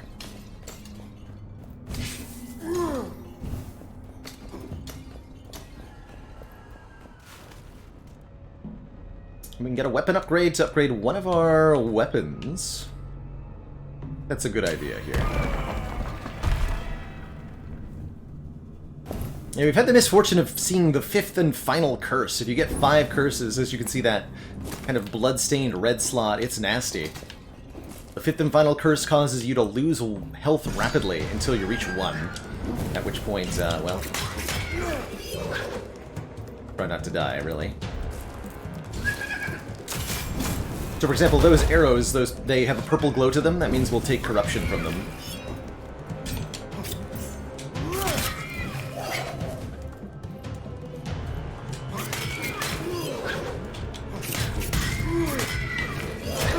Excuse you. I dodged.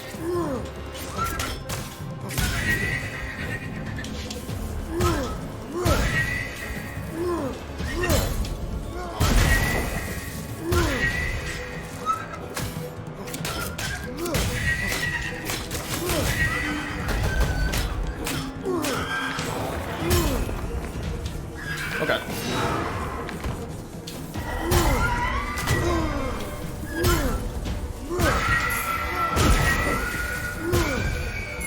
Also of note, you get 1 stamina back every time you kill an enemy, so if you can get a big mob in front of you and hit them all at once, you can just chain attack spam until they're all dead.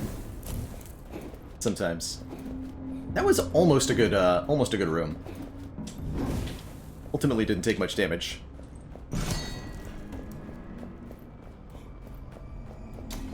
An upgrade shrine, letting us upgrade the level... Oh man, the daggers upgrade to restore 1% of our max health for each enemy killed.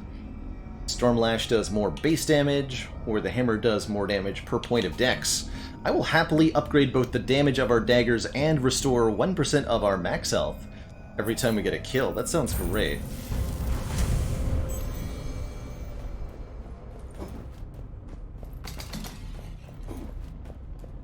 The crystal skulls and green rings that we are picking up are essentially unlock currencies used between runs to get new unlocks. Kapunski. Onwards to the first boss.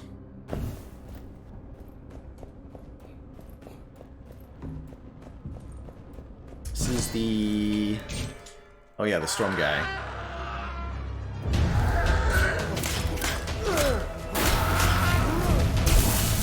Pretty good enemy for the daggers.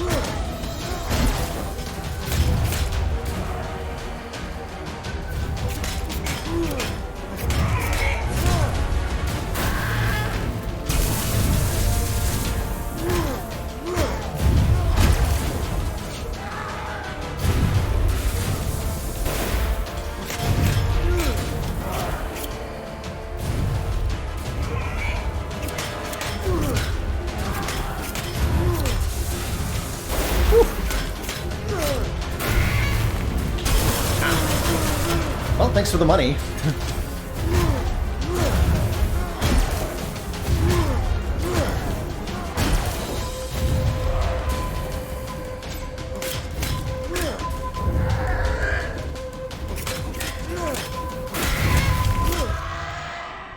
That wasn't too bad. Definitely getting better at this guy. GG. Killing a boss also lifts 1 curse. We've lifted our Divine Pact curse and kept the rerolls we got from that. Bonus damage for shields and 3 decks. Or more greed kill time limit. That's a great one. Oh yeah, we lifted the curse so I have the extra relic slot too. Good. Why didn't that cost me a relic? Good. That was a great fight. I'm really happy with that. Onwards. Let's see, we have no need of a healing chamber, so we can take a relic here. I do want the attributes next, I think.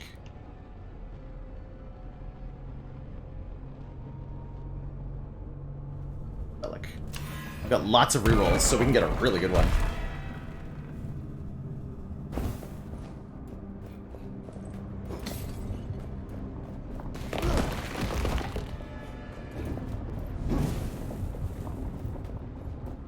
Okay, I want to go for dagger kills since those do heal us for a portion of our max health now.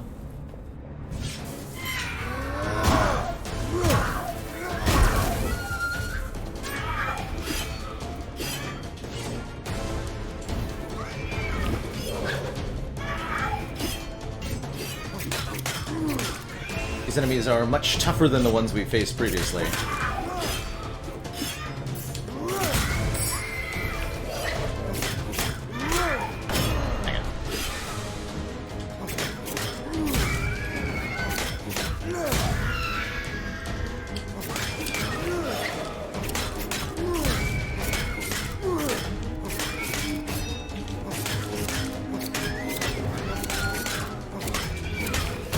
Really?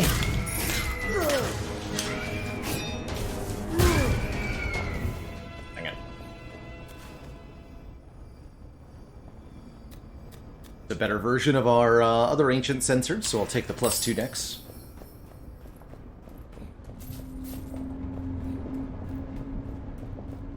That's right, summoned enemies which have a different colored health bar than regular enemies do not provide any kind of healing or kill benefits, generally.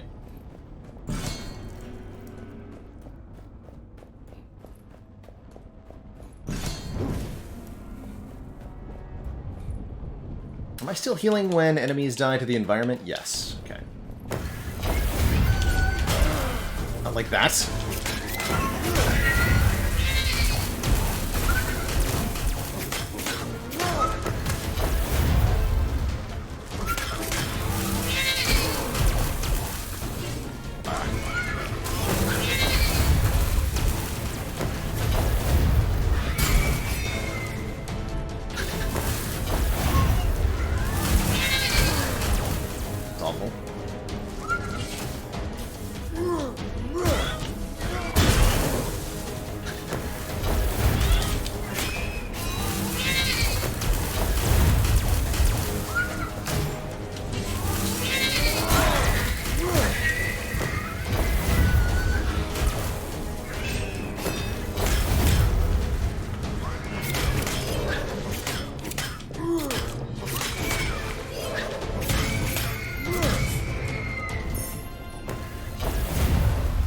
Could have gone a lot better, but it could have gone a lot worse, so I'll take it.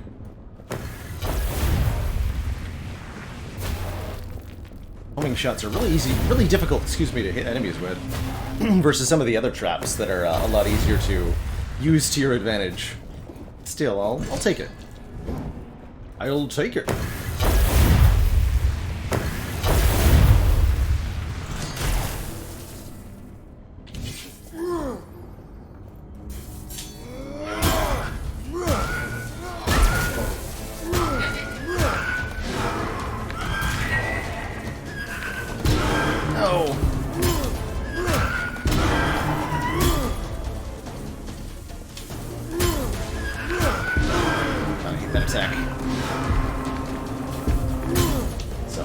Many ways to get corrupted.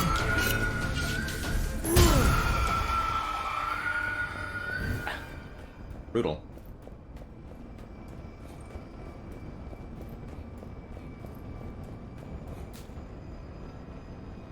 Damage from maces. Gain all the damage we take as gold, or bonus damage to fire attacks. Also use 1 point of favor to reroll all of these options, which I will be doing. Gold offering cost. 9 perception. +3 to each. Max. 150% of damage taken as gold. Keep rerolling. Heal 18% of gold offering amount. Or less blood offering cost. Interesting. 18% of gold offering amount. Costs a lot of money though.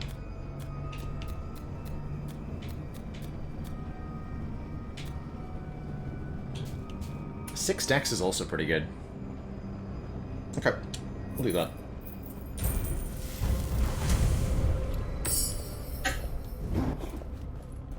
Like a little bit of sustain. We are currently having a bit of a hard time.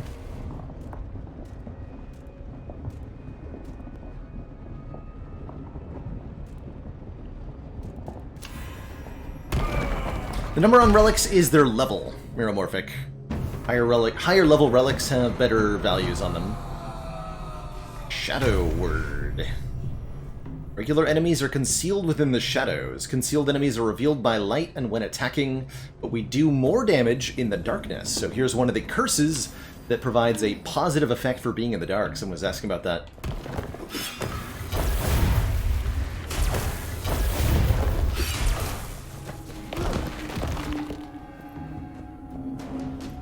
There's those concealed enemies.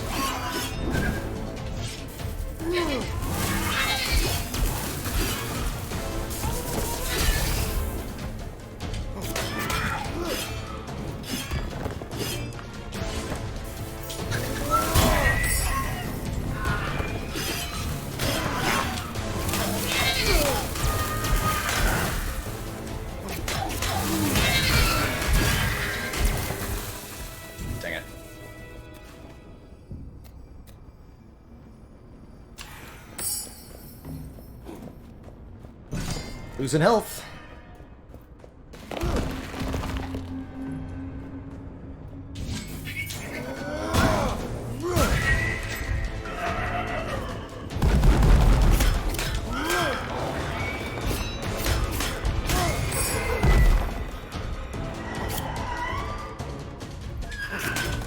Oh. God, I hate that attack.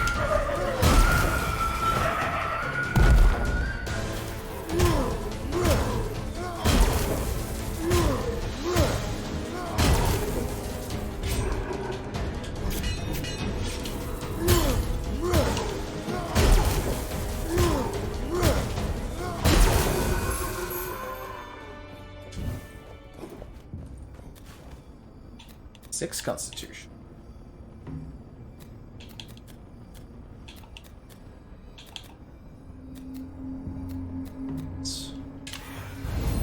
Heal. Although that puts me above half health, which I don't want to be at.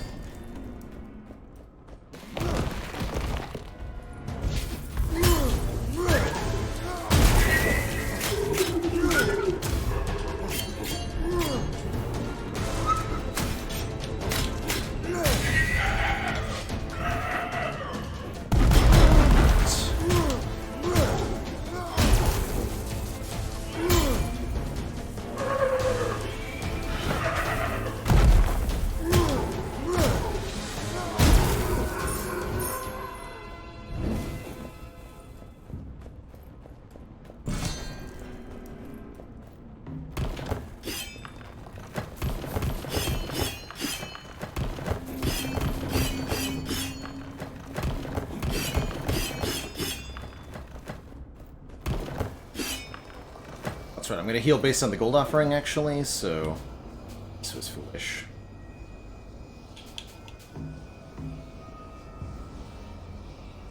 Take it off her blood. Yeah, let's do that.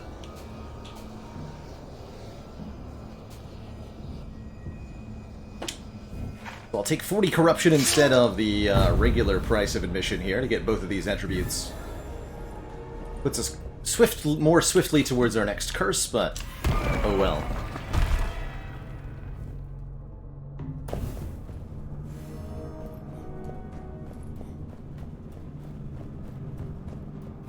This game has gotten quite a few updates since release, Alice Layton, and having played it maybe, I think we're at about 15 hours of gameplay now. I do think Hades does quite a few things better, but this game has definitely a few aspects that I think are pretty cool, and if you've played Hades to death, which is pretty much where I'm at this point, there's, I think, a lot of cool stuff to discover here.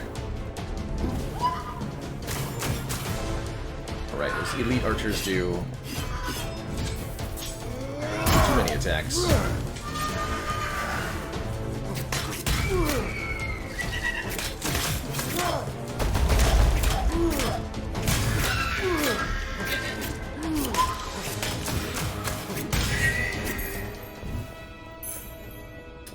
back there.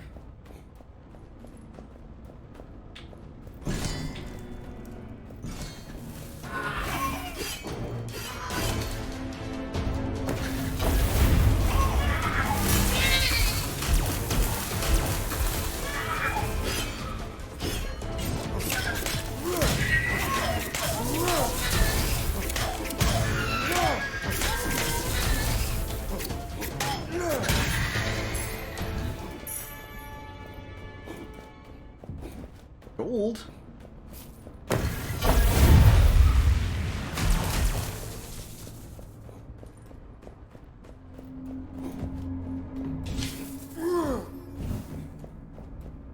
Interesting.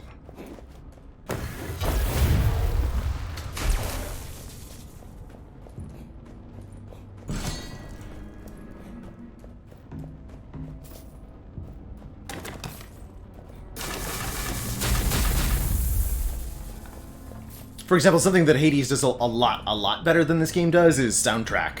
Nothing against this game's audio design or soundtrack, but comparatively, Hades just hits it out of the park so far that it almost seems unfair to compare at all. 6 perception. Getting closer to the end of the run. Let's just take the helm. Perception definitely more useful early on.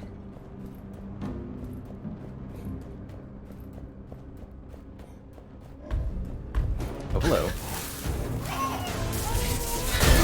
Ow. What kind of rude-ass teleport nonsense is that?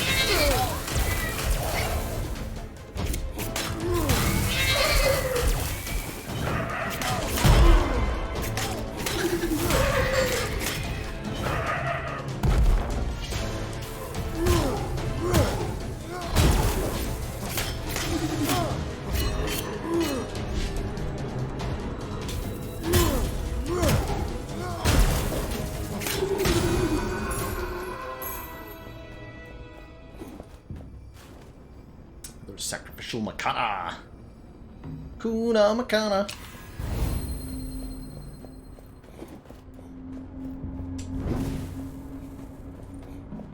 Wonderful phrase.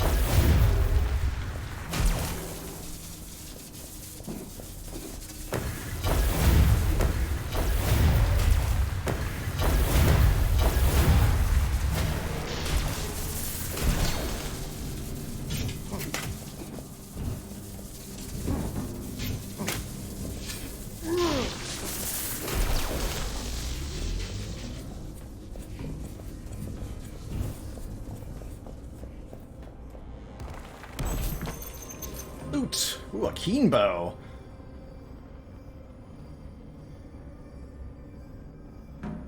Yeah, I'll take that over a level 1 Stormhammer, actually.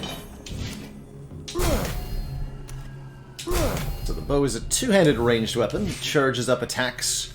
Fully charged attacks pierce in a line and do bonus damage per enemy hit, letting you deal with multiple enemies quite effectively.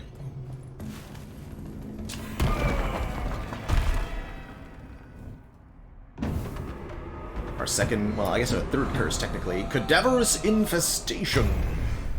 Regular enemies can spawn additional creatures when killed. I think we've seen this one before, and I don't like it one bit. They're like bats or something. Really annoying bats.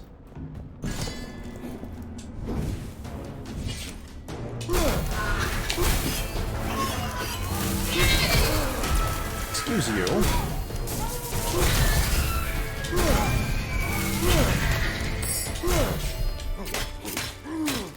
Those don't count as enemies for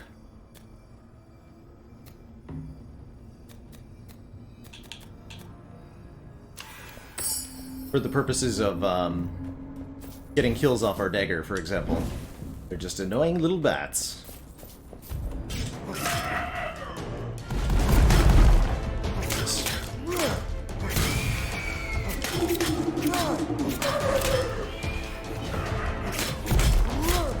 can extend your greed kill timer, though, which is quite nice.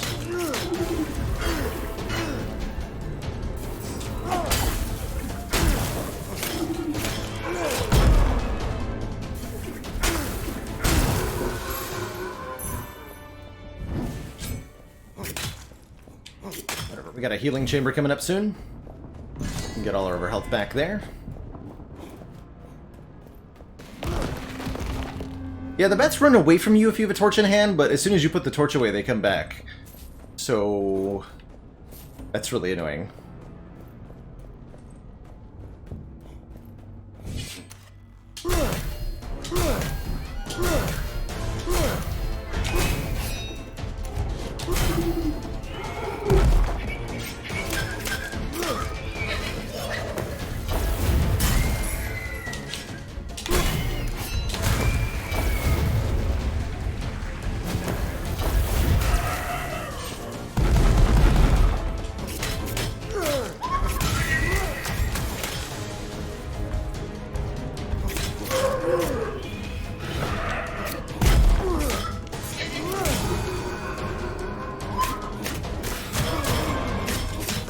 Attack.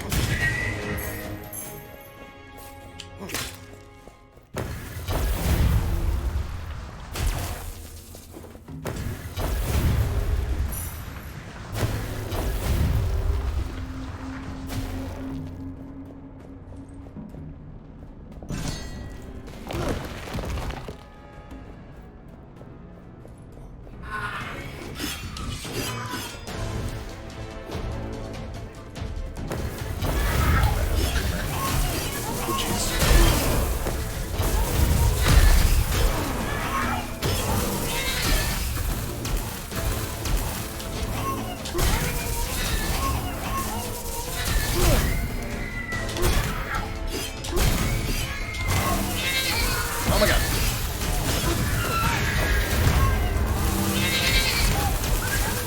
These lightning jerks are so bad. How are you supposed to dodge them when they teleport?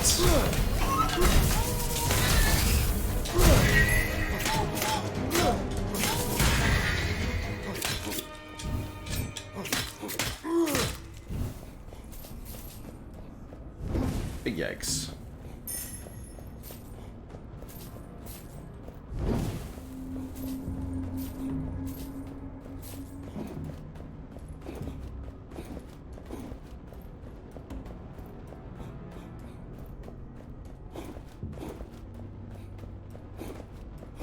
I do tend to find the enemies in this particular temple much harder than the other temples. But we've made it to a healing chamber, so that helps. So here at a healing chamber, you can drink from the absolutely, totally not cursed at all fountain. See how not cursed it is? Beautiful. Here we're able to drink as many times as we want, with absolutely no negative consequence whatsoever for drinking more. Nope, not at all. Definitely not cursed. Definitely not super cursed. It's relic gathering time. We have all the money we need.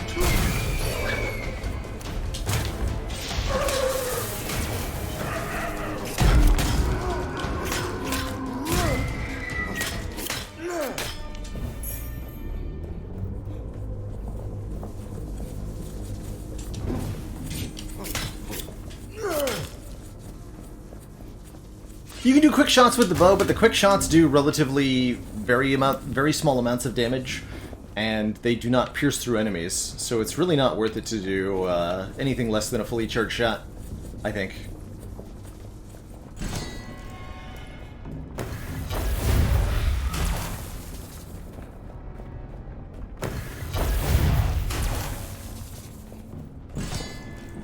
Yeah, and it still costs the full point of stamina.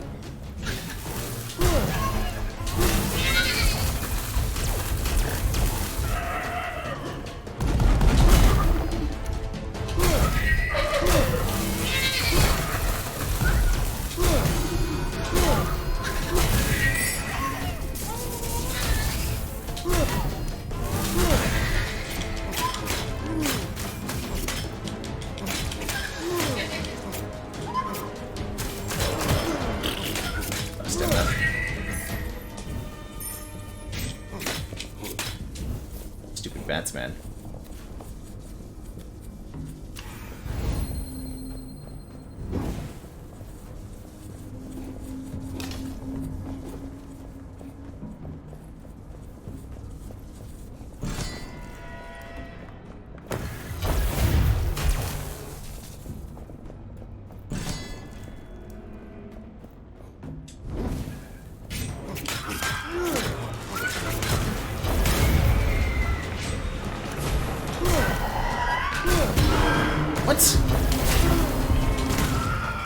How is there not a charge up to that? That's nonsense. Go instantly from healing their enemy to cursing me without a charge up? Wild.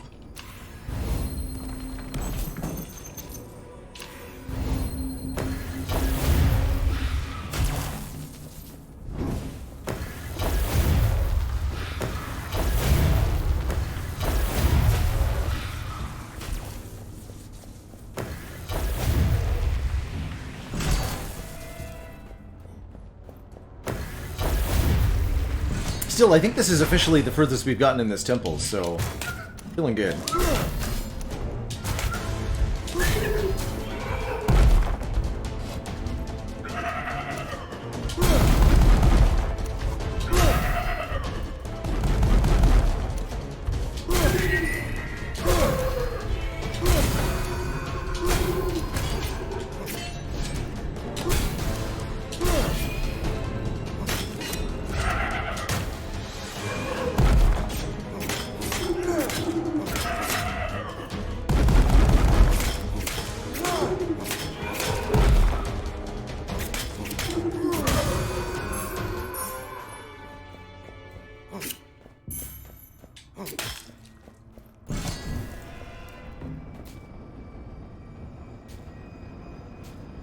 Perfect dodges restore more stamina. Let's reroll these. Another +1 max stamina. Interesting. Level +1 on your main weapon. I'd like something with a non-perception stat, please. Suffering cost 1. Ugh. I'll just take 5 constitution or whatever. We no longer need greed kill time limit. Pretty stinky relics overall.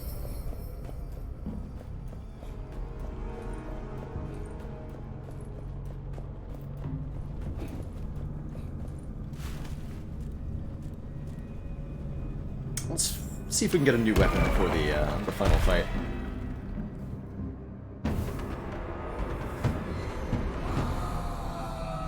Gold puncture.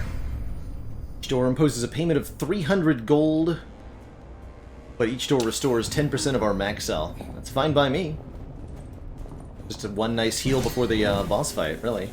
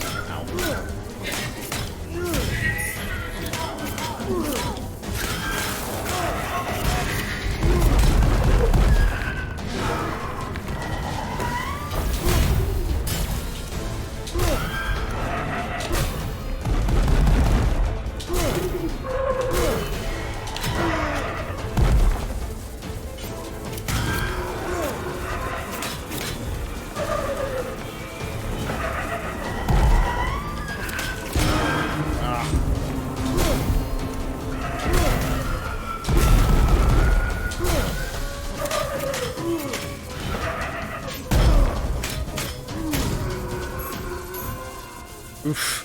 And that's why we've mostly died in this temple. Fights like that one.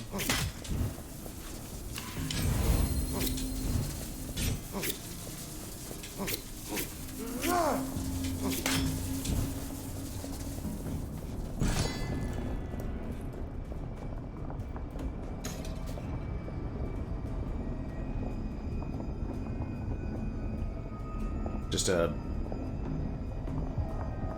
Oh no, wait. It's the one we have equipped? No. It's a new bow. Understood. Here's mace. Damage. Plus 5% base damage per level of relics carried. 28 plus 35 damage. Wow. That's a lot of damage. Or a high-level barbed javelin. More damage in the darkness. Let's take this Seeker's Mace.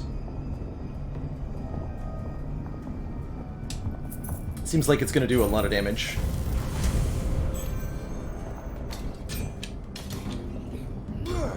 Just a quick 3-hit combo. We still have a ranged weapon in the bow if we need one. Onwards. Champion.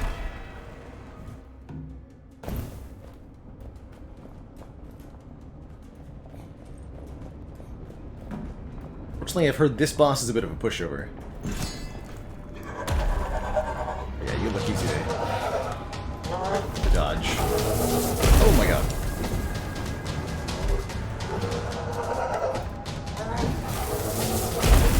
Stop breaking those.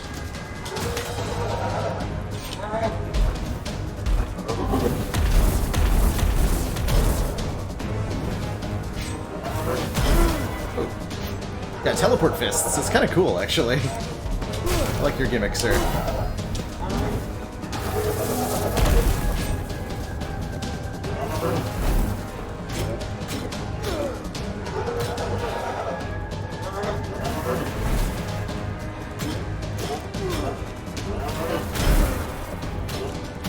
Parry those, I wonder?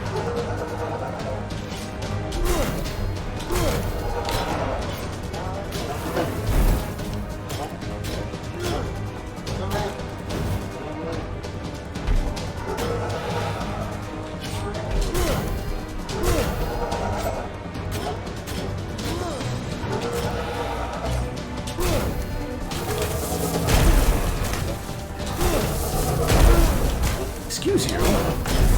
I'm dodging.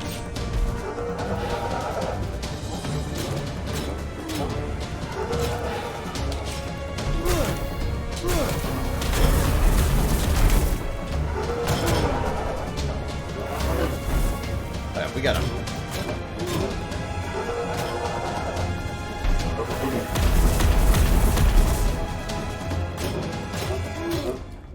Honk.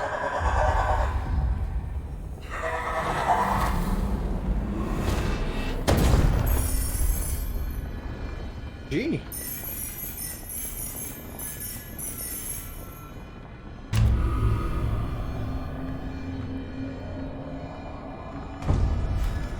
Victory! Our second expedition. Alokpal, the Flesh Monstrosity was his name. And defeated he has been. So that's an expedition into the Cursed Temple. Our next one will take us even deeper into the Temple of the Eagle. Because there's now a third and final expedition there. Challenge the Dark Avatar of the Eagle. Top of his two champions. Oh, Ezekiel, we've seen the unique cursed weapon from a boss drop before, but I wasn't sure why it happened. That's cool. If you kill a boss while they're on fire, they have a chance to drop stuff.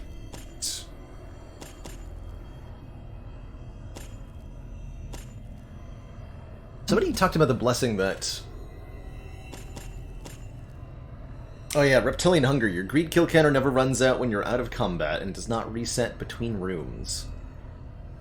And your damage increases per active greed kill count. Really good, but this costs so many crystal skulls. It's really more of a you've already beaten the game kind of blessing, it looks like.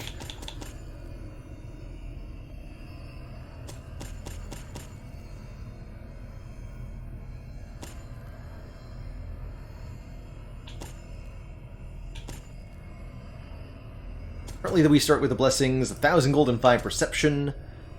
Gain 5 con at the start of the exploration and more if we are below half health, and deal more damage after taking damage. Not even halfway through yet. Spoilers. Gotcha. So somebody mentioned something about future expeditions. It's good to know.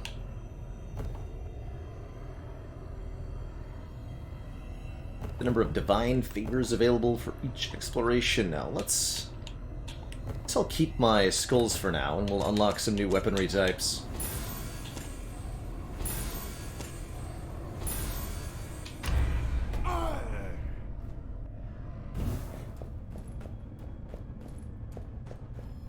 So do I want hunting axes, and the keen bow? I do like the keen bow. Or the spear. Bills make enemies drop twice as much money. The alchemist's fire stick. Interesting. I will try to make that work. Let's see if I can successfully do it, though. Back into the temple we go.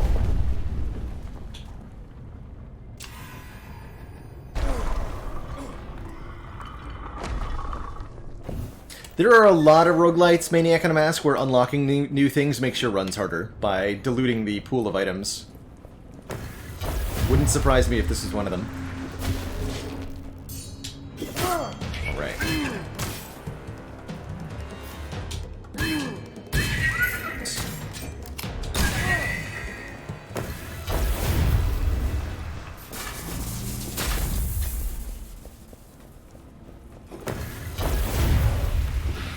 Hell, even Slay the Spire, to some small extent, has that problem.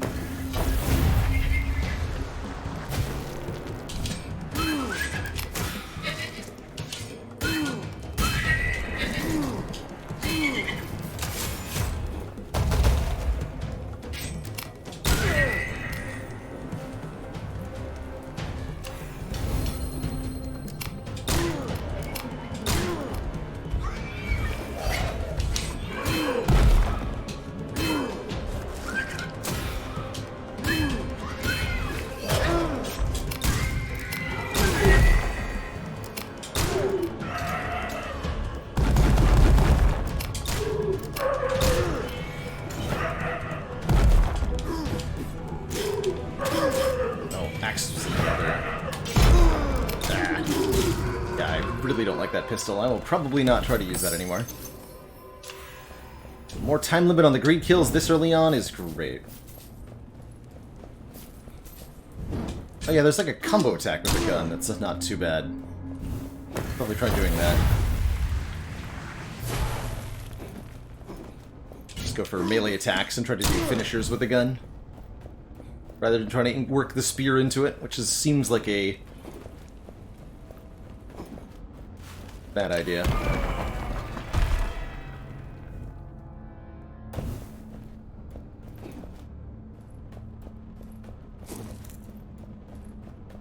I describe the core combat as like one part Hades, one part Dark Souls. It's a little bit slower and more deliberate than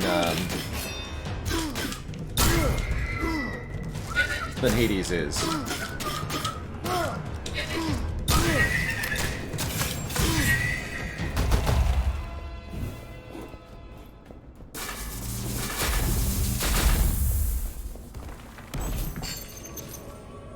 Blade.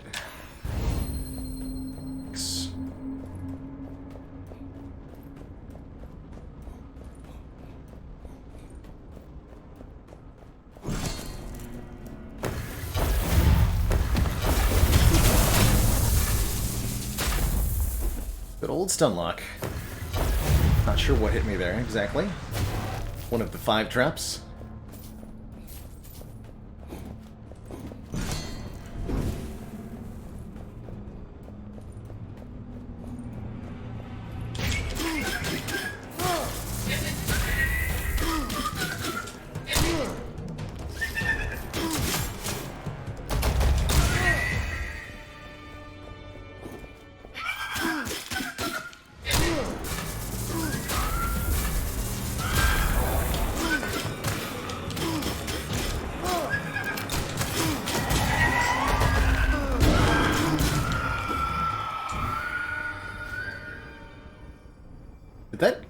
archer hit me after it died? I think it did.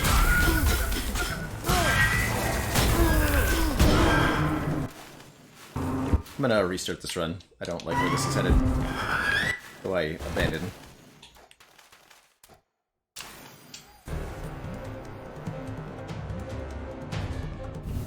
I will never use that pistol again.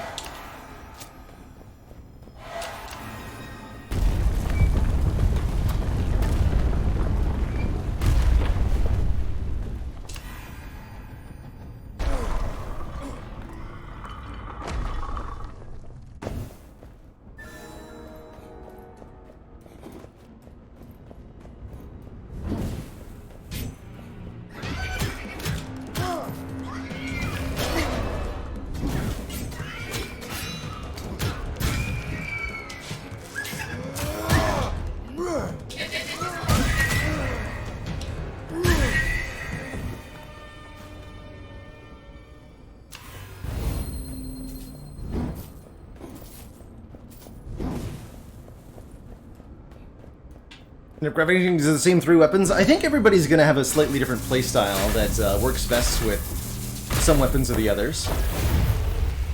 That's probably true in a lot of games like this. Certainly is true in Hades.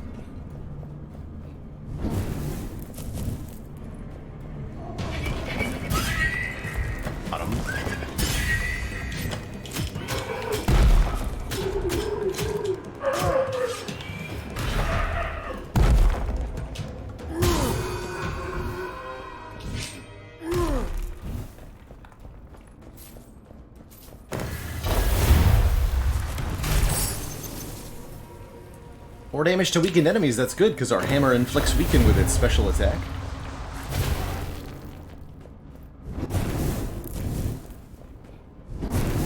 Oh, gotcha, Ezekiel. Appreciate the update there. So different bosses have different requirements to get their special weapons. That's cool. Even more damage against weakened enemies. Sure, we'll double up on that. Love to see it.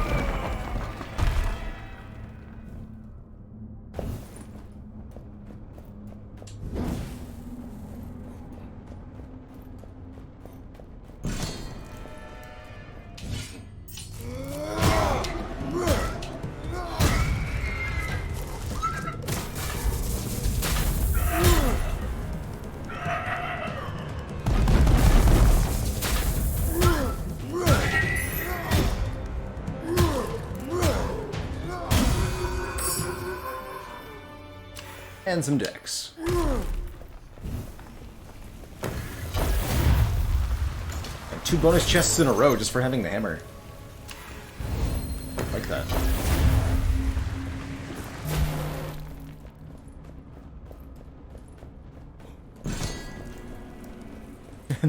And the boss weapons are mostly notable for what you can offer them for. Yeah, that's what I did with the first one that I found, so that makes sense.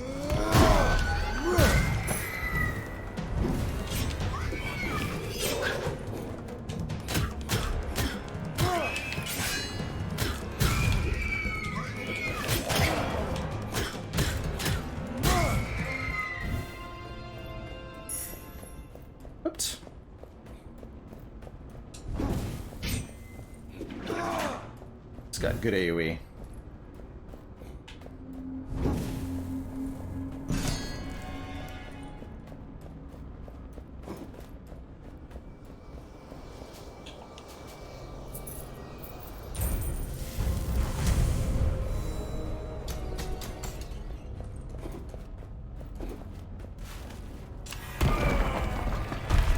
Onwards to glory.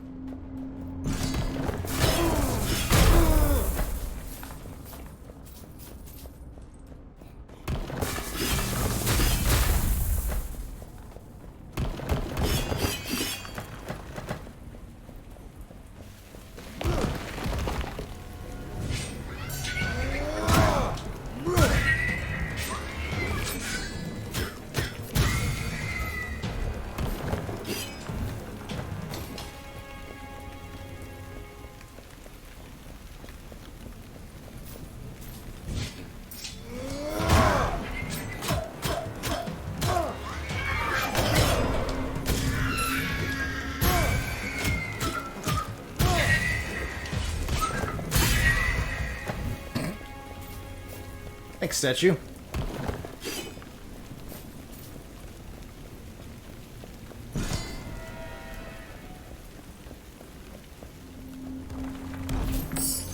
And Cheater's Maniac, and I'm asking this with those 100 bits, and the quick tip about smashing traps with a hammer. I did notice that we could destroy the big sword statues with it. Good to note that we can probably get a few others with it, too.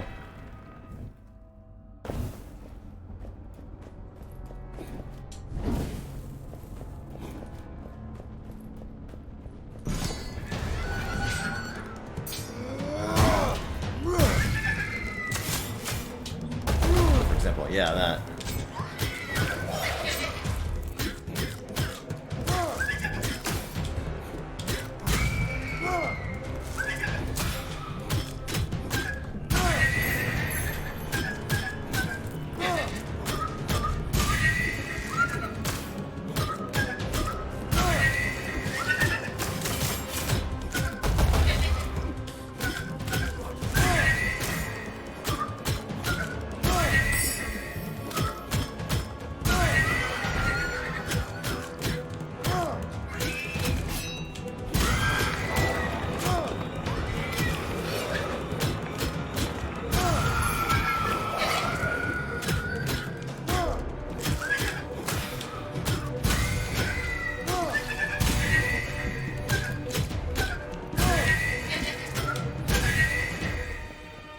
A lot of money. Big kill times 13. Pretty good. This will definitely fulfill the same type of itch, Summer Teeth. I wouldn't call them identical by any means. There's plenty that's unique about this. A bit slower paced, a bit more exploration based, a lot darker, but definitely not bad.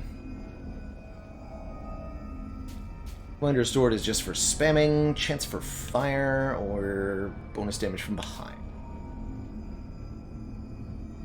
We'll find a better main weapon. Let's just make the hammer better.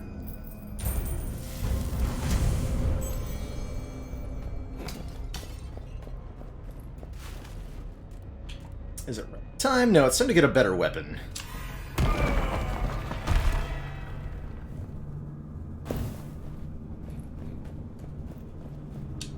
Definitely love the UI of this game. It's very nicely done. Vivid colors that stand out against the color scheme of the game, and very communicative about what's important.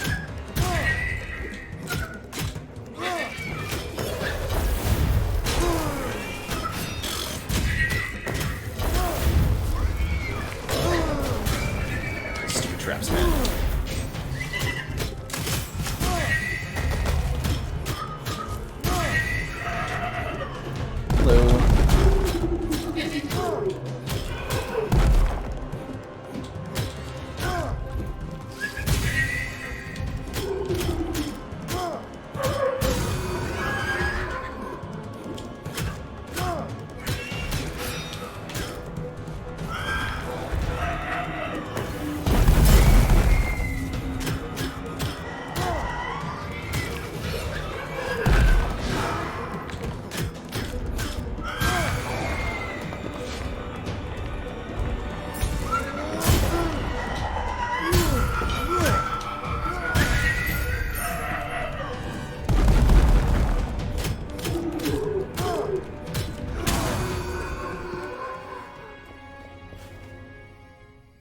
Damage against poisoned enemies.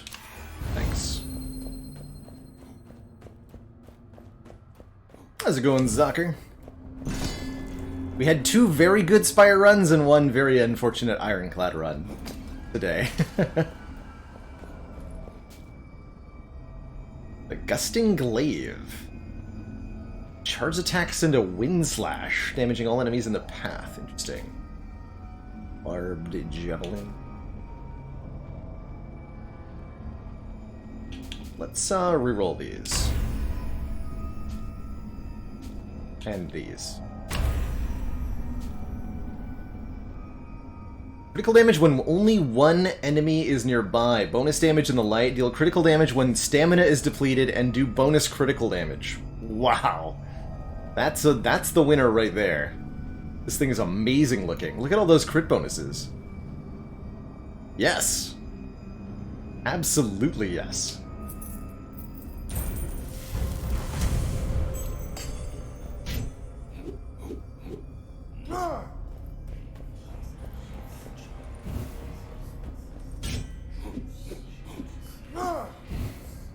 So it's guaranteed crits against bosses, am I understanding that correctly? It's ridiculous. That's absolutely ridiculous. I like it.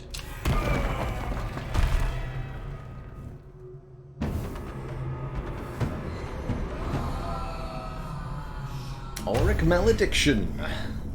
Lose gold whenever you take damage, health loss reduced by 25%.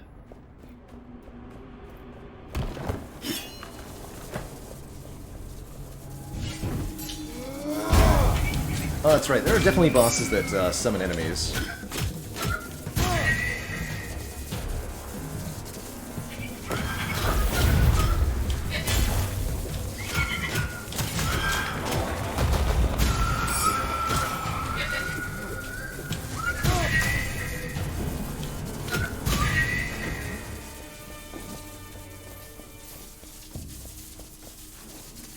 Bonus critical damage, sure.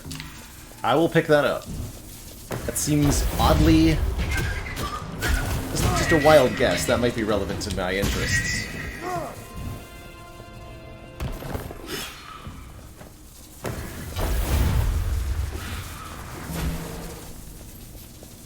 And more damage per gold. We'll lose some corruption instead of that.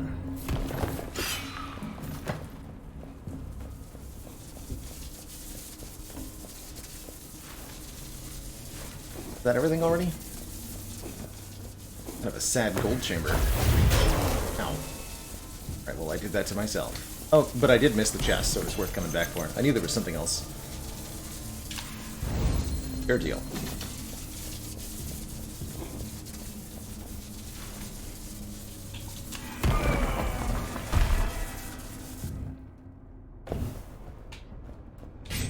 Alright, lightning boy.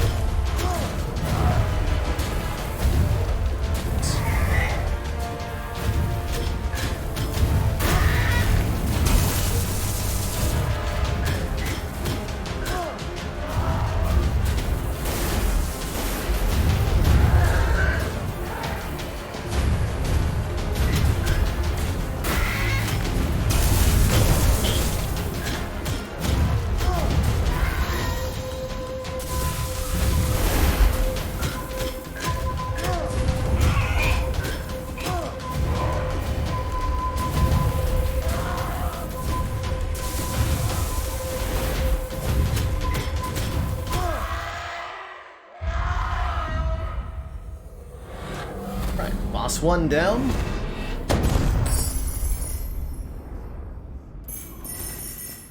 We break the Auric Malediction curse, so we'll no longer take damage when we are becoming die.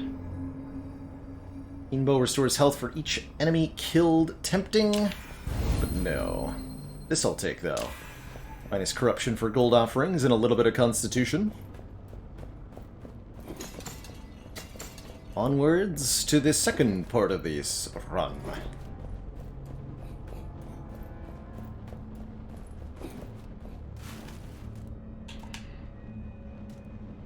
Upgrading the level of this weapon is probably a reasonable idea. Although I won't get any attributes if I go that way. This is relics only. No money. Whole third area to go through. Let's get some more money. What a healing chamber. Nope. Healing is for nerds. I'll just die.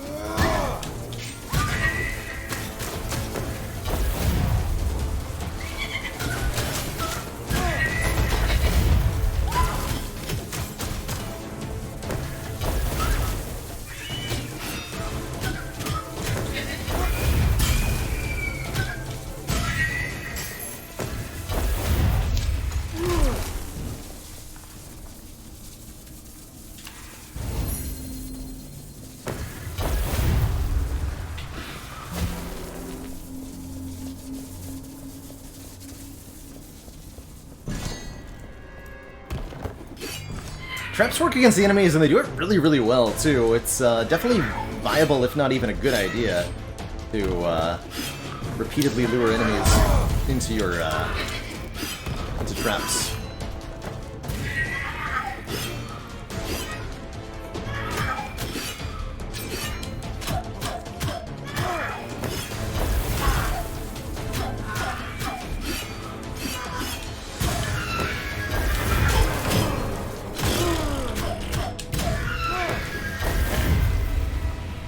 Okay. Alright. Very well. I accept.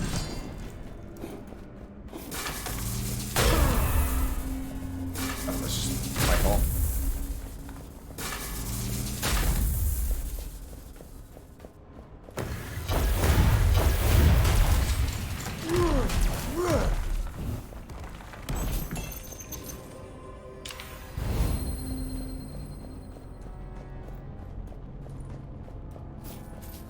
Like I said, I'll just die.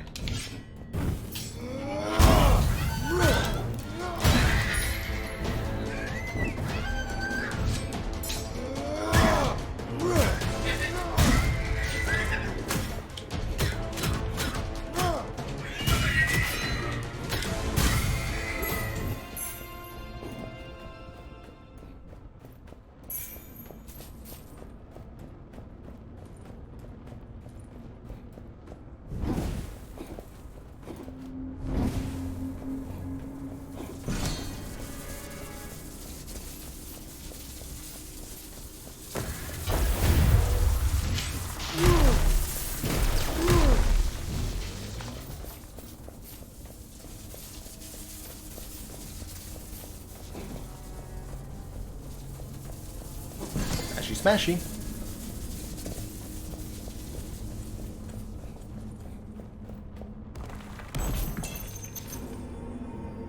Spear.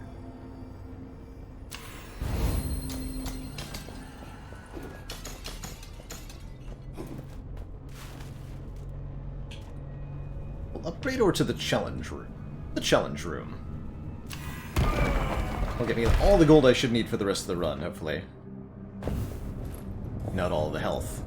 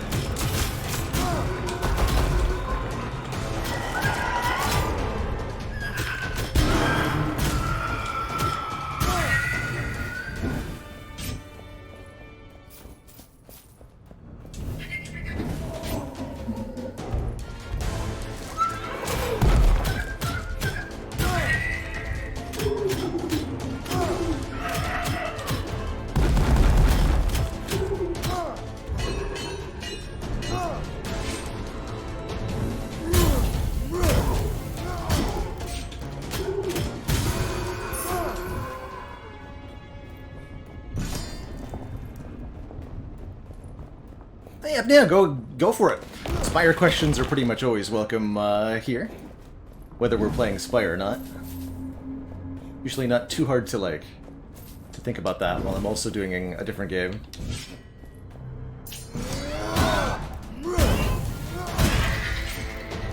Stupid baby.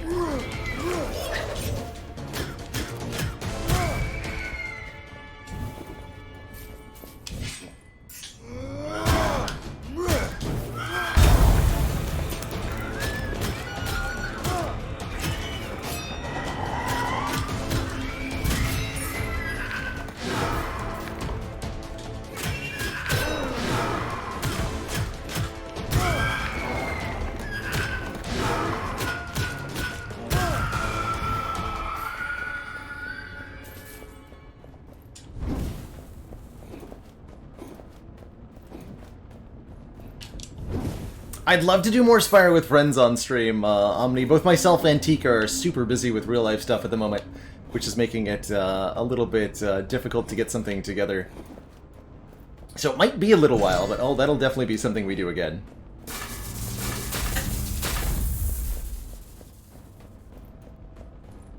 Yes, you can parry ranged attacks. I've been having mixed success with the parries.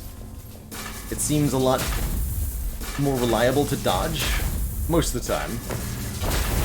But yeah, you can definitely parry ranged attacks.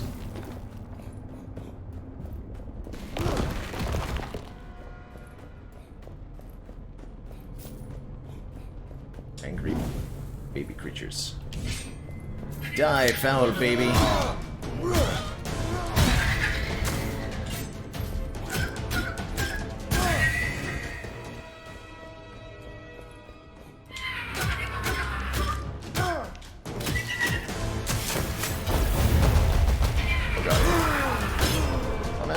No!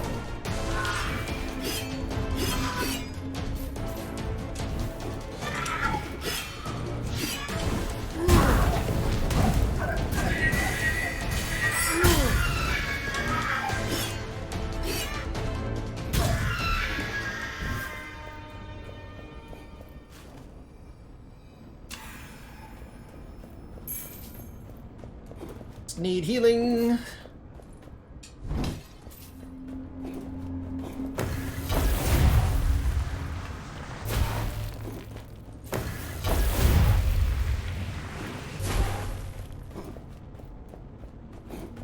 Tells me I'm not gonna get it.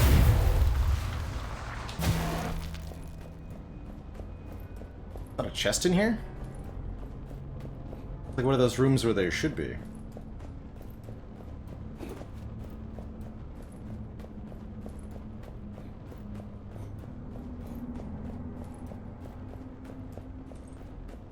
Yeah, you do get stamina back if you successfully parry.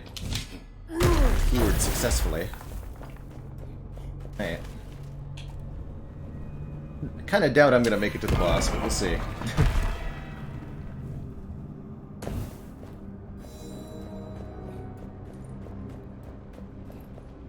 Just gotta play perfectly.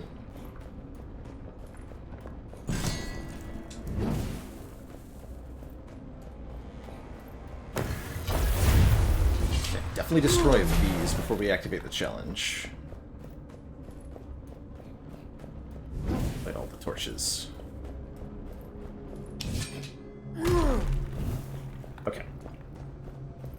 Question is, how many enemies can we kill in quick succession?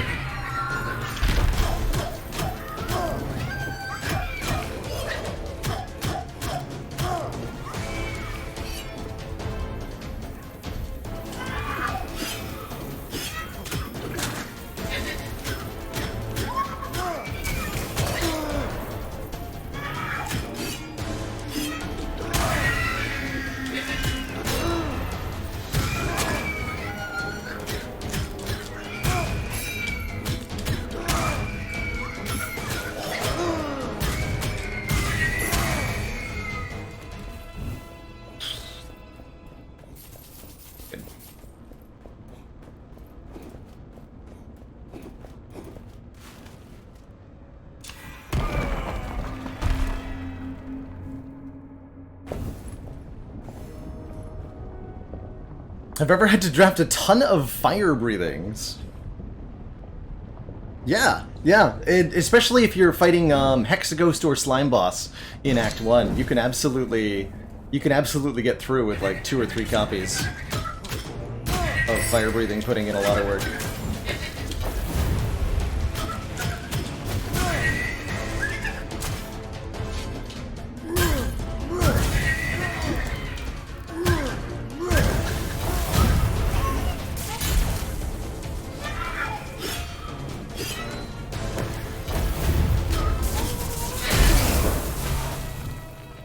Was in the middle of a dodge roll animation, by the way. Alright.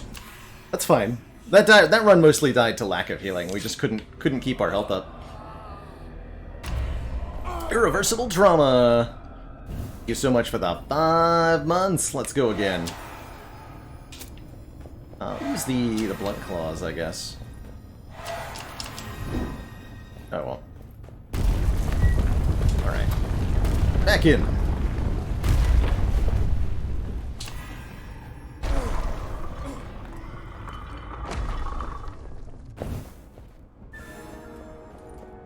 Didn't find the game winnable until you forced yourself to parry at almost all times. I think as we get into the more enemy-dense portions, learning how to parry is going to be a really good idea, like so.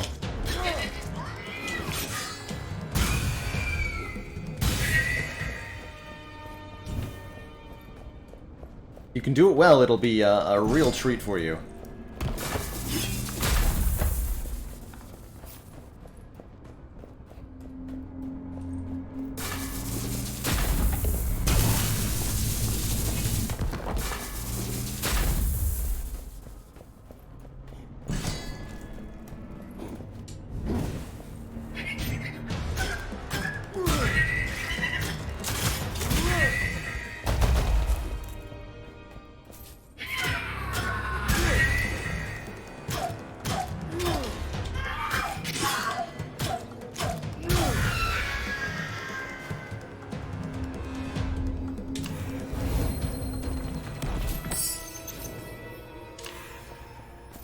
+1 to all stats.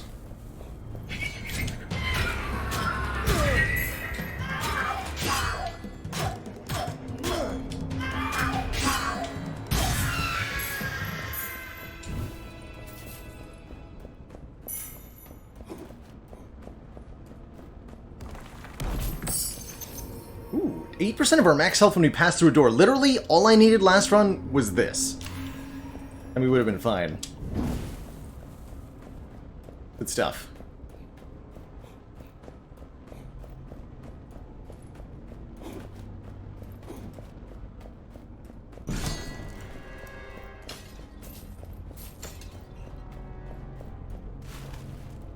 It is very much the case that the base mechanics of this game are designed to punish you, sometimes severely, for trying to kite or skirmish with enemies.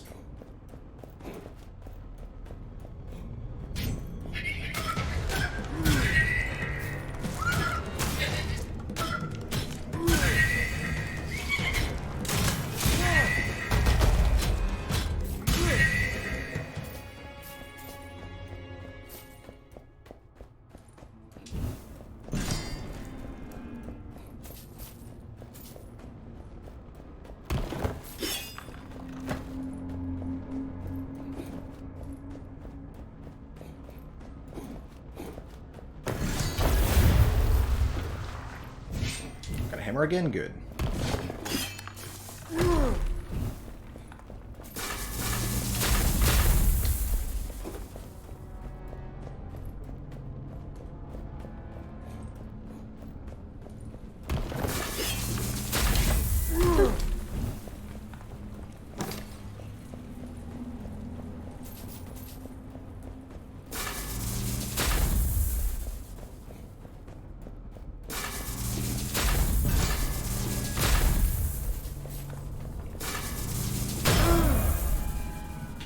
Okay, so you're not invincible to traps during your dodge animation. That's good to know.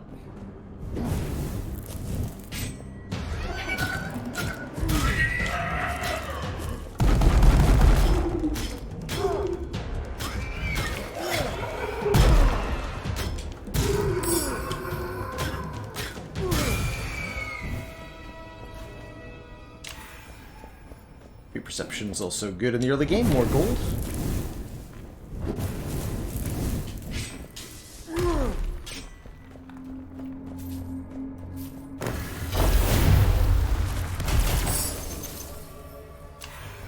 I don't need bonus fire damage.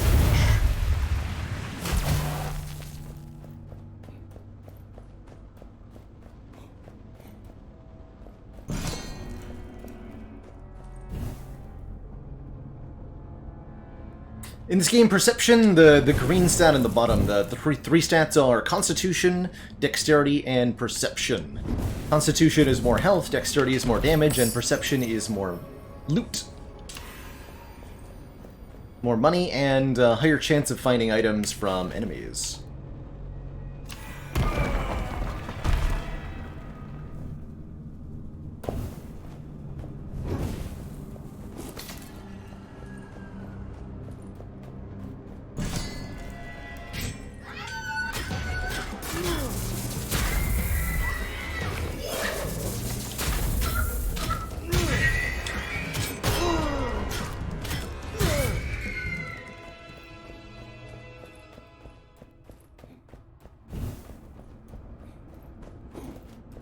Sometimes one of these ways doesn't close, and it's hard to tell which.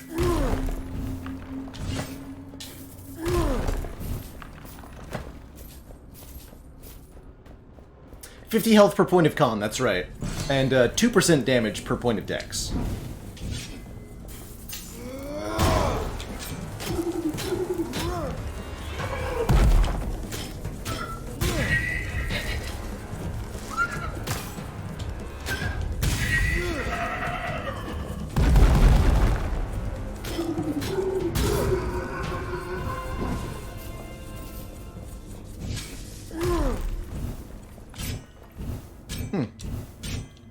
This, but the light radius of the mace is definitely smaller than the light radius of the torch.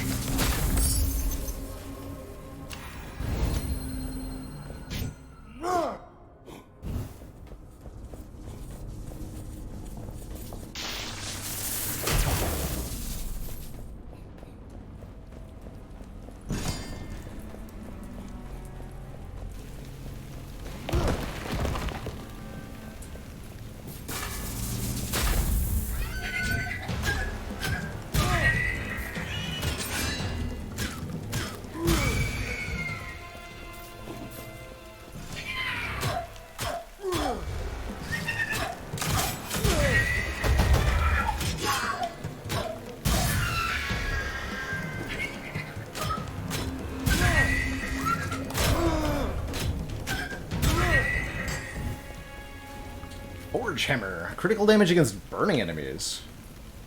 Interesting.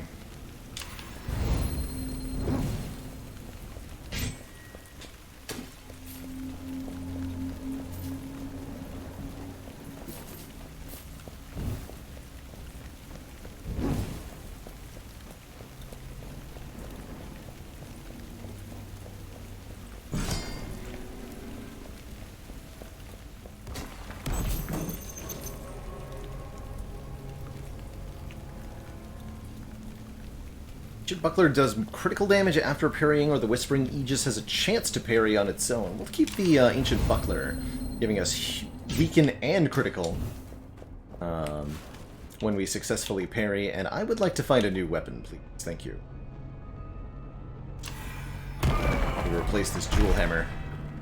Something we can upgrade a couple times. Similar to that crazy good crit sword we found last time. That's what I'm hoping to find.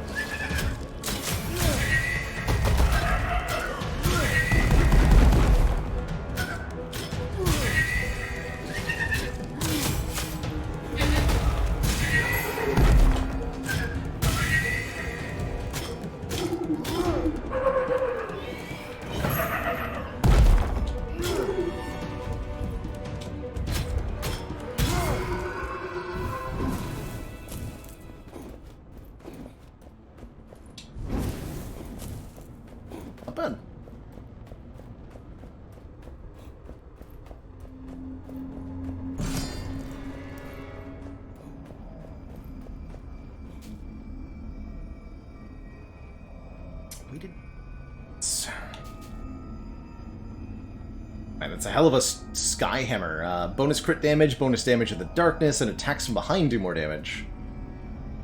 I think we're going to use a couple of rerolls here, though. Try to get something a bit better.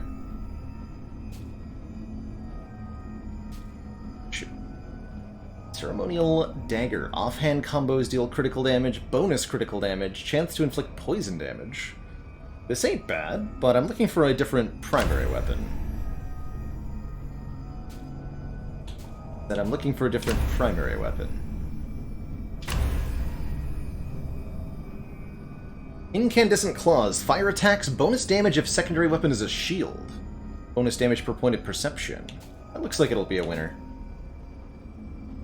Well, Rainmaker's alright. Now let's take the Claws.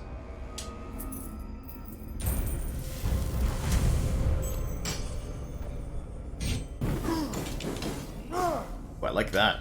Looks spicy.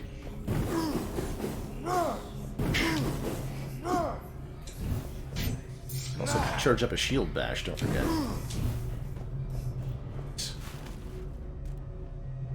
Feel about relics now. Oh, unknown, a relic. Unknown and then relic. We did not take the extra fire damage thingy. I didn't have fire damage at the time. Wait, what did I just do? Oops. Oh, no, we're good. Okay. I just quit the main menu by accident. Good. Didn't lose my run. Definitely less variety than Hades, ultimately. The soundtrack and the encounters, I find, get a little bit repetitive more quickly than they did in Hades. Haven't played enough Dead Cells to compare. But as Hades is a game that you can play for like 300 hours, it doesn't feel like an unfavorable comparison. Oh, hey, we got a challenge room. Nice. Okay, good. Early challenge room can result in a lot of money.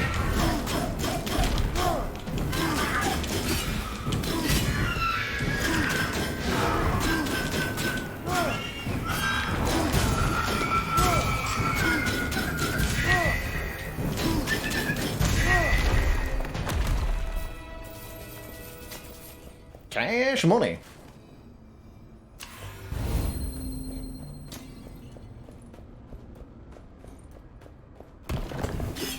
These claws seem like they do very good damage. Not enough shirtless gods, it's true.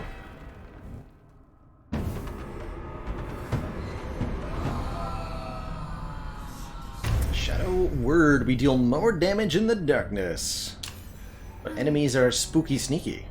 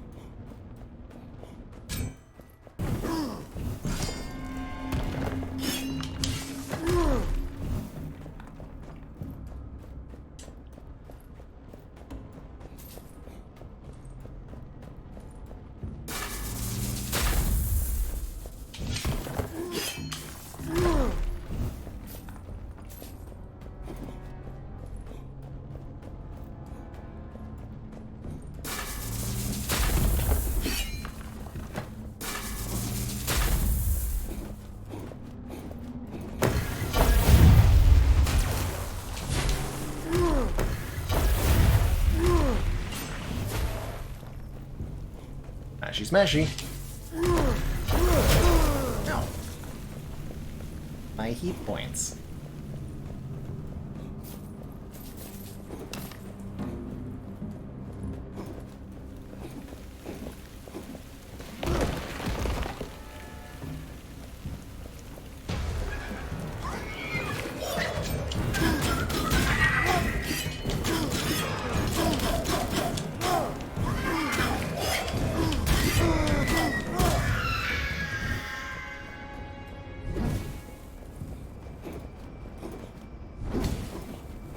This is a relic shrine. Bonus damage for heavy weapons, greed kills remove corruption, or 10% of critical damage also heals us. That's the one, that's the winner.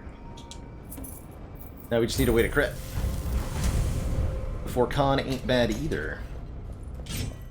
But we definitely want healing from crit damage. That's fairly enormous.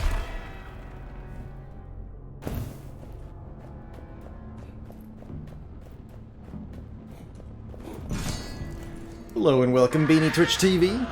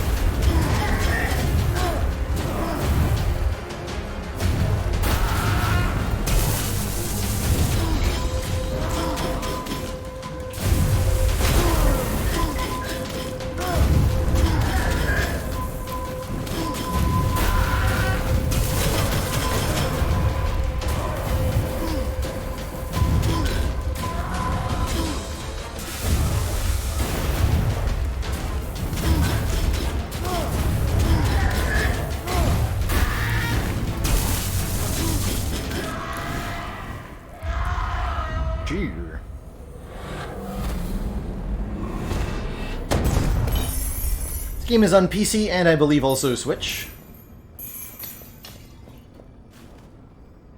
Hey, there's a much better version of the Skyhammer. Level 2 instead of level 1. Does more damage per point of dex and restores health for each enemy killed, 2. Although we can offer it for some dexterity, which is worthwhile thinking about. Take it. Or sacrifice it for con, not dex, excuse me. Yeah, you can get this game on pretty much all the consoles, which is quite good stuff. Well, what's the right way to go here? I want to upgrade this weapon multiple times and get more attributes.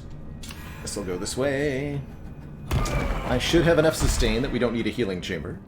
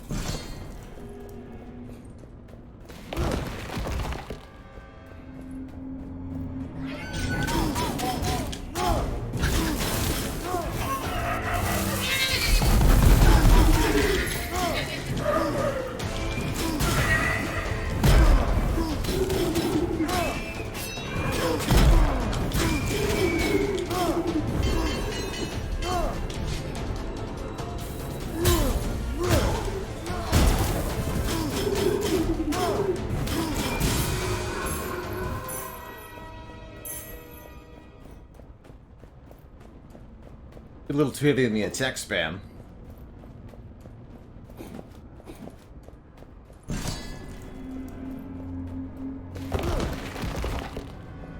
But I really like how the fire attacks provide illumination for me too here. Hey, excuse you. I was trying to break the traps.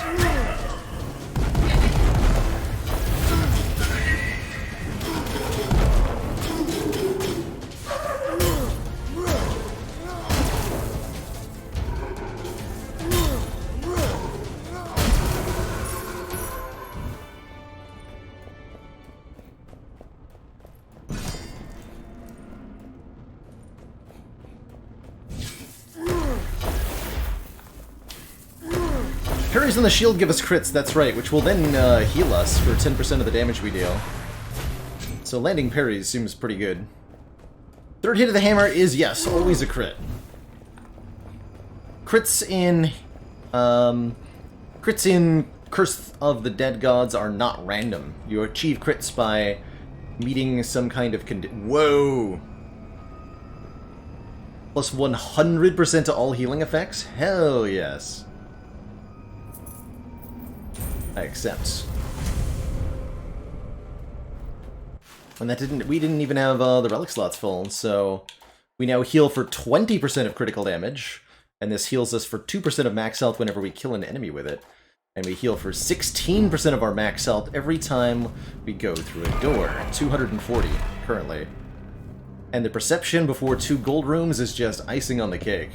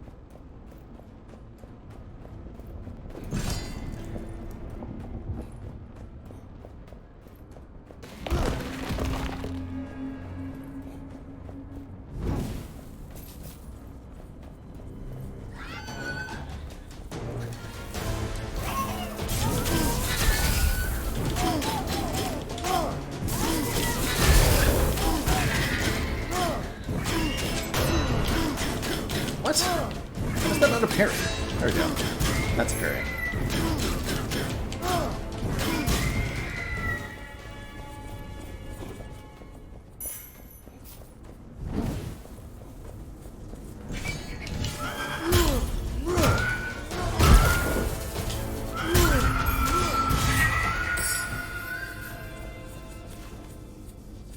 For shields. Nope.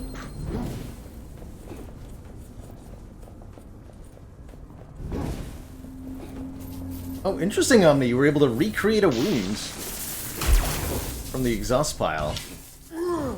Fascinating.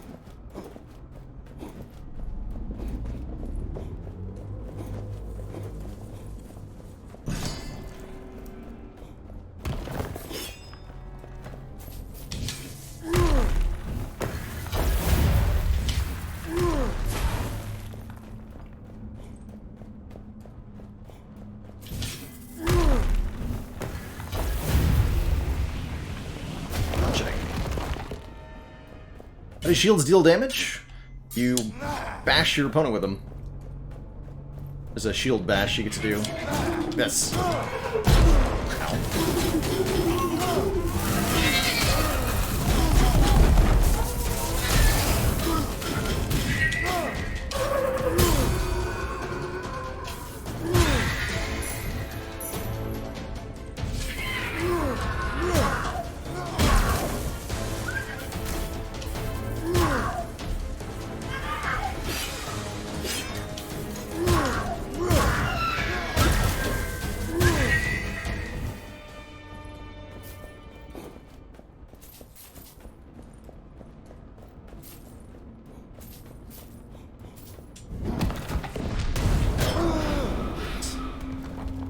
That to myself.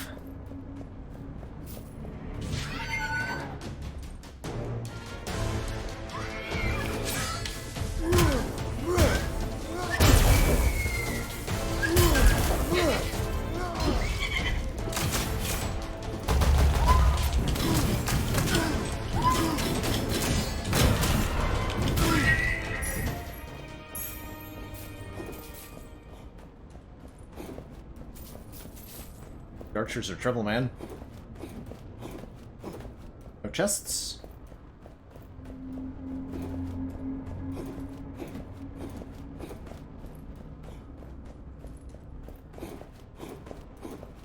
I think that's a no.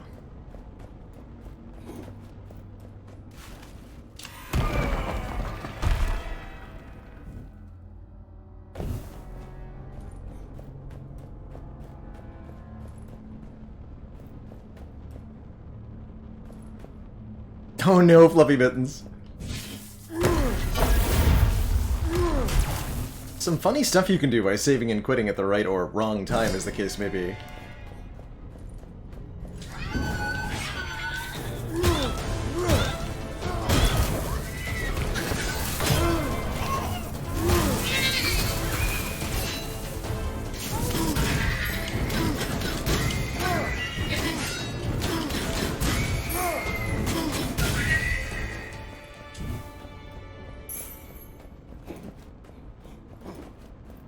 Yeah, it's a genuinely very good game, and if for any reason Hades isn't to your liking or you're tired of Hades already, then I would solidly recommend this as one of the best games in the action roguelite genre.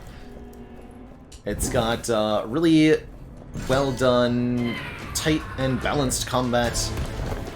Definitely a number of different weapons that are all quite good and different builds to try.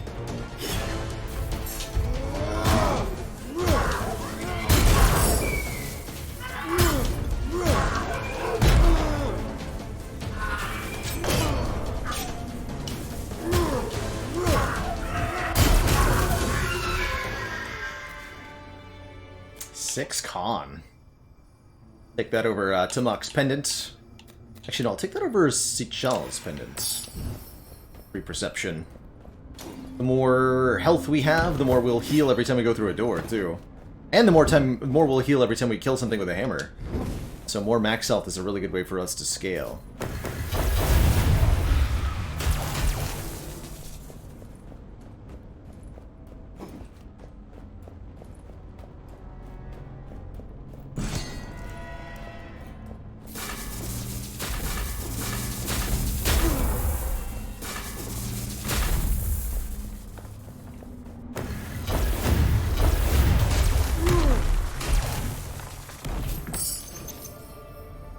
for whips. I don't need that.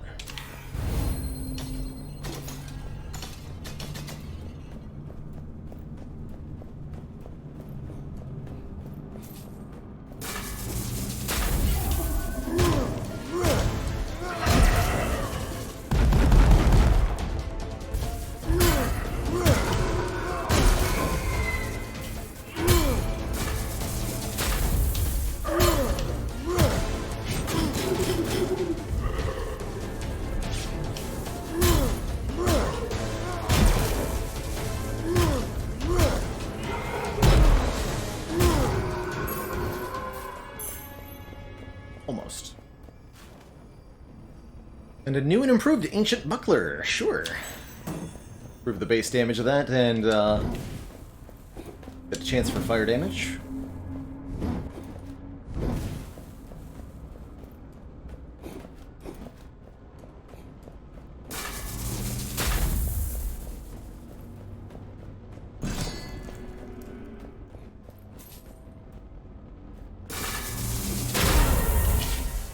Correct place to stand.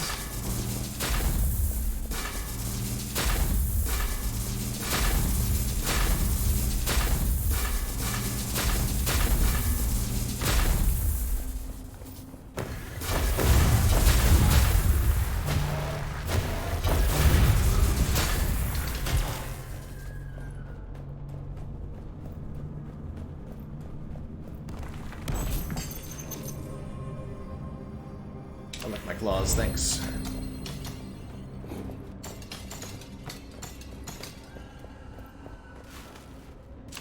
Time for some attributes. And time for a new curse. Deadly Obsession. You are most deadly when near your final breath. That's right, the stamina curse. We lose 1 point of max stamina, but we gain 1 additional point of stamina whenever we kill an enemy. Hey, you silly squirrel. Hello, hello.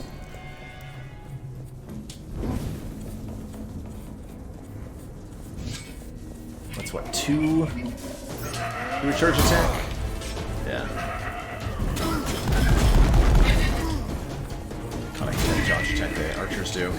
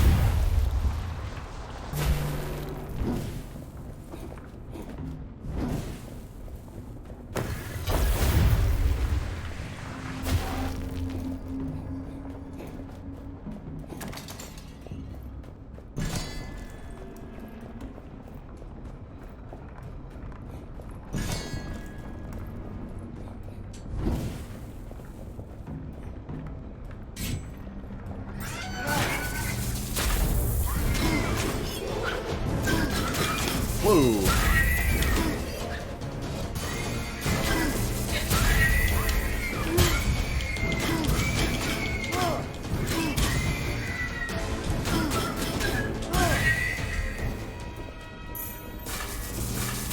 Traps really helped that one along. Play it.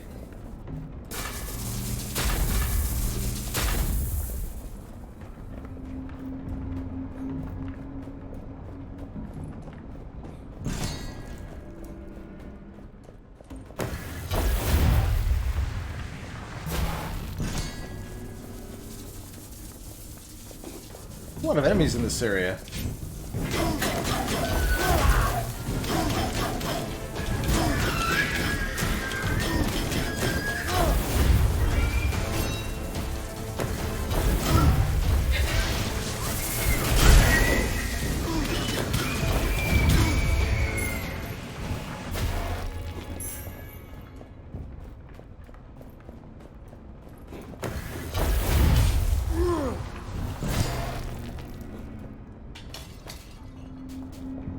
Take both the treasure and the max health, thank you. I got plenty of gold to spare.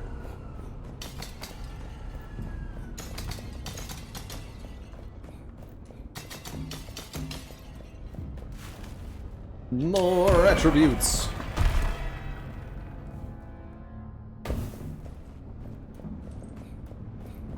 Up to full health. Doing really good here. Stinky archers, I see you.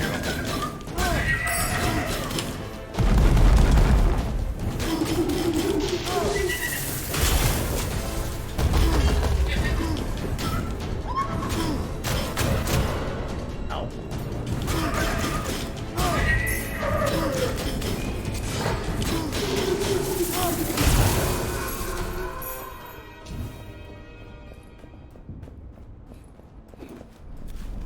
6 perception.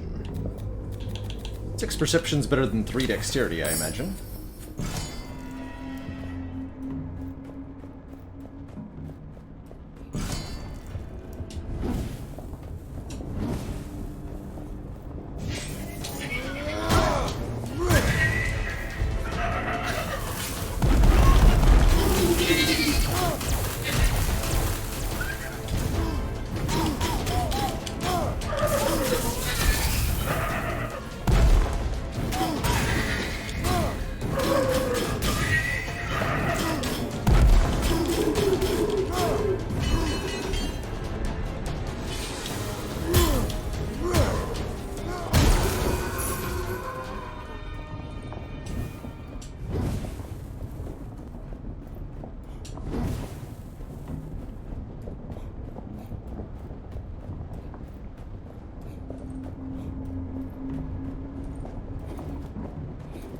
Hello, good night.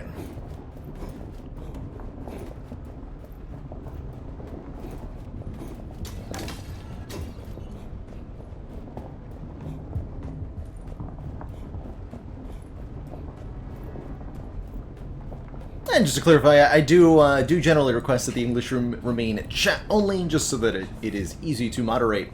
But things like saying hello and goodbye in different languages is super cool by me, especially if it results in folks learning a new word or two for their vocabularies. So you're all good, right, sir?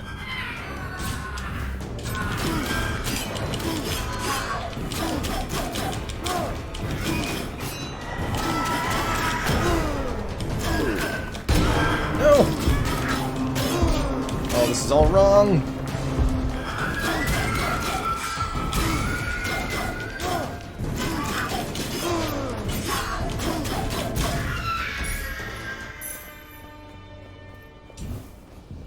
Stupid laser beam.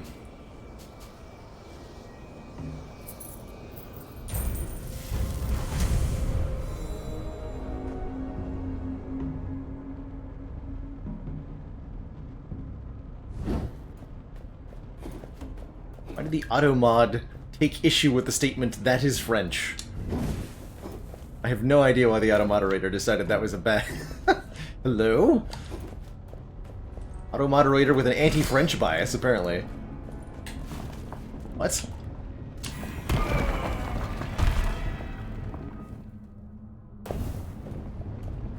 Game does not have anything comparable to Ascension levels. The difficulty does increase quite a bit as you go up, but there's not a lot of control you have over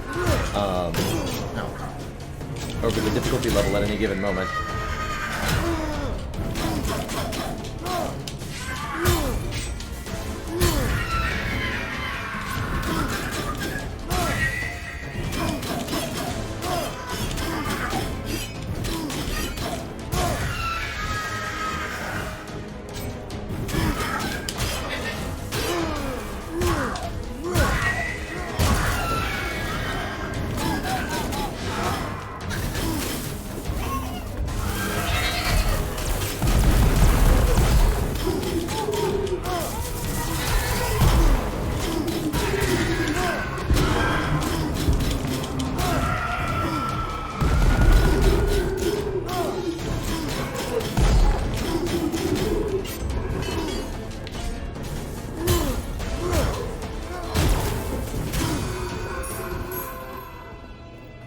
Kerblam!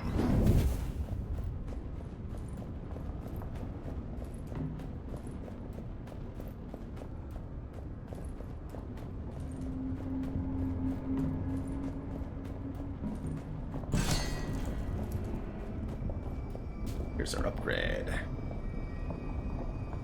18 plus 11, just upgrade the base damage of the claws a little bit. Sounds good, yeah. Okay, my main boss killing weapon.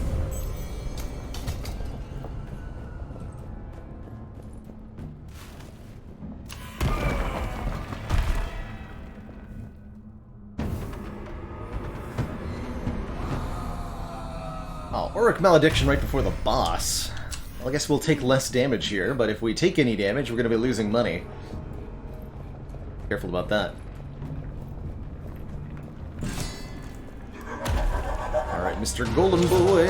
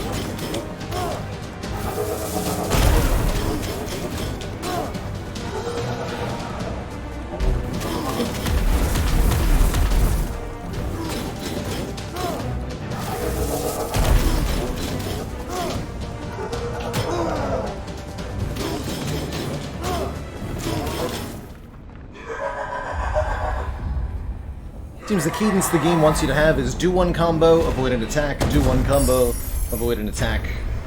Repeats. Let's lose the Deadly Obsession. I really dislike having reduced stamina. And I don't mind taking the reduced damage from the other curse. Minus gold offering cost and 6 con, or bonus crit damage and 6 con. Heck yeah.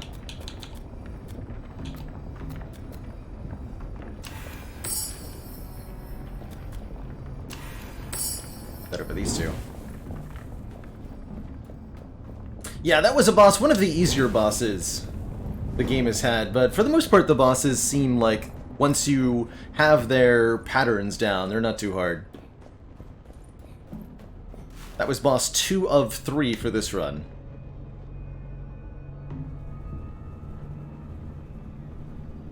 No healing chamber, that's fine.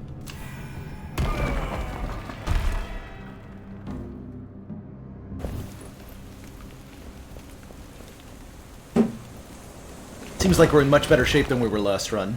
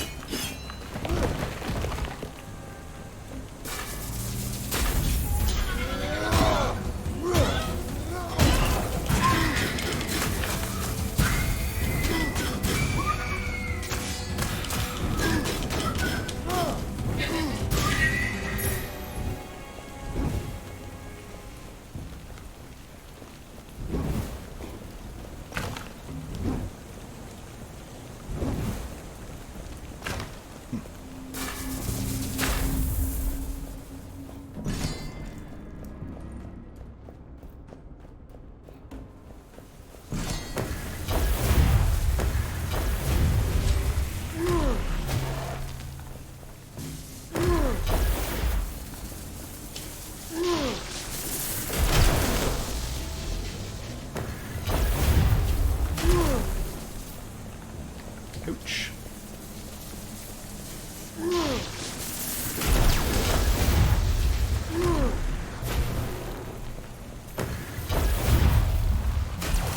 Haven't seen any puzzles of any kind in this game.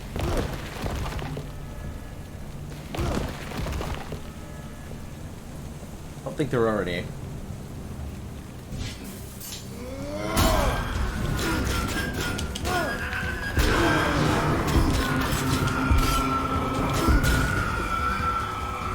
That's so obnoxious.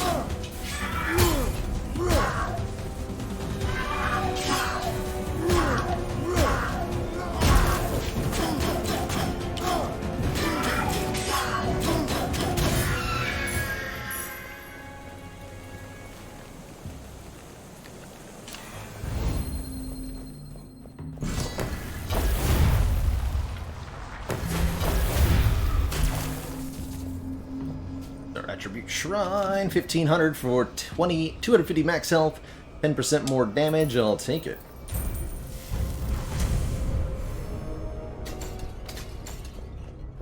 We've got some pretty massive healing going on, SRF. That was a percent of our max health heal, which we have a lot of. And we additionally have plus 100% to all healing effects. So, got the big heals. Really big heals. Yeah, the game does get more difficult as you progress through, Silly Squirrel. Each time you complete an expedition, so to speak. You'll unlock new and more difficult runs. So at the very start, your runs only have one boss. The more runs you do, that'll change.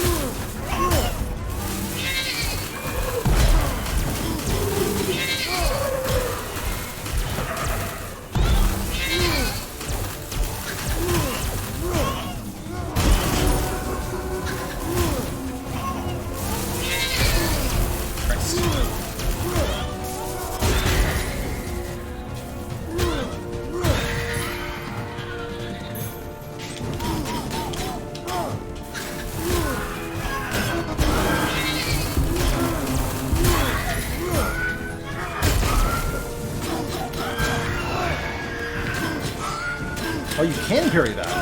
Oh, that's gonna make it a lot easier to deal with these guys.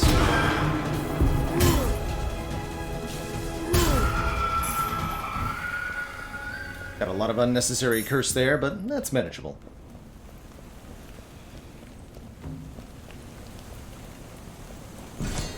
Mostly just heck the Jaguar, or the Eagle Temple. We could upgrade again at the cost of... Oh yeah, I lost all of my money there? Ew. Ew. My money. Whatever.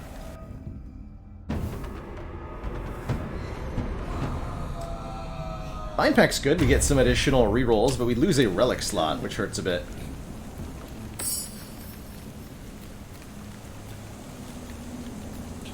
Guess we don't need this minus gold offering cost, huh? That one.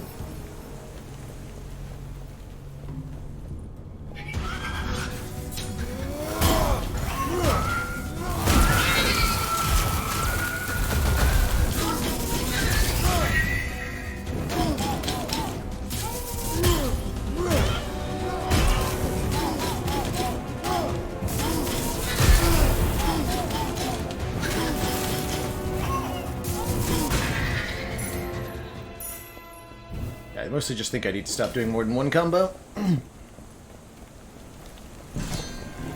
Seems fine.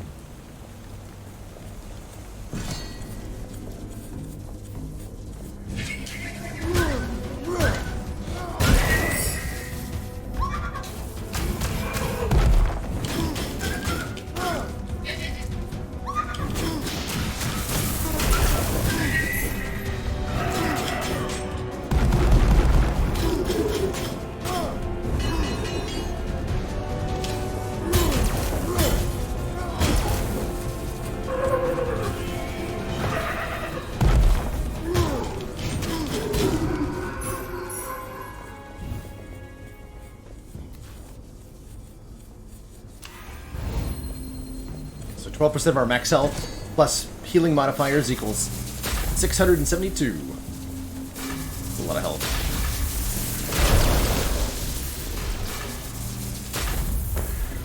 Can't lose your money if you don't have any.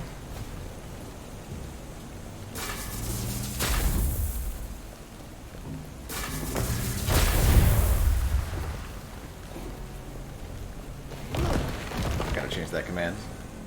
This is the full release. Yep, Zico, I'm enjoying the game. I think it's a really solid entry to the action roguelite genre.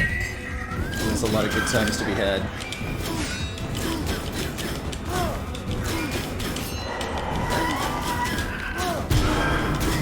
Really? You got me over the chest? The same obstacle that just blocked that guy's arrow did not block your laser? Let me just clarify that. Because that's what just happened. The Warmonger Claws. More damage per point of con. Heard these are pretty good. 16 plus 21. We certainly have a lot of Constitution. Go ahead and take that. I think that'll be quite a bit more base damage than what we're dealing with currently.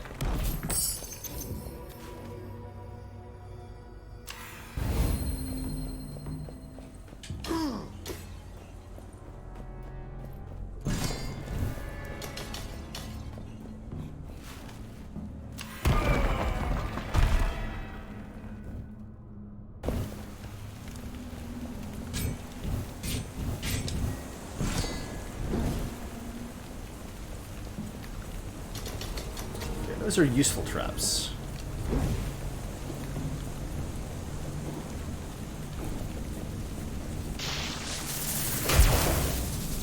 They spin back up.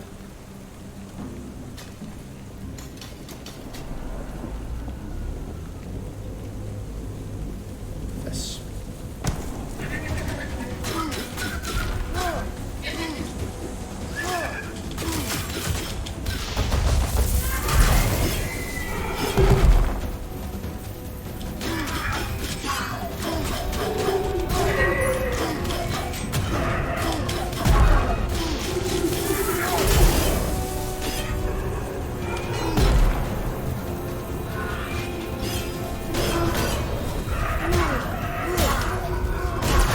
Who even needs money?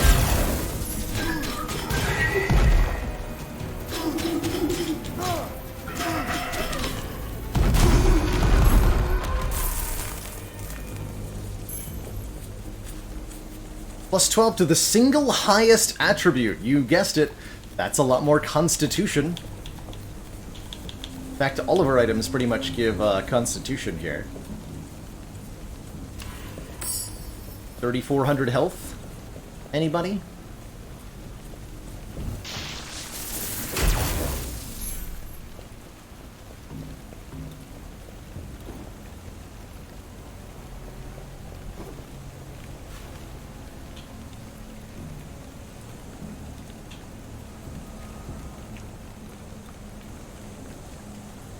The relic.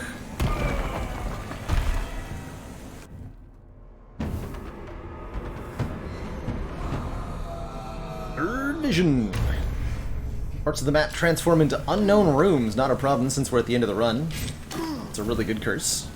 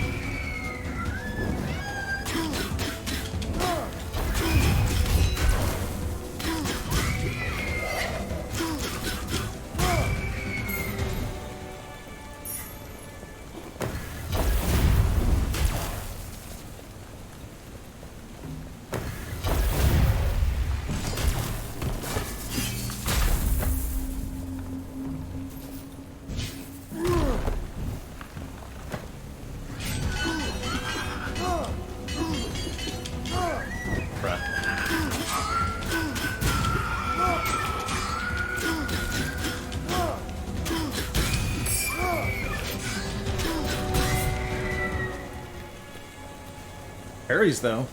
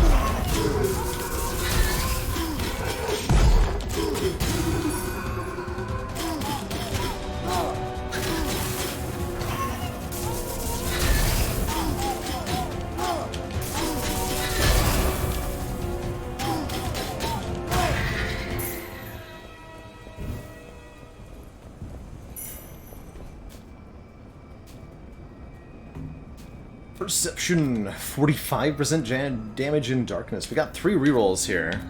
We would like to lose...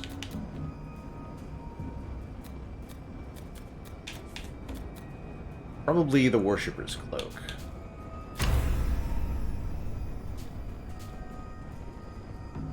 Nine Constitution. Codex of the Accursed. Plus 50% to all weapons base damage, plus 50% to all damage taken. Wow. That's quite something. And Constitution for this one.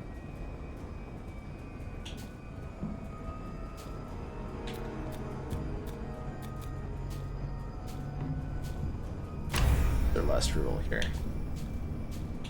Alright, I don't want any of that. Alright, I'll take nothing then. Nothing sounds good to me.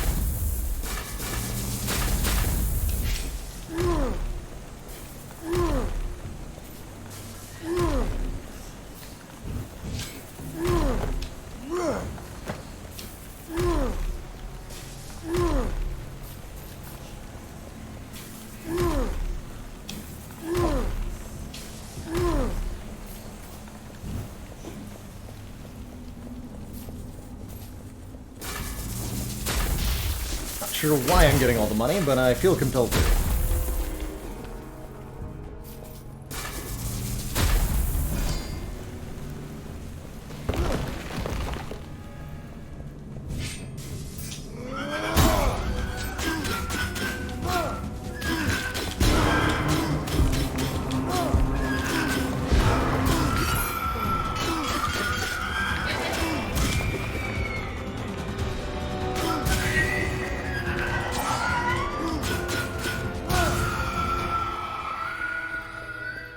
Much easier to just parry those.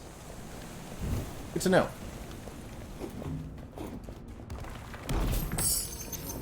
Got here. Nothing. Alright, it's boss time. Our third and final boss of this run will be done with the Eagle Temple, at least for the moment, if we can win here. Whoa.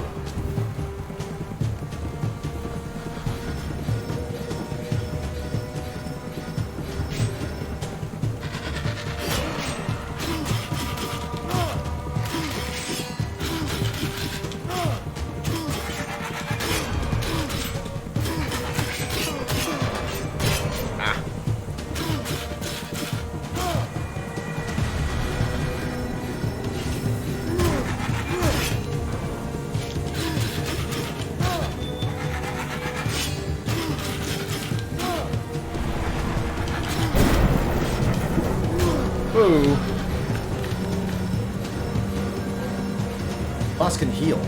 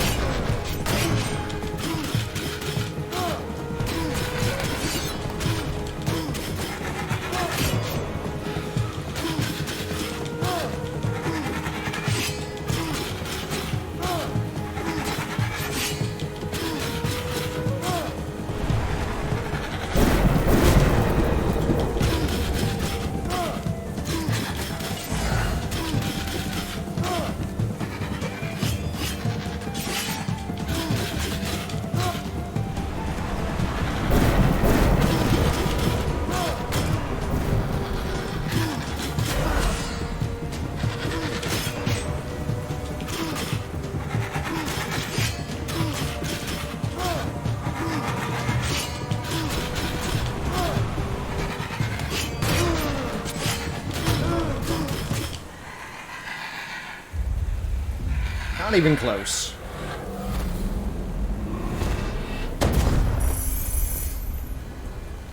Gee.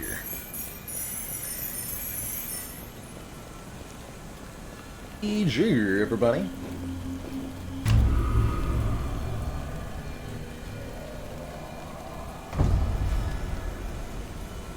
Dark Avatar of the Eagle. No prob. Definitely a ridiculous amount of constitution to pull it together there. Alright, so we now have access to top of the temple, the Awakening of the Dead Gods. Cross all 3 temples and overcome each dark avatar.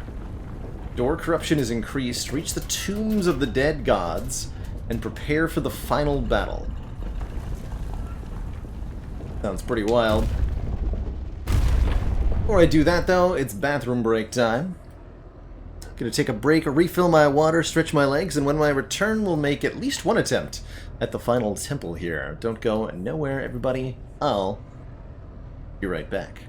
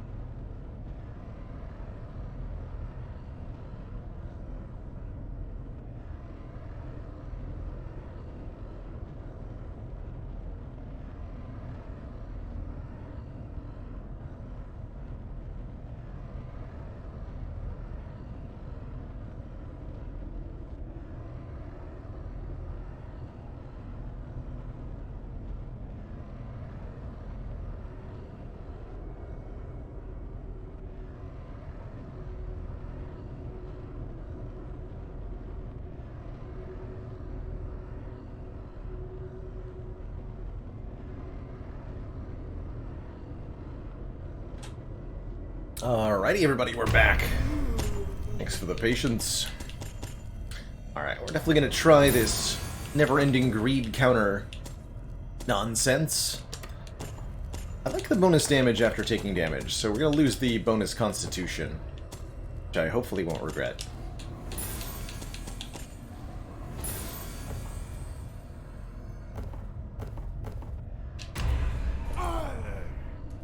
Choose a starting gear. I'll take the one with the bow, thank you very much. What was this? No. Skills increase movement speed, okay.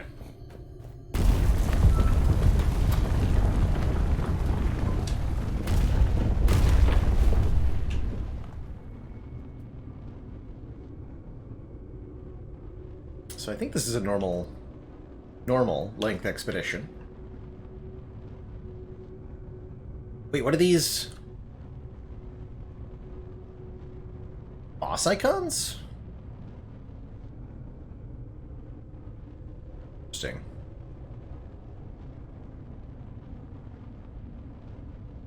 I don't know that I understand.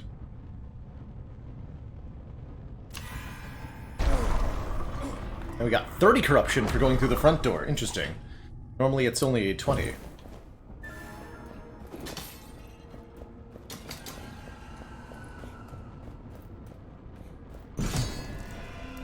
What's the actual phrasing of our blessing here? Greed kill counter never runs out when you are out of combat and does not reset between rooms. Damage increases per greed kill counter.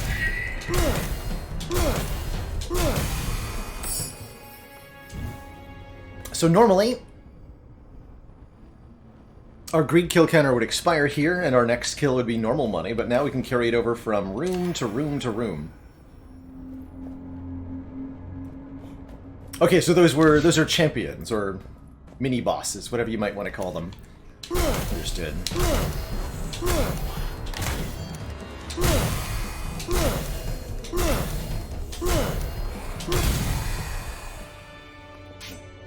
I have other weapons. Slaver's Mace and Ancient Buckler. Okay.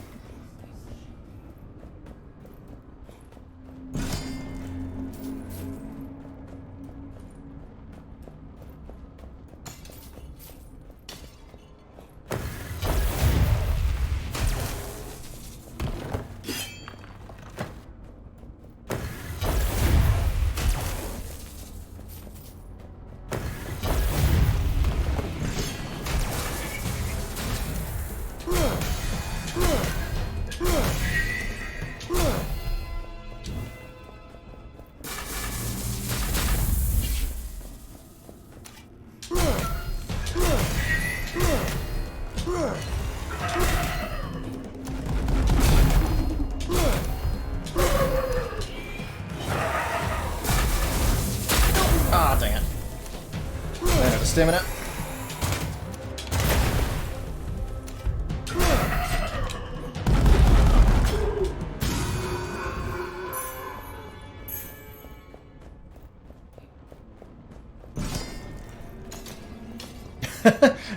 You might be joking, Chicken Man Phil, but that's definitely how I feel.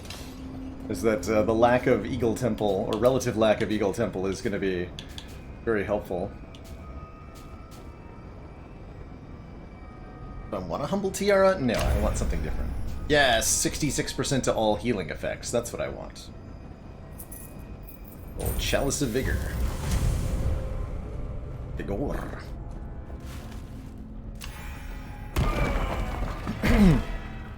And it's again 30 corruption per room.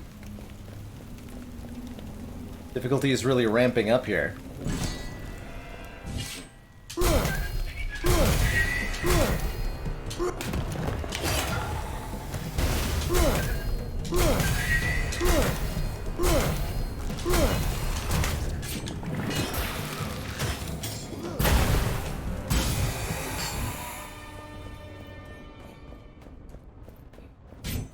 Break those guys out of their thing with a shield bash. Take the jewel hammer.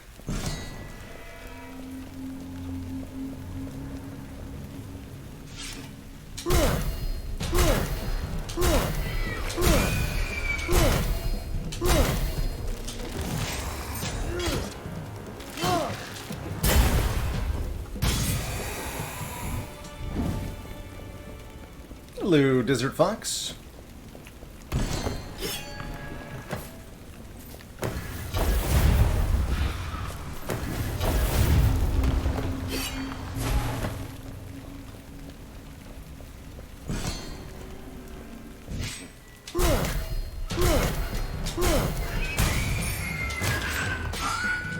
Oh, no, you don't.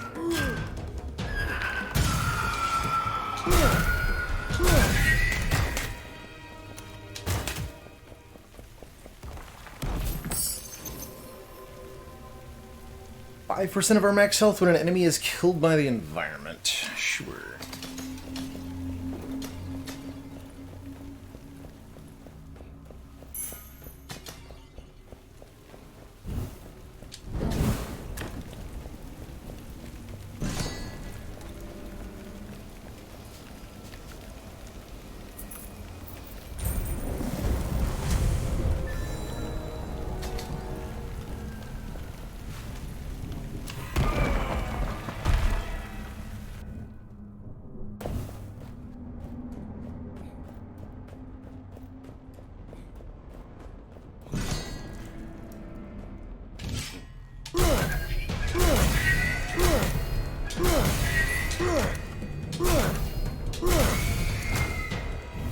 So easy to cheese perfect rooms with a bow.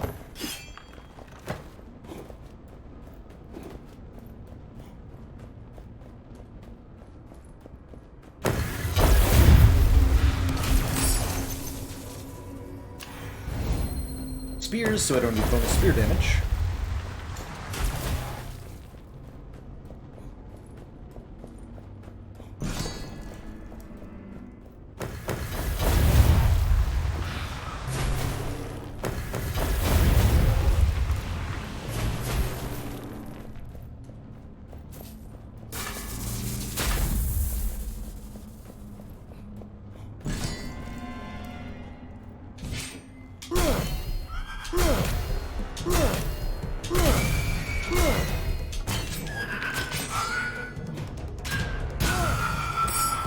Nonsense and leave.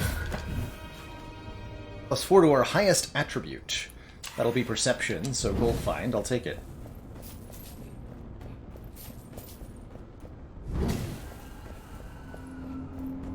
Really like this trinket in part because we're no longer encouraged to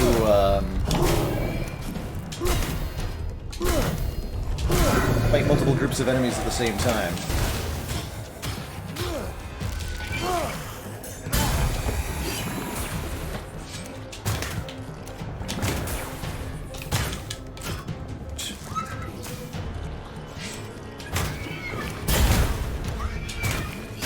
Dang it! Did not get my stamina back for long enough to get anything done there.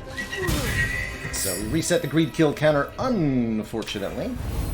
Gonna happen occasionally, though. I can't, as much as I want to, keep up a perpetual greed streak through the entire temple. That would be a little bit too skill-based for me.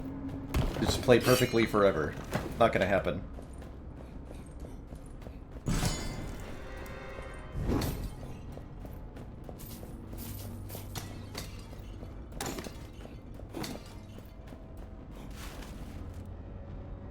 I'll fight this mini-boss or whatever. Wonder if I get a curse removal for so doing. Find out. Together. Our curses are unknown, as long as this curse is not lifted. That's awfully convenient as a first curse, I think.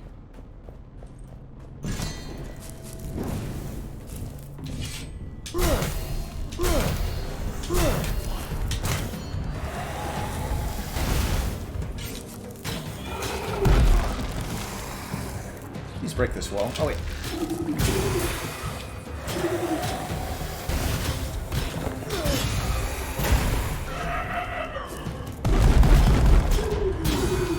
I value the greed counter more than I value breaking that wall. Turns out. Take bonus damage against enemies.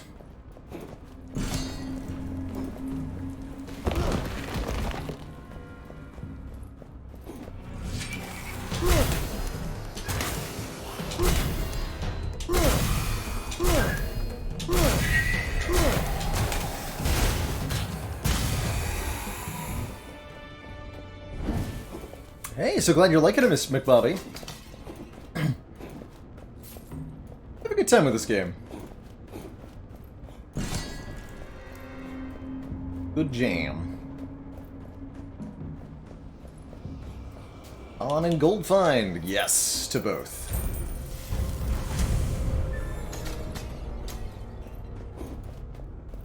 Ethan, thank you.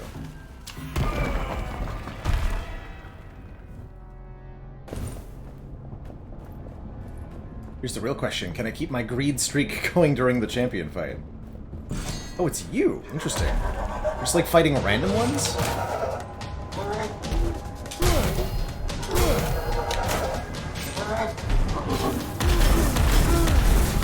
Yeah, big no.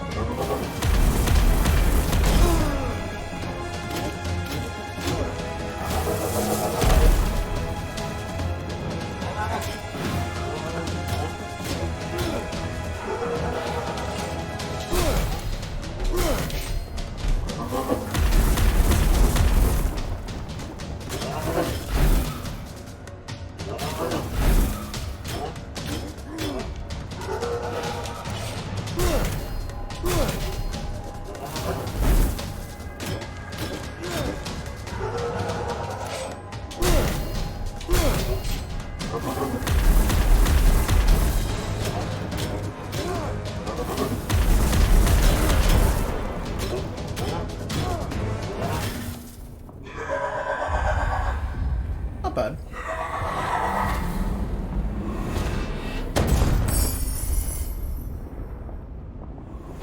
Yes, that does remove a curse. Okay, so... And you're kind of required to do that because of the additional curse rate. That makes sense. Oh, did we get the curse weapon? Thunder! Fist of Doom. Secondary weapon Shield. Simple attacks and offhand combo deliver massive damage at the cost of 1 stamina point. Main weapon's affixes are doubled. Penalty against uninjured enemies. Let's try this. Got a big fist! Oh, what? Punch! That's a really cool weapon. Minus gold offering cost, sure. Free perception... not sure. Yes! Offering that weapon also removes a curse. Super useful. But we had none to remove, of course. So it says main weapons affixes are doubled, so double passive illumination. Aw, yeah.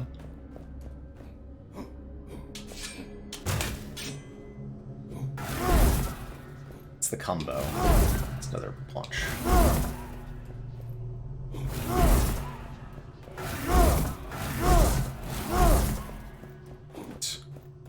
To break walls? Don't know. We're gonna find out. It'd be really cool if it did, but I kind of doubt it. Let's take some dollary dudes. Perfect dodges on the charge attack. That guy's really easy to perfect dodge the charges. So that makes sense. Oh, we got it, that is.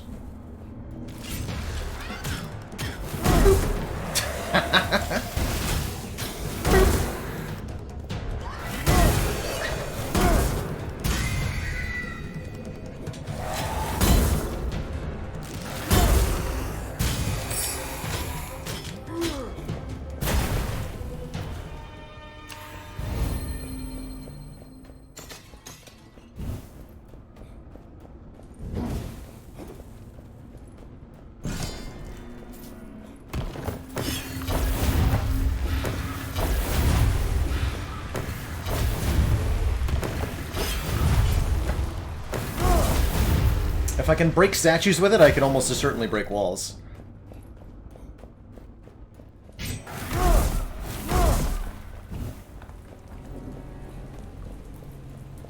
Really cool weapon.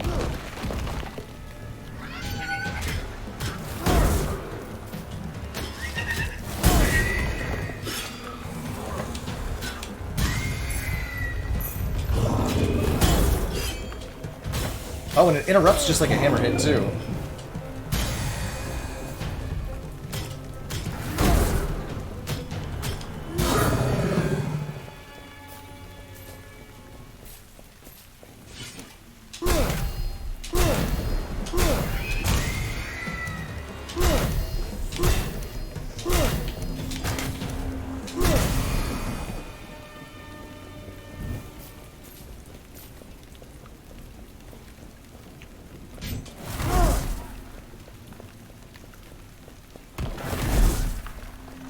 This weapon that we're using is the Sunderer Fist of Doom. It's the unique cursed weapon found from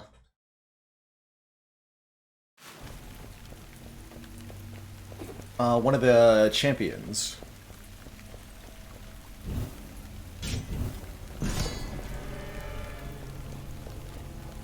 That's right, Chicken Man Phil, we did get clarification that each boss has their own different condition for dropping their weapon.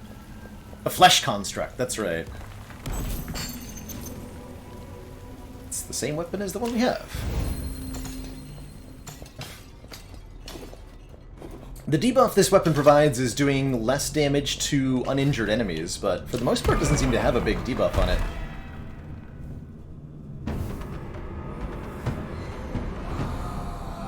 Gold puncture. Doors impose payments of 300 gold, but heal us when we go through them. I would actually like to keep that, but I won't be able to unless I can maybe make a big enough blood offering or something.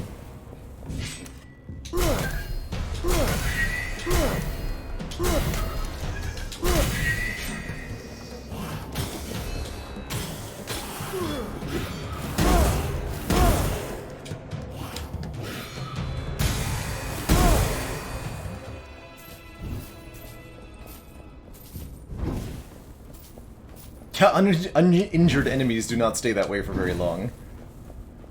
And it seems to only apply to the punches against uninjured enemies. Because my bow certainly works against them.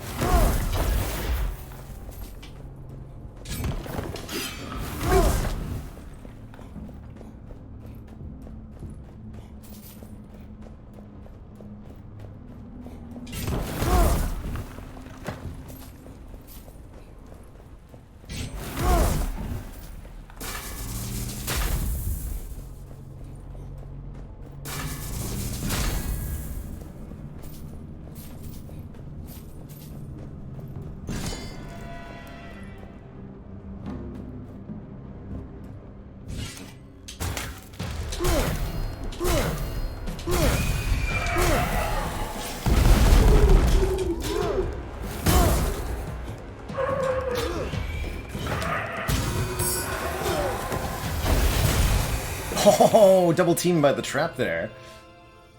And I will offer up the hammer, because believe it or not, I don't need it.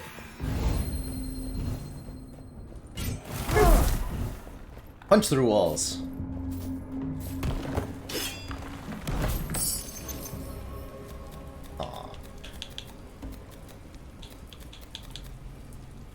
Eh. Offering the early game relics is usually a good idea.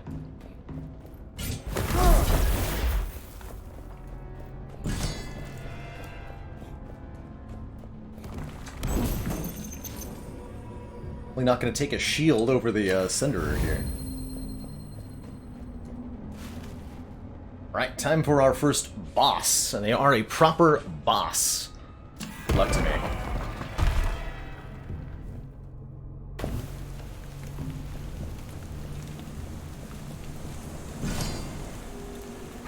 Oh, it's you again, okay.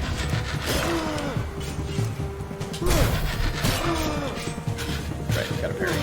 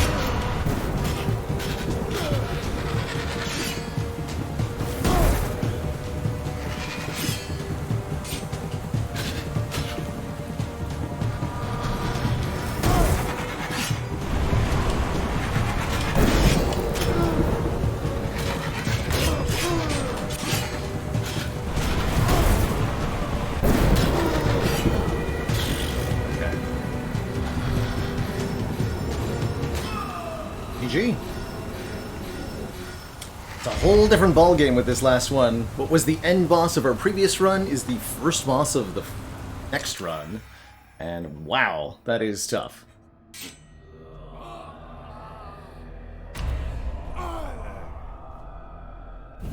That is going to be really tough to get past. You're telling me we have only one temple worth of, or one, you know, short jaunt worth of loot collecting to get ready for a boss that tough? That's crazy. Sounds like difficulty on a much higher level than we've been encountering so far. Gonna need to step up my game next time we come back to this, but unfortunately, our time with this game is at an end for today. Still appreciate that brief little glimpse into the current final challenge being presented to us. Oh, they go in a random order, huh? That makes sense.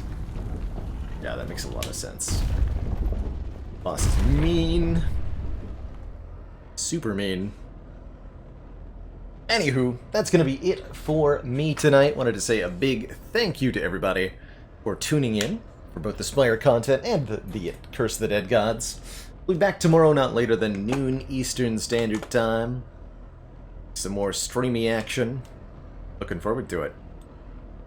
Hope to see many of you there. Don't forget to vote in the !game vote if you haven't. Votes are closing for this pretty soon. And then we'll be playing whatever game is the winner. But yeah, thanks so much for watching, everybody. Ta-ta for now, and I'll see y'all next time. Toodaloo, everyone.